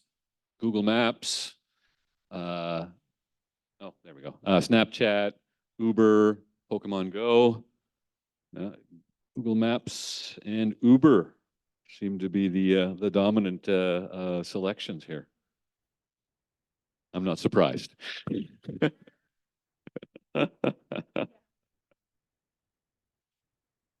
All right. Well, thank you everybody for responding. So we're moving on to question number 5 now. Collaboration plays a crucial role in GIS, whether it be project collaboration, data sharing, crowdsourcing, or real-time collaboration for emergency response. Collaboration in GIS is about breaking down silos, sharing information, and leveraging collective expertise to make better informed decisions in spatial context. So in light of that, Katie, can you please provide an example of how GIS has facilitated collaboration among professionals in your background and expertise? I would be happy to. It's kind of the bread and butter of everything that I do as a public engagement professional. And so because I use GIS to visualize public engagement work often, my role is all about that. So if our project asks for a GIS component, we might be overlaying OpenGIS data onto the data that we collect through public engagement with everyday people. So as you were kind of mentioning, it's these industry-specific professionals like myself who bring in the pieces, the data-informed pieces that overlay onto the data that we get. So for example, our work often focuses on child and youth participation. And so we might walk with a group of young people in their neighborhood and ask them questions about how safe they feel, how green their space is, whether they use a community center. And then we would plot that data on a map using geopoints or geotracing, and then create existing buffers or shape files for analysis on perhaps maybe a neighborhood improvement area or access to parks and community centers. So we take this, this very informed data that is often open data, accessible. For example, like we use City of Toronto's open data platforms. A lot of municipalities have open data platforms, and we take that data and we overlay it onto our public engagement work. And then our dashboards that we create are really powerful tools to bring to decision makers. So like planners, like service delivery agencies, like municipal counselors, to see how they should be planning for youth in their community. And through that process, we also support youth to that with that work. And so we introduce them to municipal processes where they are actually helping us to do the mapping, or they are helping us present some of the mapping and talking with their counselors or talking with these agencies. And so it becomes this space where it's very reciprocal, it's very co-creative. And that's kind of one of the powers of GIS, is that it opens up so many doors for this kind of collaboration. So this is the kind of work that Maximum City, the company that I currently work for, has done with the Kids Score and Youth Score tools. You can look those up online. And we continue to do that with other projects, and we also continue to kind of explore GIS in a variety of different ways whenever it comes up in a project, not just related to child and youth engagement, but of course, as I talked about, like with heritage and with other spaces as well. So thank you very much. Thanks for preaching the gospel of GIS. James, do you want to take a stab at this as well? Sure, yeah. I'm going to use a very, very broad brush, but previously when I used to work for municipal government stuff, we had the planning group, we had the engineering group, and never the two shall meet. Planners understand how the zoning and everything works. They weren't that interested in how the infrastructure necessarily worked. Engineers were interested in how the infrastructure worked, didn't really care about how the zoning worked. GIS helped to bridge that. And that's one thing I've seen a lot more now. A lot of planners do understand a bit more of the engineering. A lot of the engineers do understand a bit more of the planning. And that was the biggest collaboration that I've seen sort of moving forward, is that being able to put that information down and, say, in similar to the one example I was showing in my earlier presentation, that, hey, this is what we're going to do. We're going to adjust this zoning. Well, if you're going to adjust that, here's the engineering changes that need to be made, and vice versa. Thank you, James. Okay, we got another poll question. I believe it is what GIS. Oh no, I'm sorry. Am I jumping? Yeah, I'm okay. Sorry. One more question then for the panelists. No, two more questions. But the next question is: professionals working in GIS require a diverse skill set to support their work and decision making, ranging from cartography, programming, or remote sensing skills to critical thinking, problem solving, and communication skills. So in the panelists' opinion, what skills are becoming increasingly important for professionals in the geospatial field, considering its multidisciplinary nature? Hannah. Thank you, Peter. I think that one skill that I'm seeing in a lot of successful professionals in the industry is curiosity. As we kind of talked about, technology landscape is changing. The solutions, the capability is changing. What we want to find answers to is changing. And so having that curiosity, growing that curiosity, is making people quite successful in the industry. And it's something that we can all grow on our own and continue to grow through our studies. Continuing with continuous learning and having that curiosity. Andrew kind of mentioned, we have machine learning, GeoAI coming onto the field. And instead of thinking, oh, scary, that's going to take away my job, switch your thinking to curiosity. How can I leverage it in my job? How can it help my efficiency or my coworkers' efficiencies? And it goes back to kind of what I was talking about before, where the people that are doing GIS are not necessarily just outputting maps anymore. We're creating those platforms for others to do that. So I watched an interesting webinar the other day. It came out of the Dev Summit from Esri Inc. And they're talking about some geo AI tools that are coming into the Esri platform. So we're talking AI where you can tell the system what kind of survey you want. You know, I want a fire prevention survey, and can start to create those building blocks for you. So that curiosity piece about where you can leverage these technologies that are coming onto the market. As we kind of talked about, the technology has changed so much. We don't know what the technology is going to look like in 5 to 10 years. So having that natural curiosity, which then leads into problem solving and critical thinking and all of these other amazing soft skills that we've talked about today. Fundamentally, I still think that curiosity is the increasingly important skill. Stay curious, folks. That's the message. Stay curious. Andrew, what do you think about this question? I like to pick up on Hannah's theme, be curious. The curiosity in a workplace, in private lives, should not be only associated with technology in terms of being curious what new tools Esri developed recently. Because Esri's job is to develop these tools and promote them and give them to you to use, and the tools, as we know, is easier and easier to use. The curiosity is very important in a business environment in a soft sense, like the soft skills, set of soft skills becomes increasingly more and more important. At these times, when we have such a huge number of tools to communicate, we notice a lot of difficulties in terms of communication. People send text messages, but they're very short and not meaningful, which produces another text. What do you mean by this? You probably noticed these days when people talk, even on TV, on radio, the most used word is, I mean. What I mean is people have difficulty to communicate.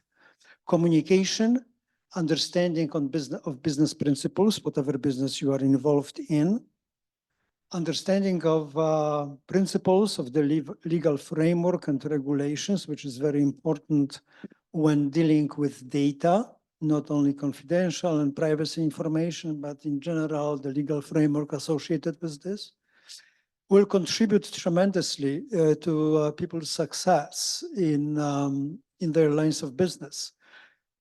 Business owners and people involved in business, they definitely can always buy tools, and that's easy to do.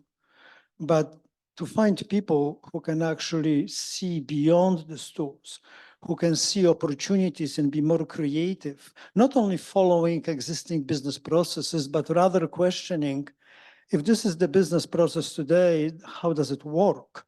You can improve business process just applying new tools, but you can also improve business process by changing the way the business process was designed, using even the same tools, providing better communications environment among employees, make sure when people actually get together during lunches and business meetings, they can exchange ideas. People shouldn't be talking much about inventions, because invention is difficult, but creativity and innovation in a workplace seems like the theme today. Tools and skills can be bought. People can go and finish courses and know what to press on the screen just to get something done, data, being processed, but understanding should really precede any action in terms of business environment. How do I serve my client? And believe it or not, at every level of employment, people have a room for curiosity, creativity, and innovation. And managers and business owners will always appreciate your input. Excellent response. Thank you. All right. Another poll question. What GIS skills do you already possess? So kindly take a minute to answer that quickly.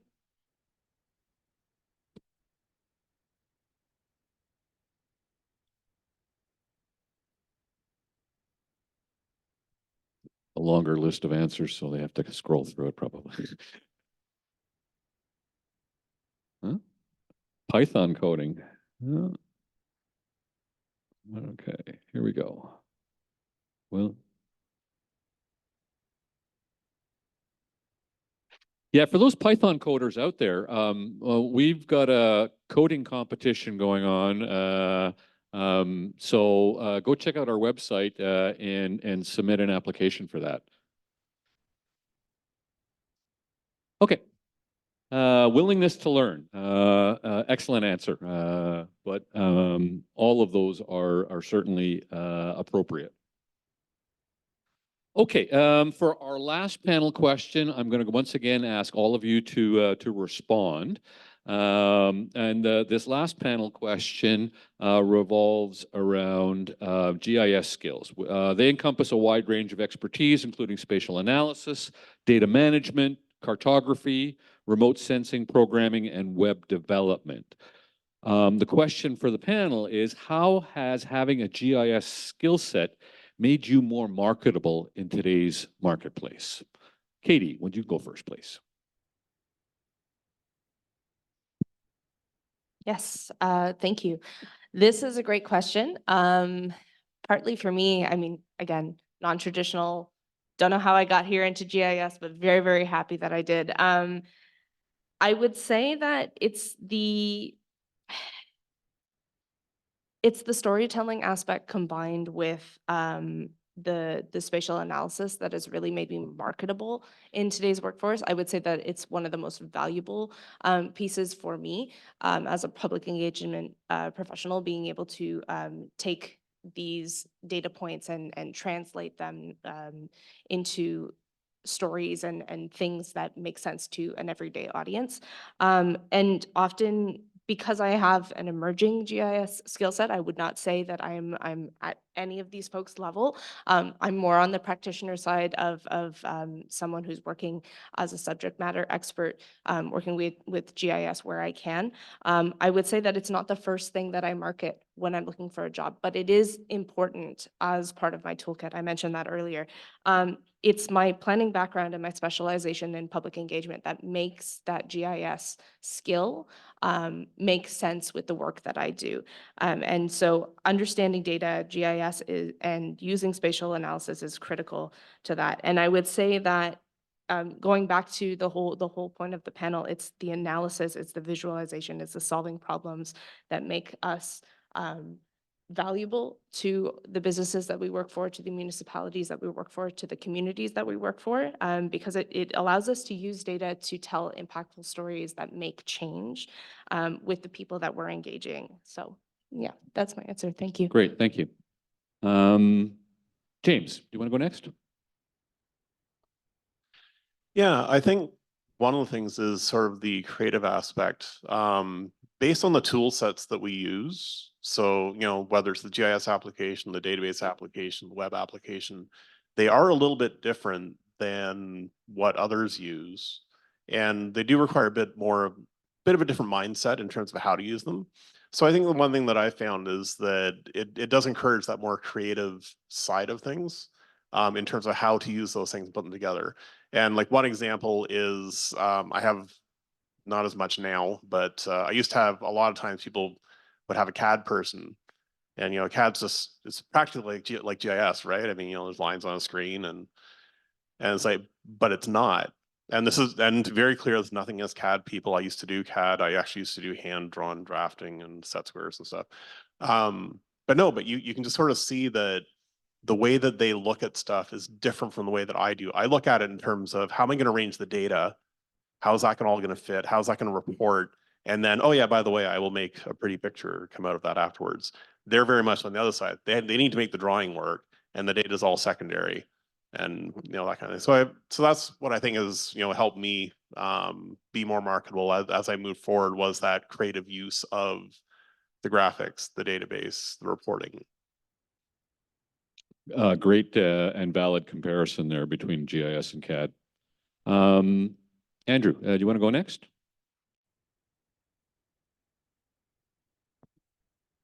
Works.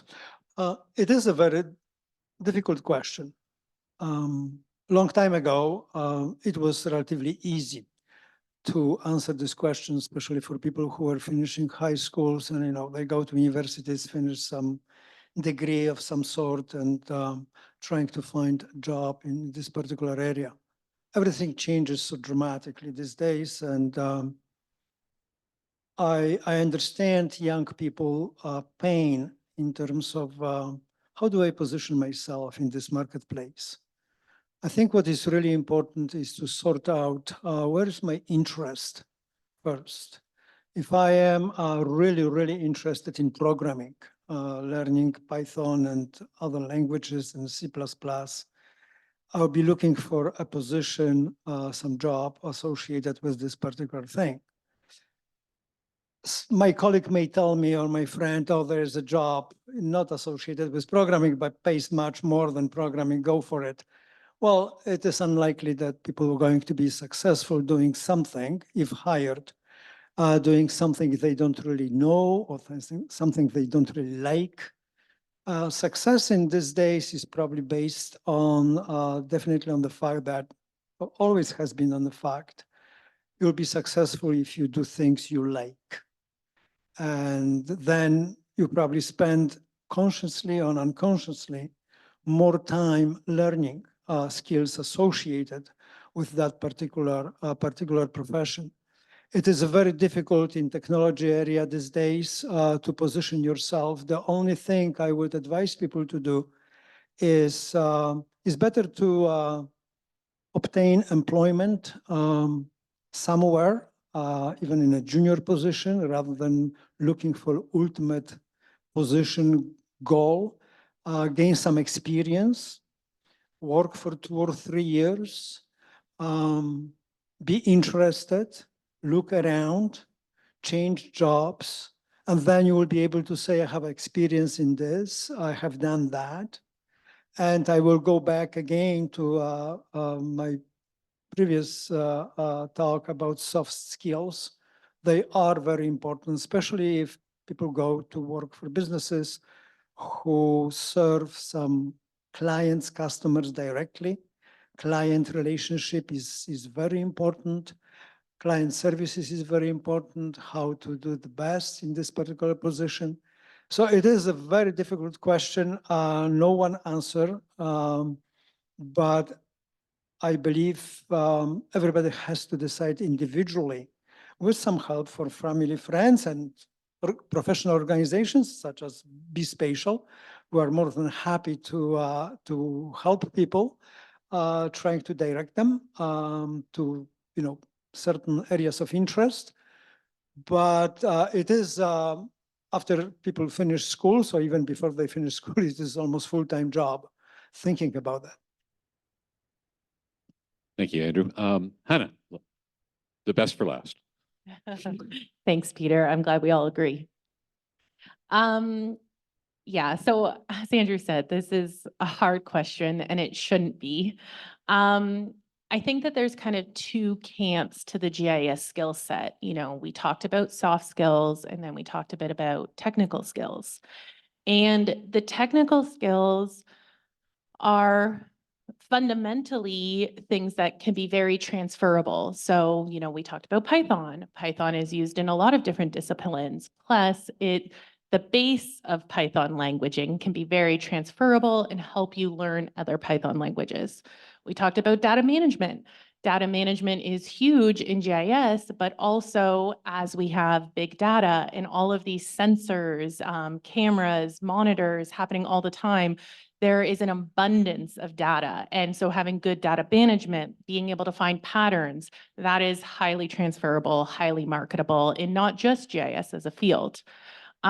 We talked a lot about soft skills, and I think personally in my journey through the workforce, soft skills have been what I've been able to lean on the most and really helped me be marketable. We talked about, curiosity. There's a passion that also comes with being able to display and distill complex concepts like GIS into something that the average person can understand, or other disciplines can understand how it can be used for them. One of the hardest parts that I've found over, my industry experience has been around getting other users to see why that initial buy-in of time, commitment, meeting, explaining what your business problems are, helps you at the other side. Not everybody, in a municipal concept wants to invest that time to explain what their problem is. They have a process, they have their paperwork, it's working for them, they don't see the light. So being able to have a bit of a passion, a bit of ability to translate these concepts into common terms has allowed me to be successful in the roles that I've been in. So I think lean on the soft skills, because those are transferable in many ways. Andrew's mentioned, you can grow, you can buy the tools where you just click the button. You can take the training courses, and you're going to take tons of trainings or courses over your entire career, and we're going to continue to learn. But those soft skills that you lean upon is what is going to drive you in the times when that course is hard, or when you can't figure out why your code's not working. So yeah, I would say soft skills, like grow your soft skills, your people skills, your communication skills, your curiosity, and all of those things are transferable specifically in GIS, but in many industries. Excellent answer. Excellent answer. Okay, we're going to have another poll question here, or a couple more, and then we're going to open it up to questions from the floor. So our first poll question is, would you be interested in learning more about how mapping technology works and its applications? And I'm glad to see that everybody here has answered yes, 100%. Great. Next question.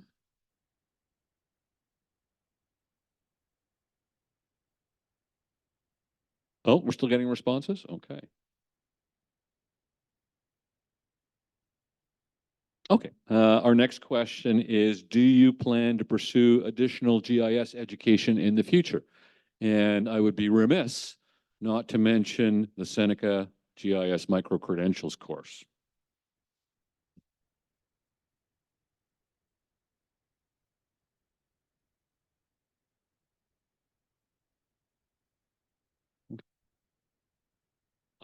There's 11% of you that seem to be wanting to focus more on the soft skills as per the panel's suggestion. So that's good. All right. Well, thank you for everyone for your responses, for participating in the poll questions. We'd now like to, I guess, open it up to see if there's any questions from the floor. And don't be shy. I'm happy to come out and hand you the microphone so you can talk. Oh, my Paul.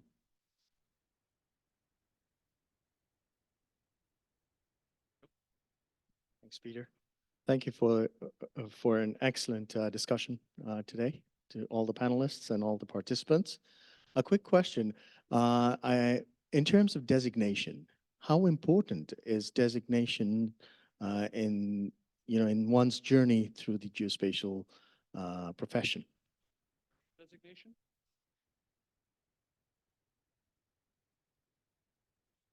Sure. I would say that it really depends on where it is that you're going and basically where you're looking to be employed. For a lot of the work that I do, it is important. If you want to do professional engineering, obviously you do need to get a limited license or a professional engineering license. So I have my limited license in geomatics and everything. Having my CET in geomatics was also very beneficial, and then also having my GISP has been beneficial as well. I am aware that there's certainly other positions as well, though, that people progress just fine without a designation.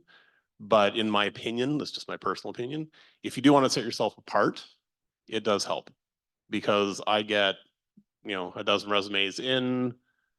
Those that have a designation, say, okay, they went that extra little step apparently, so I will probably look at them first. I'm not saying I wouldn't look at the others, but I'd probably look at them first. So. Thank you, James. Does anybody else want to take a stab at that question? I would love to. As someone who does not have a professional designation in GIS specifically, I would say that it really depends on where your career is going to take you. So if you want to do a more traditional route where you would, you know, end up in a municipality or end up in some kind of organization that is using GIS in their everyday work in a very specific way, yes, totally pursue it.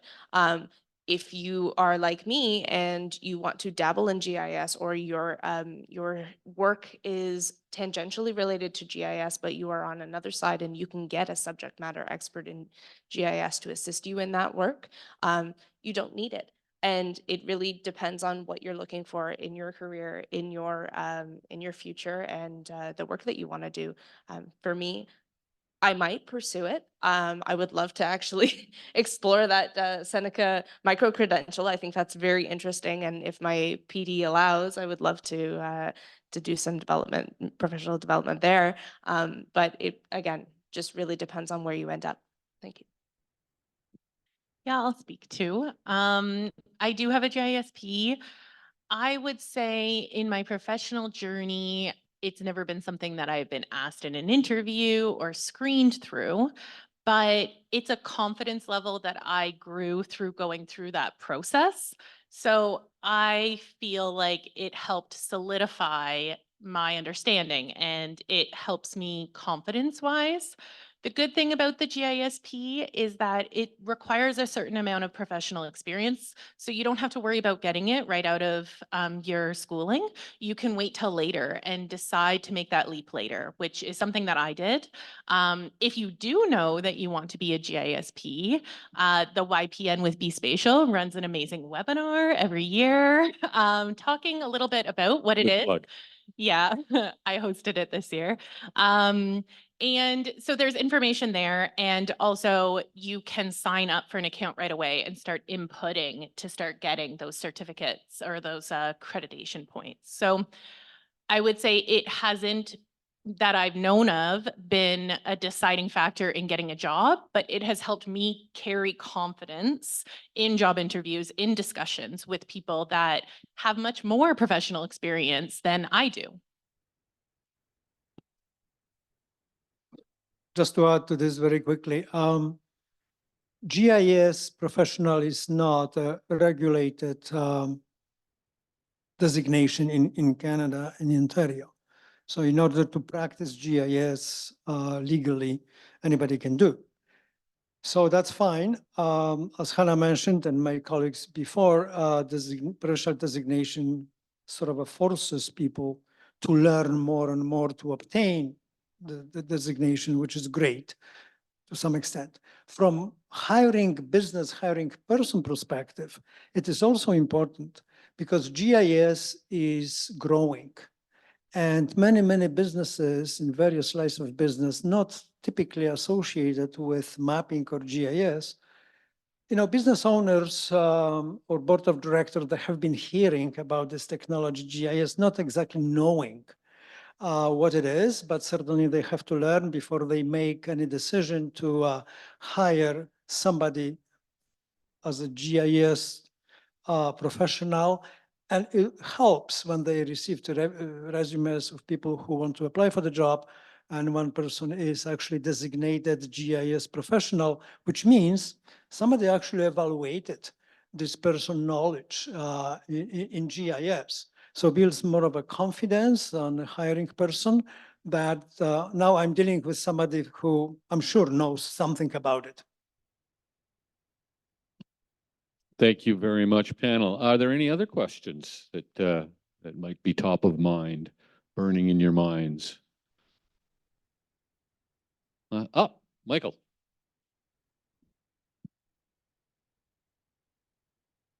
So I know you guys kind of touched on soft skills quite a bit, and you all agreed that they are very important. But for example, Katie, the way that you use GIS, I found very unique. It's something that I never thought of. And I was kind of curious, for younger people looking to get into like working with GIS, would you be looking more for soft skills than technical skills, or kind of like a good balance of both? I'm just curious about it. My role at Maximum City is first and foremost a public engagement specialist in that sense. I work on strategy, I work on facilitation with public engagement. The secondary component to my work is any kind of mapping project. So I am continuously building the skills that I already have to be able to do the work that I do, but we also work very, very closely with Esri and with other folks who have that skill set.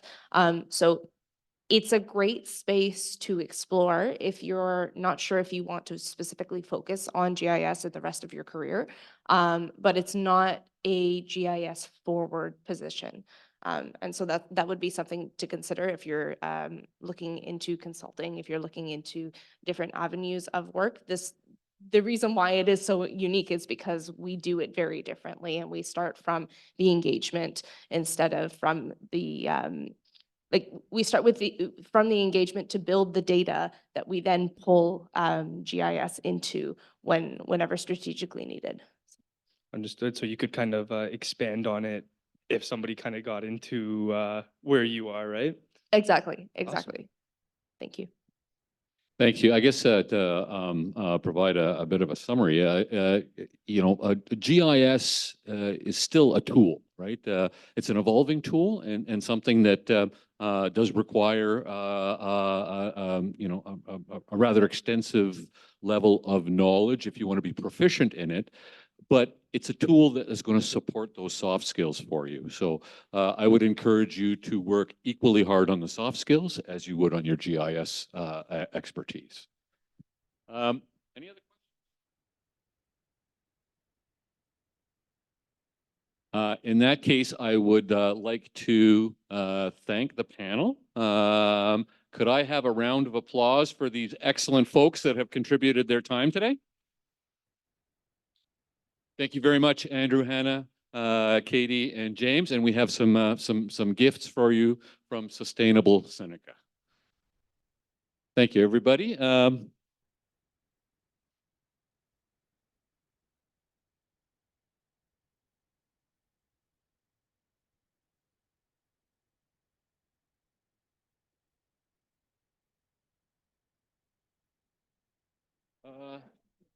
What's next on the agenda here? Oh, it's our pleasure. Thank you so much for participating.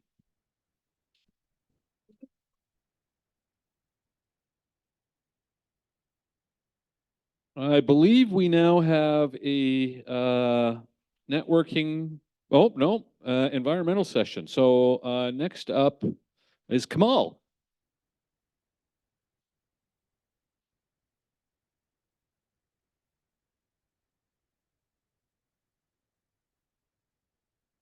So Kamal is the manager of information management at CVC, where he leads 5 teams overseeing geographic information systems and data programs, mobile applications, databases, business intelligence, and information governance with information security, as well as document and record management programs. With over 18 years of GIS and information management experience, Kamal is also a part-time professor of GIS at colleges and universities during his free time. So welcome, Kamal. Thank you very much for agreeing to present today. Look forward to it.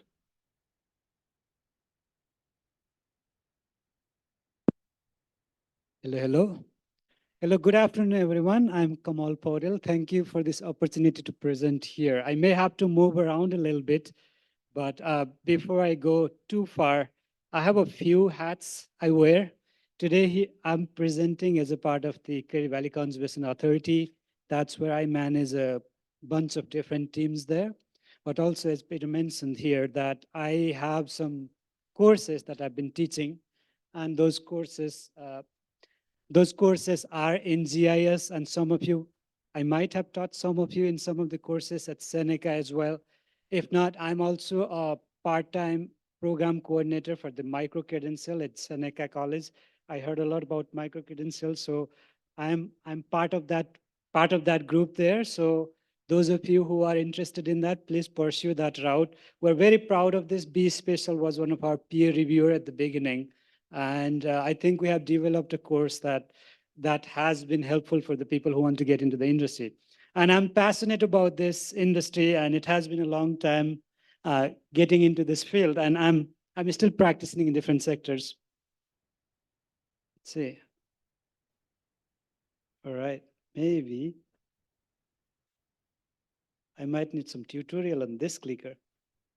There you go. All right, so I'll start off with the background from Great Valley Conservation and how I started this journey. Just to recap here, in the bio you saw that I teach at the colleges and university. I started teaching part-time with U of T around 2014-15, and I've been doing it part-time. My full-time engagement is with the Great Valley Conservation Authority. That's where I practice GIS. So today's focus is going to be CVC. We call it Great Valley Conservation Authority, but the acronym we use for the organization is CVC. We don't have A out of authority in our acronym. I might be using that a lot today.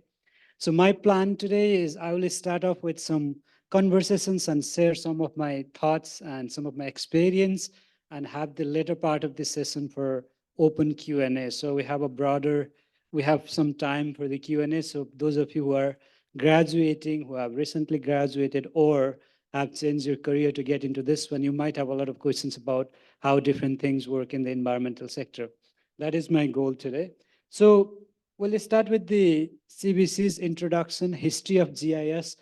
I'm not going to give you that old documentary style history where it's so boring that we started doing it. I'll try to be very brief on that part.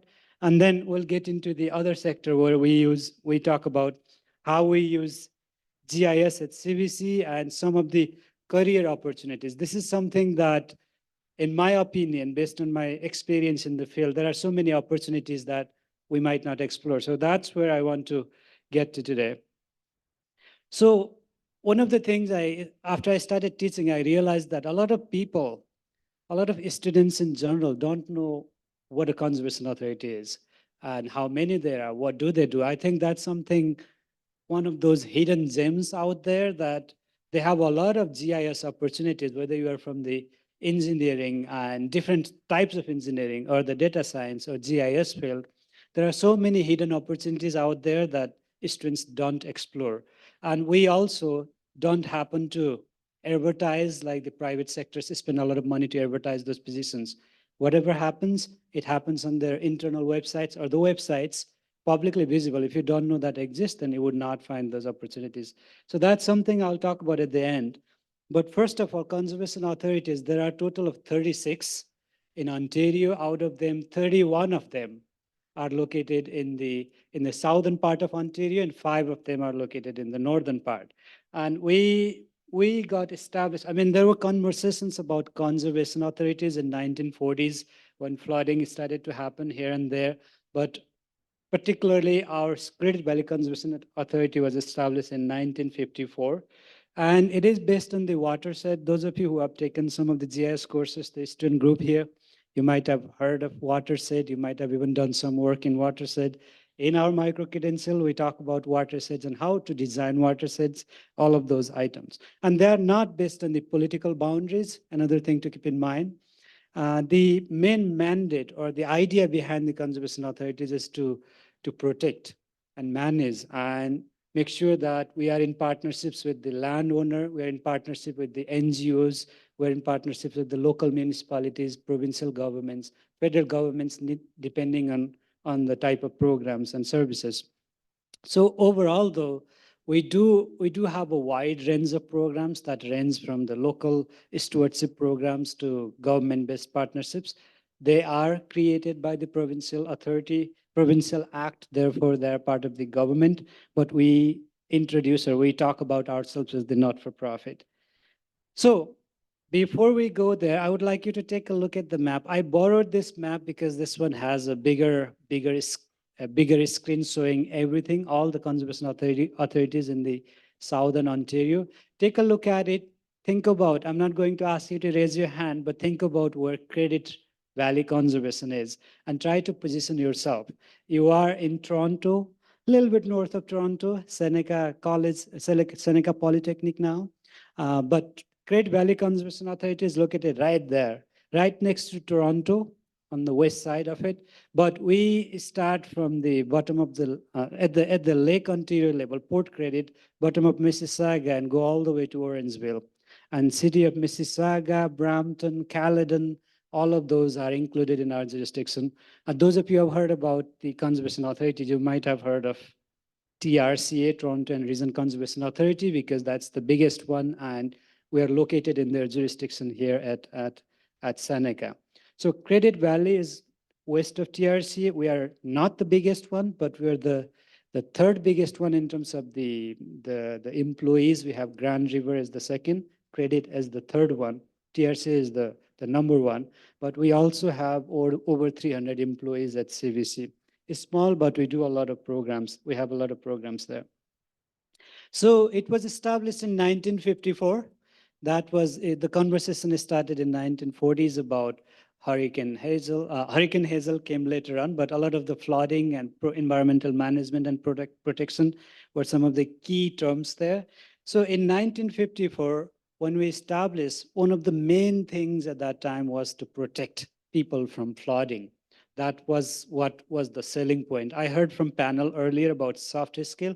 Talking about soft skill, it was not easy for those board of directors or the early establishers to set up these conservation authorities because people would not listen to them. So what did they do, and what did they end up doing at the end?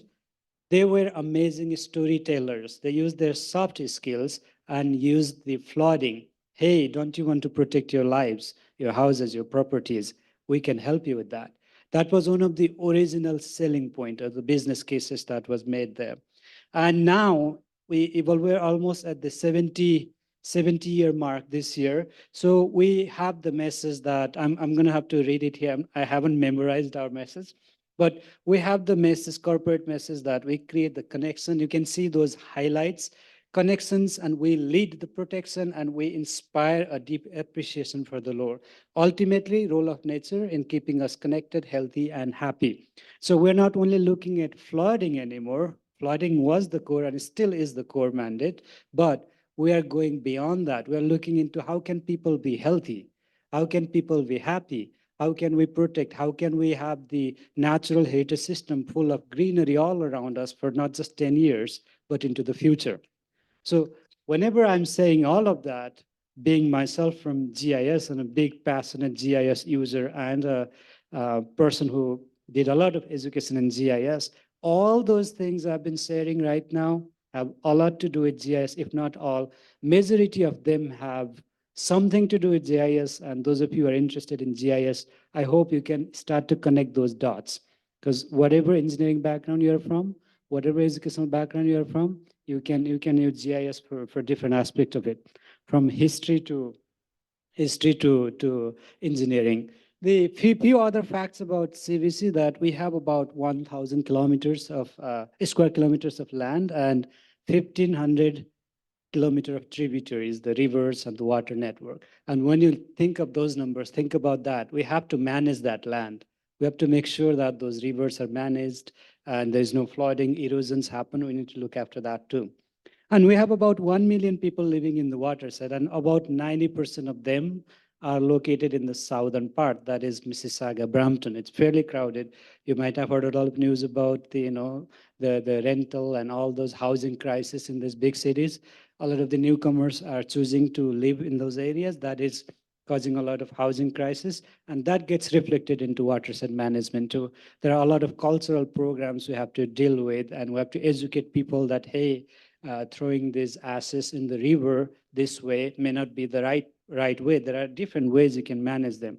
These are cultural things that we have to deal with too as a part of the watershed protection. So in terms of the CVC's role, we have different departments. I know I'm going through the background. I'll get back to GIS very soon. I'm trying to give you some of the background so you're familiar with that before we talk about GIS. So we have different departments, different groups. And out of those different groups, the number one group I listed there is my group, corporate data. And that's not necessarily in that priority order, but we are the people who enable other programs to run at CVC. So we have data holding, we have technology management, We also pay salary, the corporate group, and then there is the HR education outreach component. And if you are thinking about GIS careers, there is one of the core career path is in this program, although all other different programs also have GIS opportunities as well. And we do monitoring, inventorying, and habitat assessments, meaning that GIS is being used from data collection. You heard a lot about Survey 123. That's one of the core tools we use. We use field map for ArcGIS if you have used it. We use dashboards, and we do a lot of the GIS data collection analysis, the regular thing. And the other one is flood mapping. That's a big one.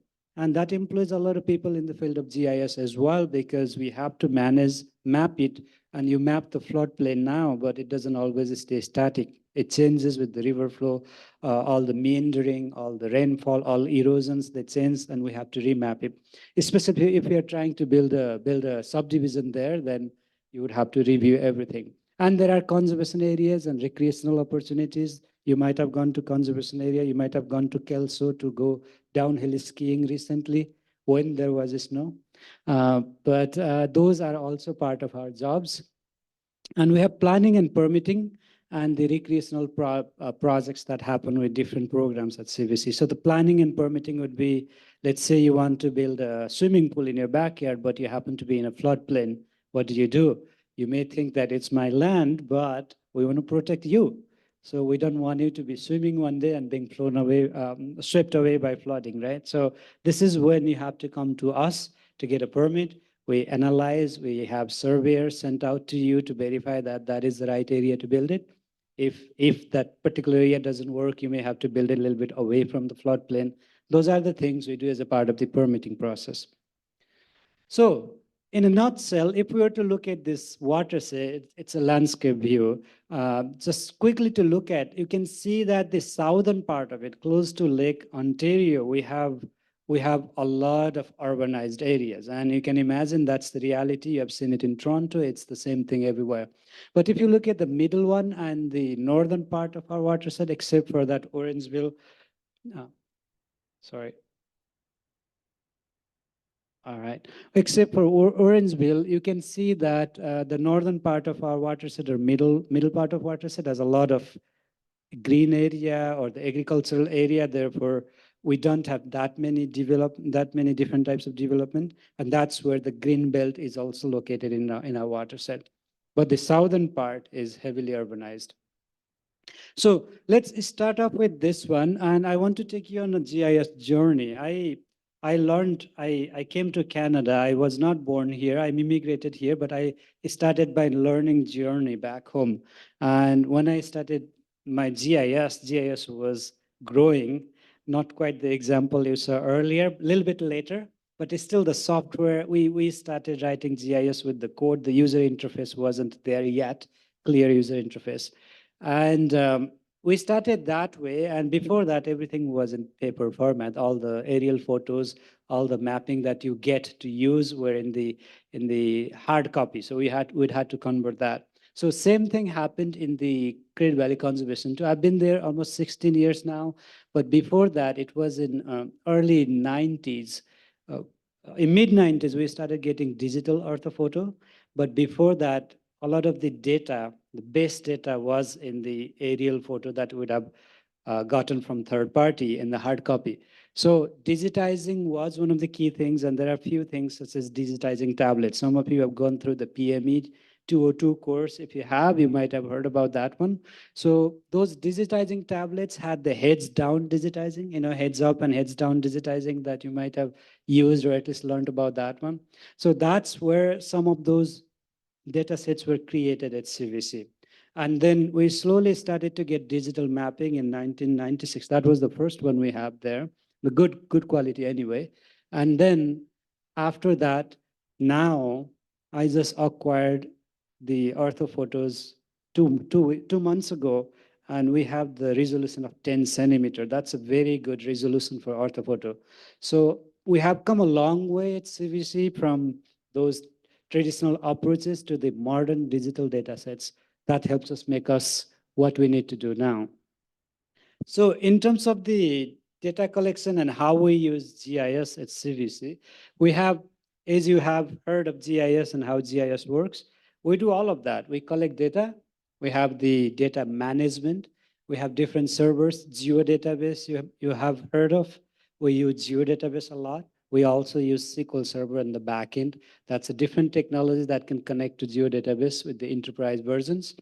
And we do a lot of analysis. That is part of our role at CVC, using collecting data from different sources and then analyzing it and coming up with the solution and acting on it, not just ending there, but we also come up with the products and then we tell municipalities, hey, this is where the houses should not be built. This is a flood prone area. This is the area that needs to be protected for the 100+ years, the future generation.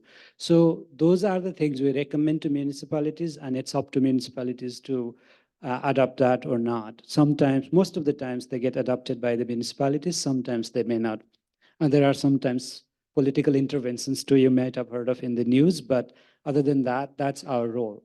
So there was an article from Go Geomatics few months ago. I think it was early or late last year. They interviewed us about how we started doing GIS at CBC and what we do now, particularly focused on the monitoring side. So that article is linked here. Probably these slides will be available to you. So you can take a look at it to understand what we did if you're interested in pursuing different aspects of your career within those different sites, from inventorying, monitoring, data analysis, visualization, different parts. The data visualization is a big one that happens with us. So there are a few of the things we do at CBC.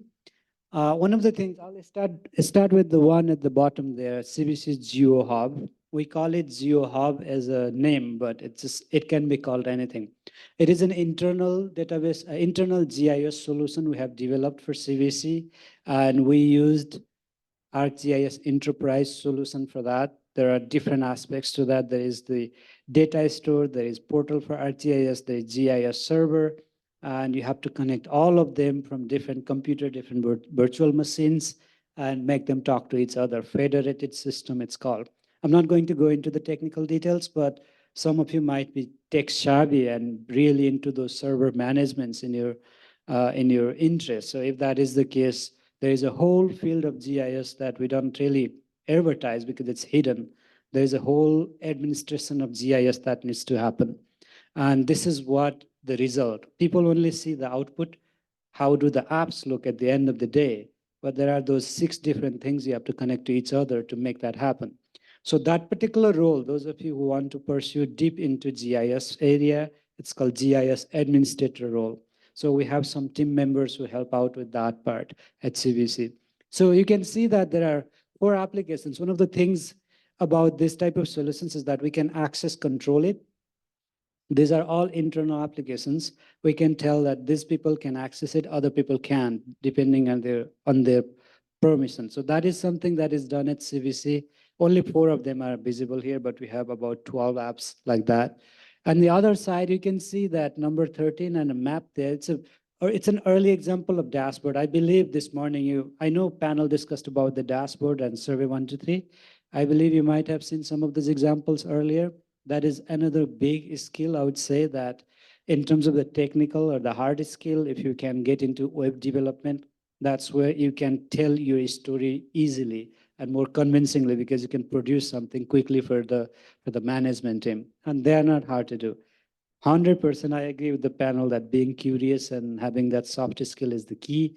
But if you were to look into some quick wins, the hard skills, those are the skills that could give you some quick win there. And there are different things we do at CBC. One of the things is the planning and permitting, and that is one of the biggest things we do there. The image on the right side, your right, my left, is the one aerial orthophoto from historical time. The reason I put it there is that that's how some of the data was and still is. We're trying to decode that now in this new journey. And we just completed digitizing all the hard copies since 1954. I completed that project with my team last year. So everything is digital now. There's no paper there. We just converted them to digital. Now we're in the process of converting all the aerial images to digital version now. I know one of the panel members mentioned that one of their early jobs was to convert that hard copy into digital map. So even this age, we have some valuable data. We still have to do that.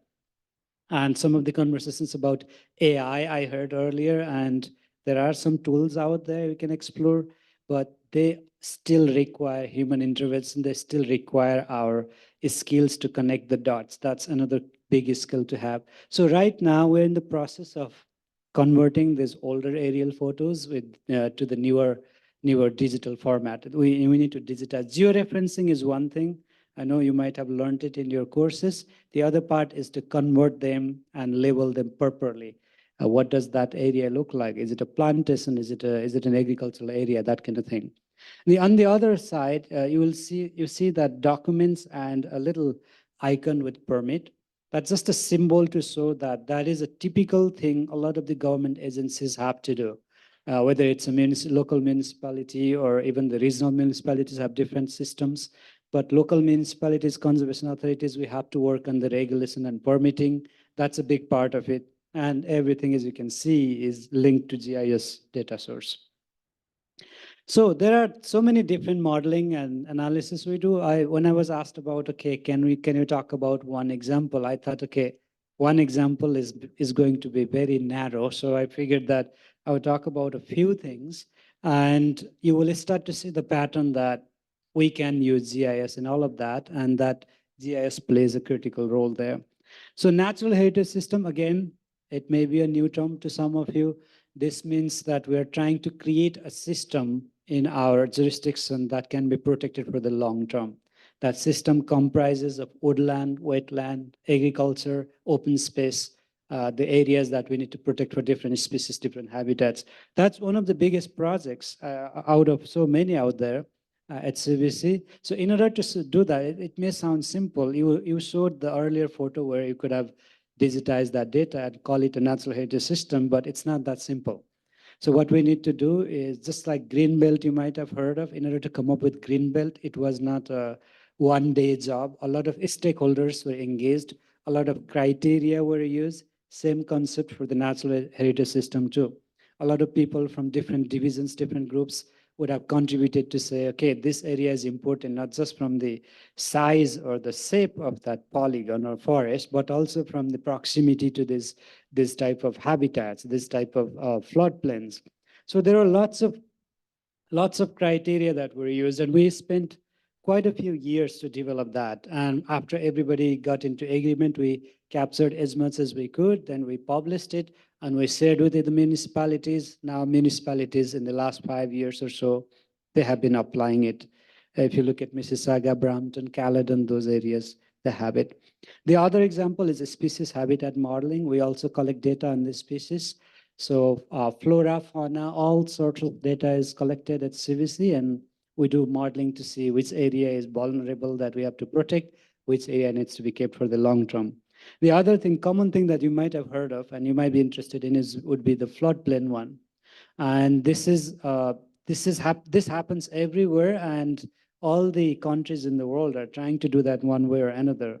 So this floodplain mapping is one of the bigger projects we have. We update the floodplains. We let our municipalities know that these are the changes that happened, and they act on it accordingly. And sometimes insurance companies are interested in floodplains because they want to know who is living in the floodplain so that they can increase the prices for those people.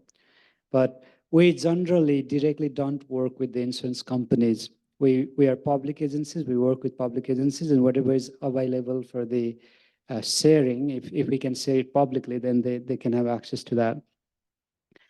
Some other things that we use the GIS for would be real-time stream flow monitoring and analyzing. So that's also another thing you may not have known, being in the field fairly new, some of you, that when you might have heard of CP24 giving you the news feedback saying there's a likelihood of the culverts and bridges around you being flooded tomorrow at this time, or tonight at this 10 p.m. or 9 p.m., that kind of news. So that news comes primarily from a lot of us, conservation authorities, TRCA, CBC, all those different conservation authorities. What we do is we have those monitoring gauges on the rivers, different places. So based on those gauges, it will tell us that, okay, the water level is this right now. And we have that real-time information coming to our dashboard using GIS and modem and cellular network or whatnot. So we have that always available. So that's static. But as soon as we see that radar that's coming from Buffalo's source or some other areas heading towards Toronto, Mississauga, we can now, using the technology, the tools, we have some of the internal, external tools, we use that to model that in real time to see what's the likelihood of that rainfall to occur in this area at that time, today, tomorrow. So when we know that, we use that information and we predict that this area, let's say Mississauga in our case, Mississauga is likely to get flooding around 6 p.m. today. It may be up to the 10 millimeter of rain or 12 or that kind of thing. So that is all done, and GIS plays a very important role. So what we also do, I think there is a slide on that one. So when the flood happens, after the flood happens or during the flood time, sometimes we have to go and monitor that manually with our own eyes to see how it is impacting the communities. So that's also when we use GIS. So what we do is at CBC, we developed an app that we call it Flood Patrol app, mobile app using field maps right now, ArcGIS field map. And that mobile app tells you the location of where to go and check out and what is the historical data. It's an internal app, only the staff have access to it. So the staff would go there and they would take a photo and they would monitor and have the comment feedback. And on the other hand, in the office, whether it's weekend or evening, we have our managers during the floods. Flood duty officers or managers are on a standby. They would just monitor that. They have a dashboard. They see the real-time update of what's happening in the ground with the photos. Based on that one, they can make a decision, hey, fire service, hey, police service, these are the areas that we may want you to pay attention to, that kind of thing. We have that communication. Generally, fire services, the police services are fully aware as soon as we let them know that flooding is likely to happen tonight, tomorrow. But if something unusual happens from our monitoring team, we also share that information with the police and fire departments so that they can act on it to protect people's lives. So it's a pretty involved process, and one of the empowering tool or the platform is GIS, but it's the invisible tool that always is there. The quick one about the natural heritage system too, there again, you can see that on the map there. I didn't really spend time on that one. You can see that there is a pattern going on in the center of the map. It goes all the way to the top and goes to the bottom. So that's where the main river, Credit River, is located. So we're trying to create a system so that we can protect the core backbone of our system. So that Credit River is where the deer run, where different species move. There are the flooding components, all of those are combined into that. The other thing you heard a lot about today are those Survey 123 field maps and the dashboards. So you probably are familiar with that. If you're not, that's something I strongly encourage that you Google it tonight. These are some of the quick wins for all of you in the GIS field. It's easy to learn. And if you're interested in the Seneca's micro-credential program, those programs teach you how to do that as well. So that's another thing to look at it. At CBC, we use all of them. We use Survey 123, we use field maps, we use dashboards. The way we use them are different depending on the programs. For example, there is a tree hazard program right now that uses the field map, and we're probably going to combine it with the field map and Survey 123. So what that basically does is, depending on the potential of tree to fall on a trail, we mark that and then we take action based on that. So that would be if we think that this tree got infected by certain invasive species, or if this tree is dying for other reasons, or if the tree is growing out of normal that it's affecting the trail, we'll have to mark it so that we can take action. The notification would go to another team for the maintenance. The maintenance team would use that information and take action accordingly. That's one of the examples. The survey 123, we have lots of applications. We have tree planting, for example. When people want to plant trees in their backyard, they can get a subsidy, sometimes a free tree or a subsidy from us if they're interested in planting trees, depending on the program. So we want to track that. We want to see what's happening with those trees, or who takes trees, which area is becoming green in the city. So in order to do that, we use survey 123 to track those tree distribution, who is taking it, who is working on those different backyard programs. And there are also some of the big corporations that use trees in their business park. You might have heard that being in nature, even for 10 minutes, improves your mood. And there are so many health benefits to that. A lot of corporations are starting to pick up on that literature now, and they're starting to use these tree planting programs for that purpose. And few other examples are around the dashboard. So we have a lot of dashboards that Flood Patrol dashboard is probably the one that's relevant to all aspects of the student groups here, that once people submit something in the field, it pushes the information to the dashboard, and then we use that as an outcome.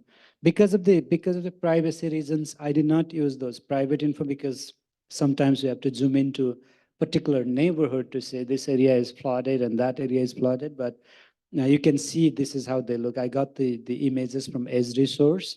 This is how these applications are structured. So there is this open data.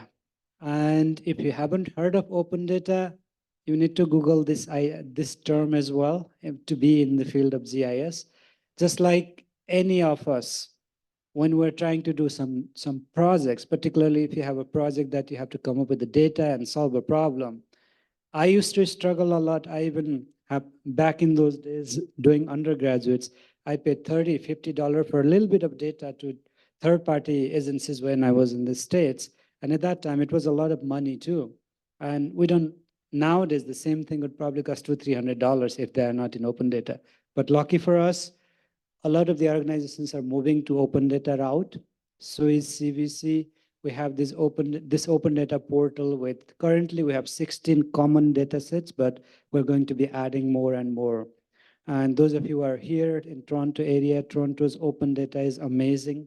The whole portal has a lot of resources. Same thing with York Region, a Newmarket, Markham. You can go to any of the municipalities, look at their open data, grab that data and start practicing GIS if you're interested in that one.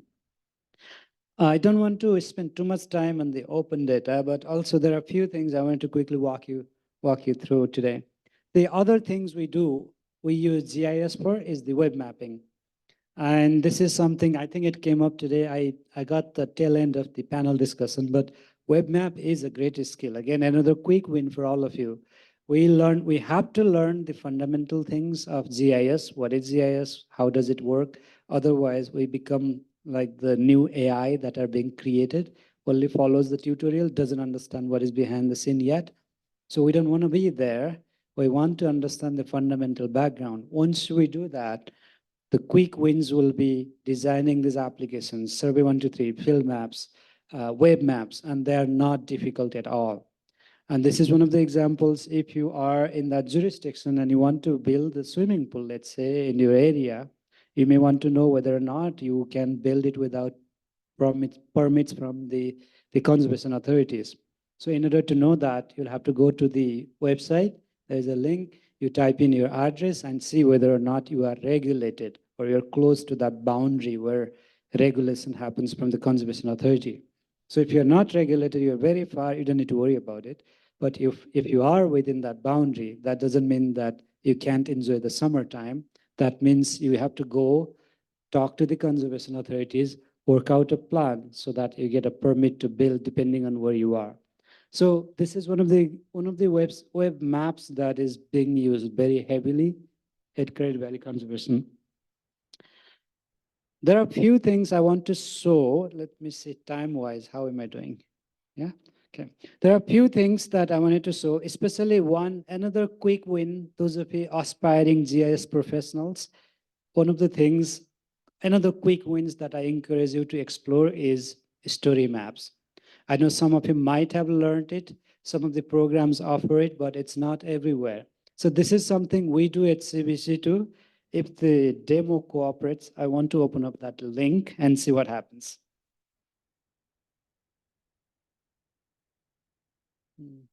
I may have to skip it.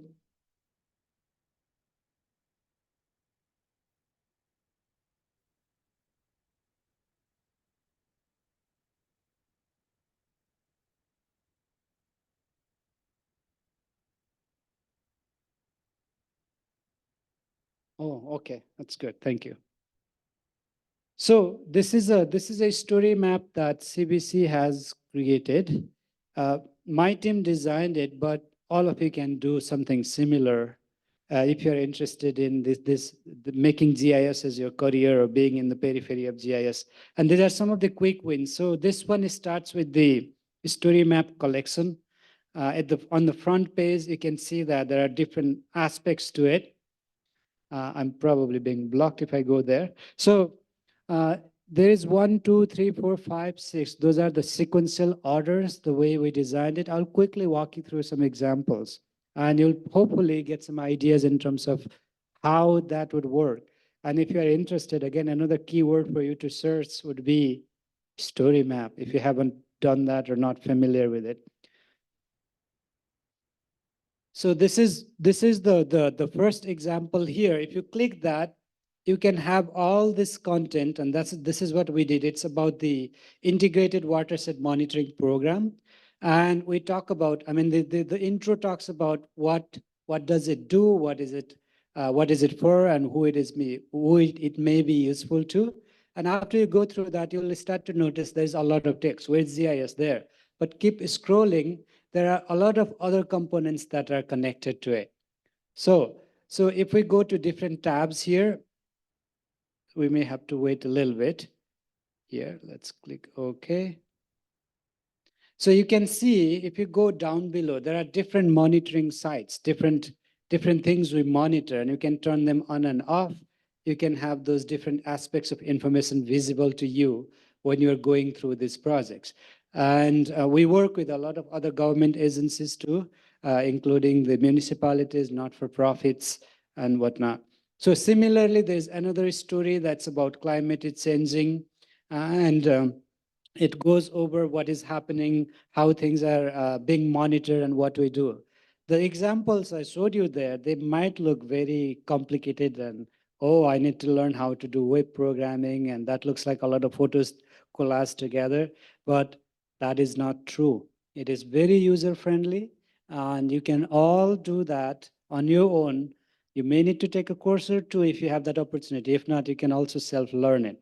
And another plug I want to throw there is BeSpatial has a lot of webinars and seminars that I've attended some of them, and some of those things are highlighted there. That's another way for you to be more familiar with the technology and how it's being used. So again, the example here is that it walks you through different aspects of it, and some of the pretty neat ideas. You can have this animation go just display what is happening over different times. And this do require a little bit of learning curve, but all of you can do that. You can create a portfolio like this if you want to explore the experience in the field. Again, there are lots of these examples. You can see another example of the similar type, how those things happen over time, the temperature and the cool versus warm and all those different aspects to it.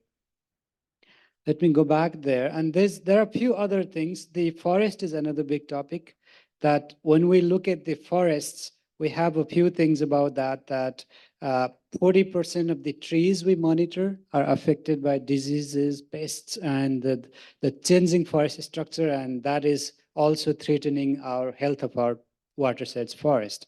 So what do we need to do? We need to manage them properly. And in order to manage them, what do we need to use, or what do we use? It's ultimately GIS platform. So these story maps are some of the examples of what we do here. A lot of graphics can be included, some soft skills. Again, being from a different background sometimes helps, because you might have some communications background, graphics background, or engineering backgrounds. They will just come together when you design a final product. So maybe one last example here, and then I'll come back to the slide. So the urban wetlands are home to wildlife. This is another story map there. Again, there are different species we monitor, and there are different applications to show what's happening in our watershed. You can see in this one, you can make it bigger or smaller. You can zoom in, make them interactive. It's not just all about doing data collection or analysis. The visualization, something like this, becomes a powerful tool for others to see and understand what you're doing. I think those are good. Let's go back to the slide. I'm almost done there, and we can open up for the Q&A. There are some other types of solutions too. I wanted to put this an example. This is an example here because this is a little bit different from the traditional GIS we're used to. This is based on Google Map. One of the things I tell my students, and I share this experience, is until Google Map started to make their maps accessible to everybody, a lot of people either didn't have interest in the mapping or GIS, or didn't know it existed, or didn't know about that mapping part too much, or didn't pay attention. Google Map, although cartographically there are some question marks in some areas, but Google Map did promote the mapping platform. And that is another thing, as a student, graduating person, you can start to leverage if you have skills on the other side. Some of you might be a coder. I saw Python is one of the main source of main platform for you to code. So if you know Python, JavaScript, things like that are something that you can create. It doesn't have to be Esri to display your data. You can display your geographic data with using other tools. And there are so many open source platforms, particularly the ones with QGIS and OpenStreetMaps. Those APIs can be used. You can use all of them. And this is an example of the real-time monitoring location we have at CVC. And you can search by the address, you can search by the monitoring type, you can search by the municipalities, and you can zoom in and see what is the water level right now and how it might change in the future if there is a real-time data pushed there. Again, I think we're almost towards the end of these slides now. So I just wanted to highlight, stress back to this fact that a lot of you are graduating soon, and you might be wondering about what is there to do in terms of the environmental field.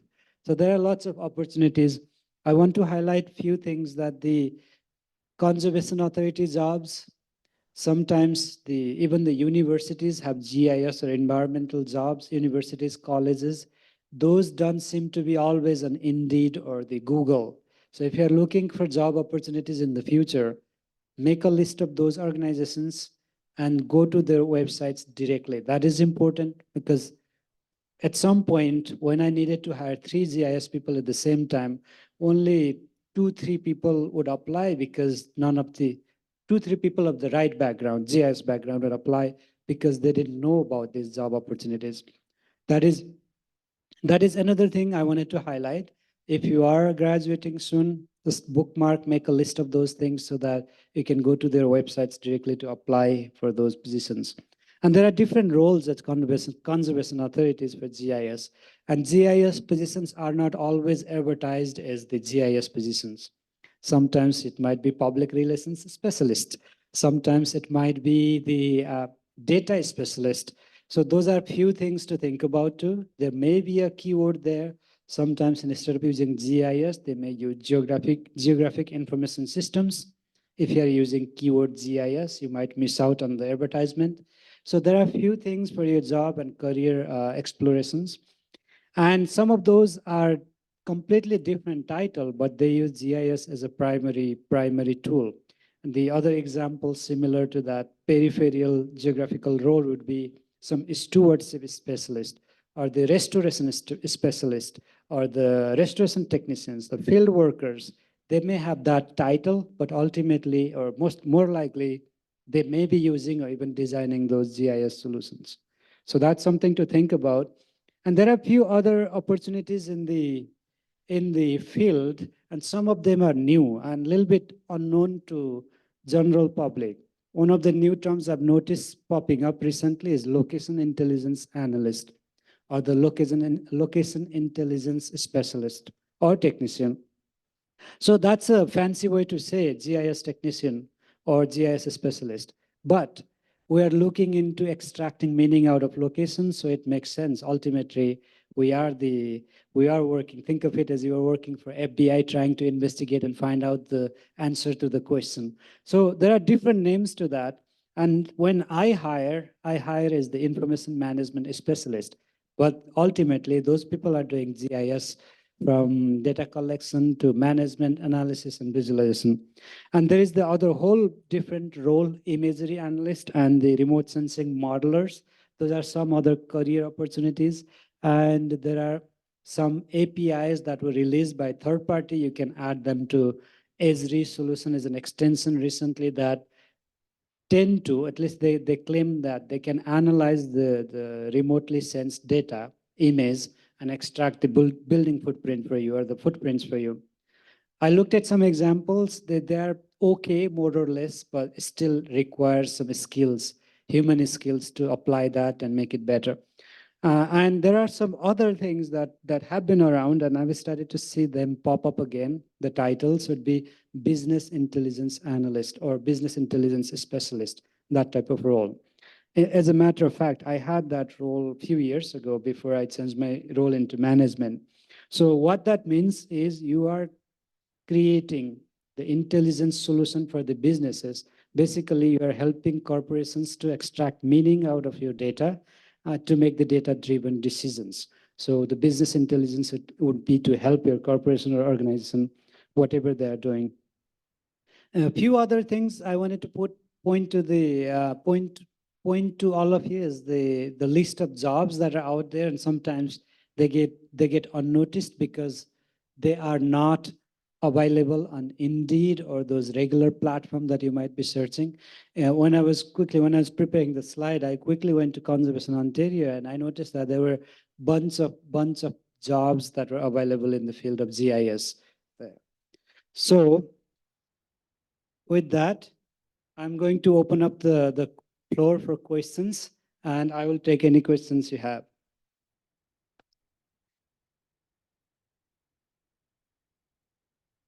Thank you all for listening. I'm opening the floor for questions now. Yeah.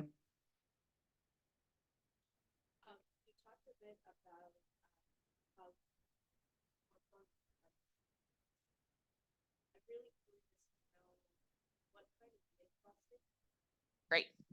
Thank you. I'm curious to know what kind of myth busting you have to do with businesses who don't know how GIS works. And also, what are some of the challenges with sharing GIS with folks who don't know how to bring in the right data inputs or to bring in all of the pieces that will actually make a usable and useful map that that they can use for their business? So, Again, amazing question. And there are a bunch of questions within one question, but I'll try to tackle them. I might not capture all of them. Please remind me. So the first thing is, how do we make people aware of this in business intelligence and making them familiar with this type of field, right? One of the challenges earlier in my career too, I noticed is that people, if they are not from GIS or they don't know about GIS, they just think GIS makes a map, that's it. You put data, it plots data for you, and then that's where it ends. And that's where the problem is, and that mindset still exists in some areas. But one of the things I've realized, and that seems to work, is ask them questions. What is the problem you're trying to solve, first of all? And listen to them, try to look for the keyword. Very recent example, we were having some issues with databases. We needed to create a solution, business solution, based on GIS and database. So many different groups, again, within the corporation, different groups had different ideas. We went to them individually, we sat down with them separately with those own groups, and we kept repeating the same questions. And the one common thing that came out of all of them were they would like to see it integrated, centralized. So those are the things that they may not know, but as they start talking about it, if they are to explain, then you can come up with the solution and you can tell them, hey, GIS can do this, this, this. But I think it's asking them the questions and trying to understand the problem first. That way you can explain GIS better. Otherwise, the definition of GIS is so broad that it's hard to tell people that GIS can do everything. That is not easy to explain. I think understanding problems, then we can tell them we can solve those problems. And being a very big geek of GIS, I think that it can solve almost all problems. Yeah, that's the same thought I have too. Yeah. Did I miss the second part of your question?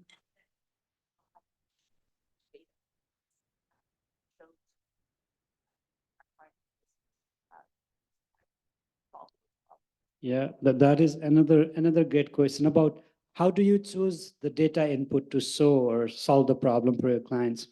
One of the things is early on, not sure if a lot of you are familiar with the Environix analytics data.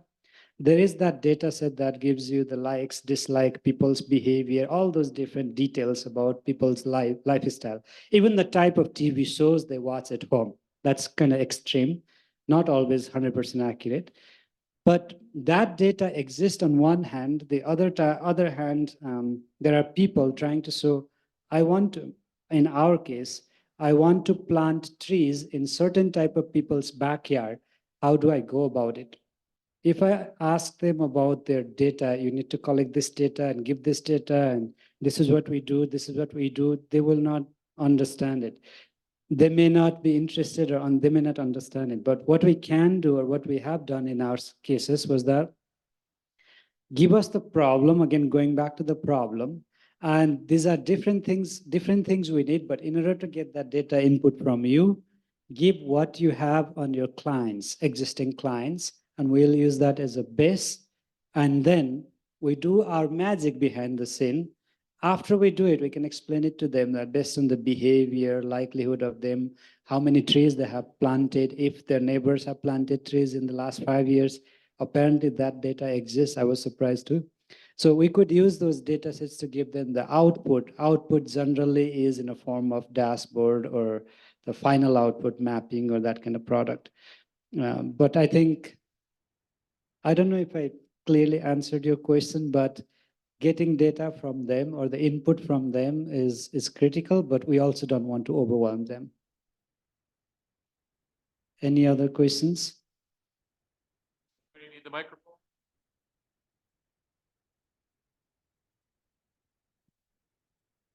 Right. Looks like that's it, Kamal. So.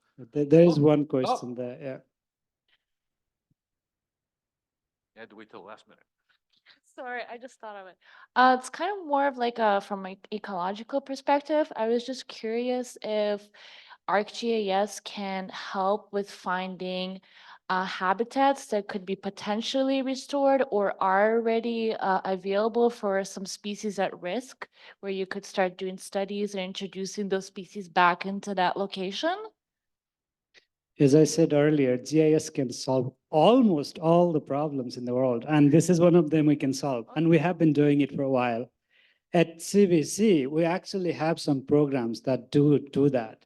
We have the species at risk program, where we collect data on the at-risk species. You don't see it because we're not allowed to share that information, because there are people with bad intentions. If they notice that there are so many risks associated with that, right? For example, one common risk is, let's say I want a 20-hectare land, big plot of land in Caledon or Mississauga. I'm a rich person. All of a sudden, people find a species at risk there. The value of my land will go away because they may not be able to sell or use that or modify the land use. There are so many risks like that. The other risk is that people could misuse that. If the species of risk is found to be important for some other purposes, they could take care of it or get rid of it.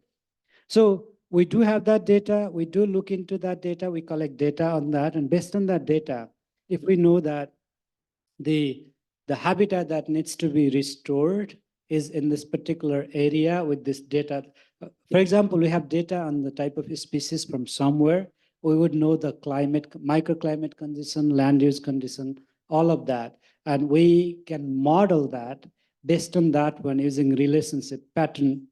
Pattern recognition is a big word, but using the same pattern we can apply in our watershed and say that these areas are important.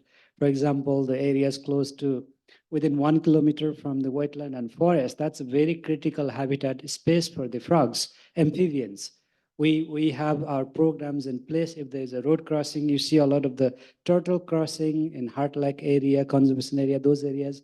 Those are not out of fluke, those are based on the modeling, those are done. So those are some of the examples. We are using a species of data, looking at the pattern and applying that pattern in the remaining jurisdiction to identify which area needs to be protected for the future, for the species. Good Okay, question. thank you. You're welcome. Great. We also have someone online, just kind of more, I guess, probably contextualizing their studies using ArcGIS Pro specifically, I guess. In terms of using that software, what is the most common use of using that software in the environmental field, probably to help with job searches? Wow, yeah, that is, again, GIS does everything, so it's hard to start with one thing. So if we were to look at the day-to-day operational thing, you know, there were some memes going on a few years ago. I used to use that as a slide in my lectures too, that what other people think you do, what you do in reality, right, on a day-to-day operation. A lot of the time, GIS people use Excel. We do use Excel. That is true. And we also use ArcGIS Pro and different software. So on a day-to-day operational level, those very basic analysis such as buffer, clipping, intersection, those are the regular things. But if you're using specifically ArcGIS Pro for the GIS and environmental field, then you would probably be creating some sort of model builder to solve a problem. And that model builder can easily be converted into a tool nowadays. In the previous versions, we had to do few steps. Now it's automatic. So you create a tool and repeat the same thing. For example, the earlier question about species. Let's say that you found the species that needs to be protected. You want to identify what kind of land use and other data is located around that species. Then you would use that type of same land use, same type of scenario, and convert that into model builder to say, okay, select this type of land use, this type of temperature, this type of proximity to river, lakes, and then run the model, and that'll give you the remaining area that are potential low-hanging fruit. So that is one of the examples. And there are a bunch of things, again, different proximity analysis is one of the biggest things. Perfect, thank you. Mm-hmm. Any other questions? Got one over here. Hi, Kamal. Thank you. That was an excellent presentation. I guess my question is more again towards the career. Like, let's say if someone who is starting his career in GIS, who is a fresh graduate, or maybe who is switching his career.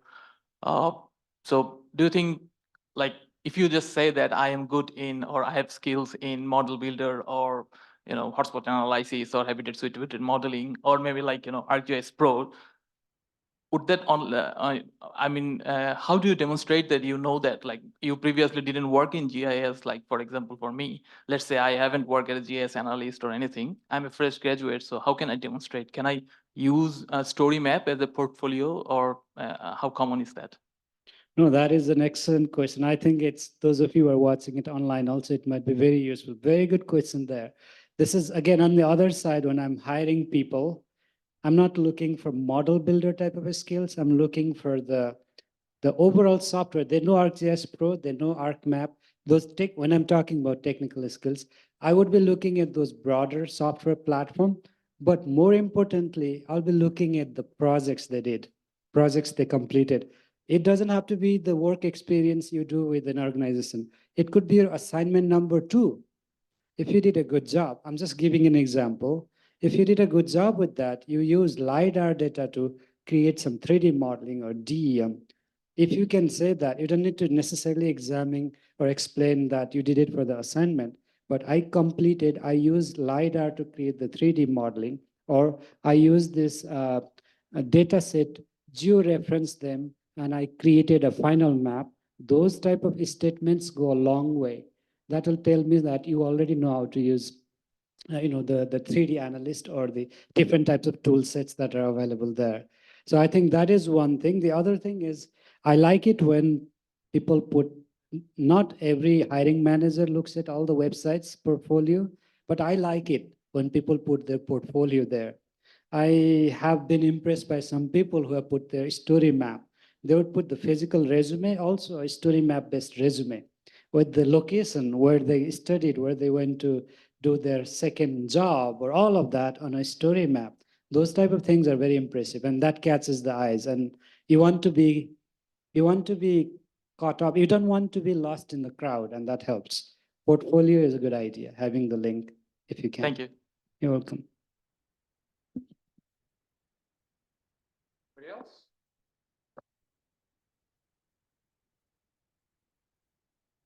Okay, up. We got another one online, it looks like.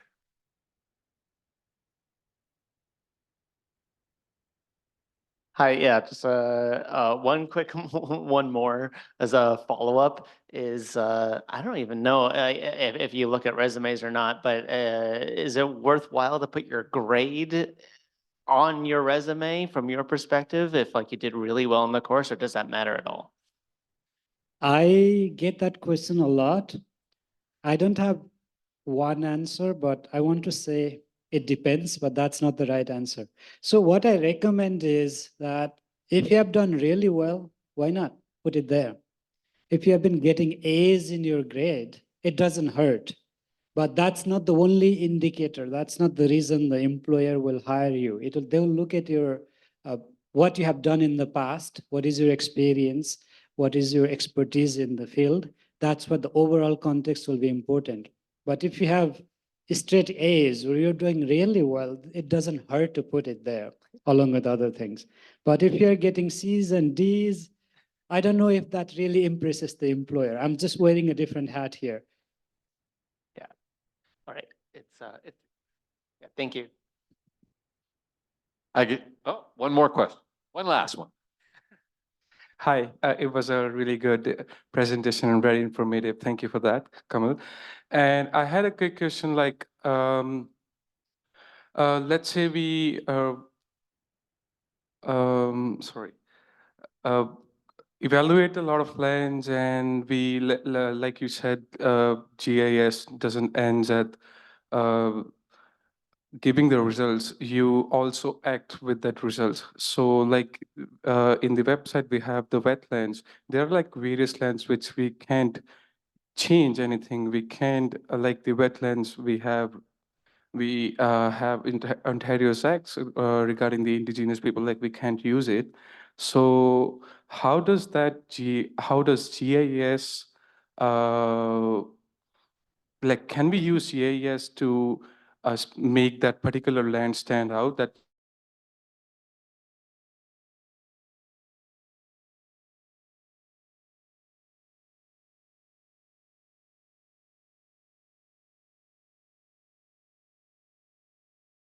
Is what, right? Is that the question? With the example of wetland? let's say if I have a project, I work on it. I work on it a lot, and in the end, we come to know that that land we can't use it at all. Okay. According to laws and all, like in the wetlands especially, it belongs to indigenous people in Ontario. So they have a law that we can't use that. Like in our course, it was, let's say we have to build a road from A to B, and there we have a wetland. Then we have to change all the route for the road. Even if we have to go through a longer route, we have to keep that area undisturbed. So like, let's say we work on that particular area, we utilize a lot of hours, but in the end, we come to know that we can't use that land. Right. So does GIS Yeah. can give that information that this cannot be used or something like that? Oh, okay. I think I might have understood it better now. Okay, so your question is, can GIS help you identify those areas of constraints? That, okay, of course, if you have the data, again, it will depend on the rules. The rule, GIS doesn't know the rule about wetland or whatnot. You need to find out the rule, what cannot be touched, what can be used, but you can apply them. For example, it could be a barrier analysis or constant analysis. Let's say you have to go make a road from here to there, but there is a wetland in the middle. if you can, you need to do some research on that, but wetland could be a barrier, then it'll give you the other route around it because you have to protect or not touch it. So that's something that's possible. Again, very technical question there. And that is possible, we can use it, but it doesn't give you that this is a barrier, that's not a barrier type of thing. You have to find that out. There are regulations you have to follow. Okay, thank you. You're welcome. All right, Kamal, thank you very much. A very informative and interesting presentation.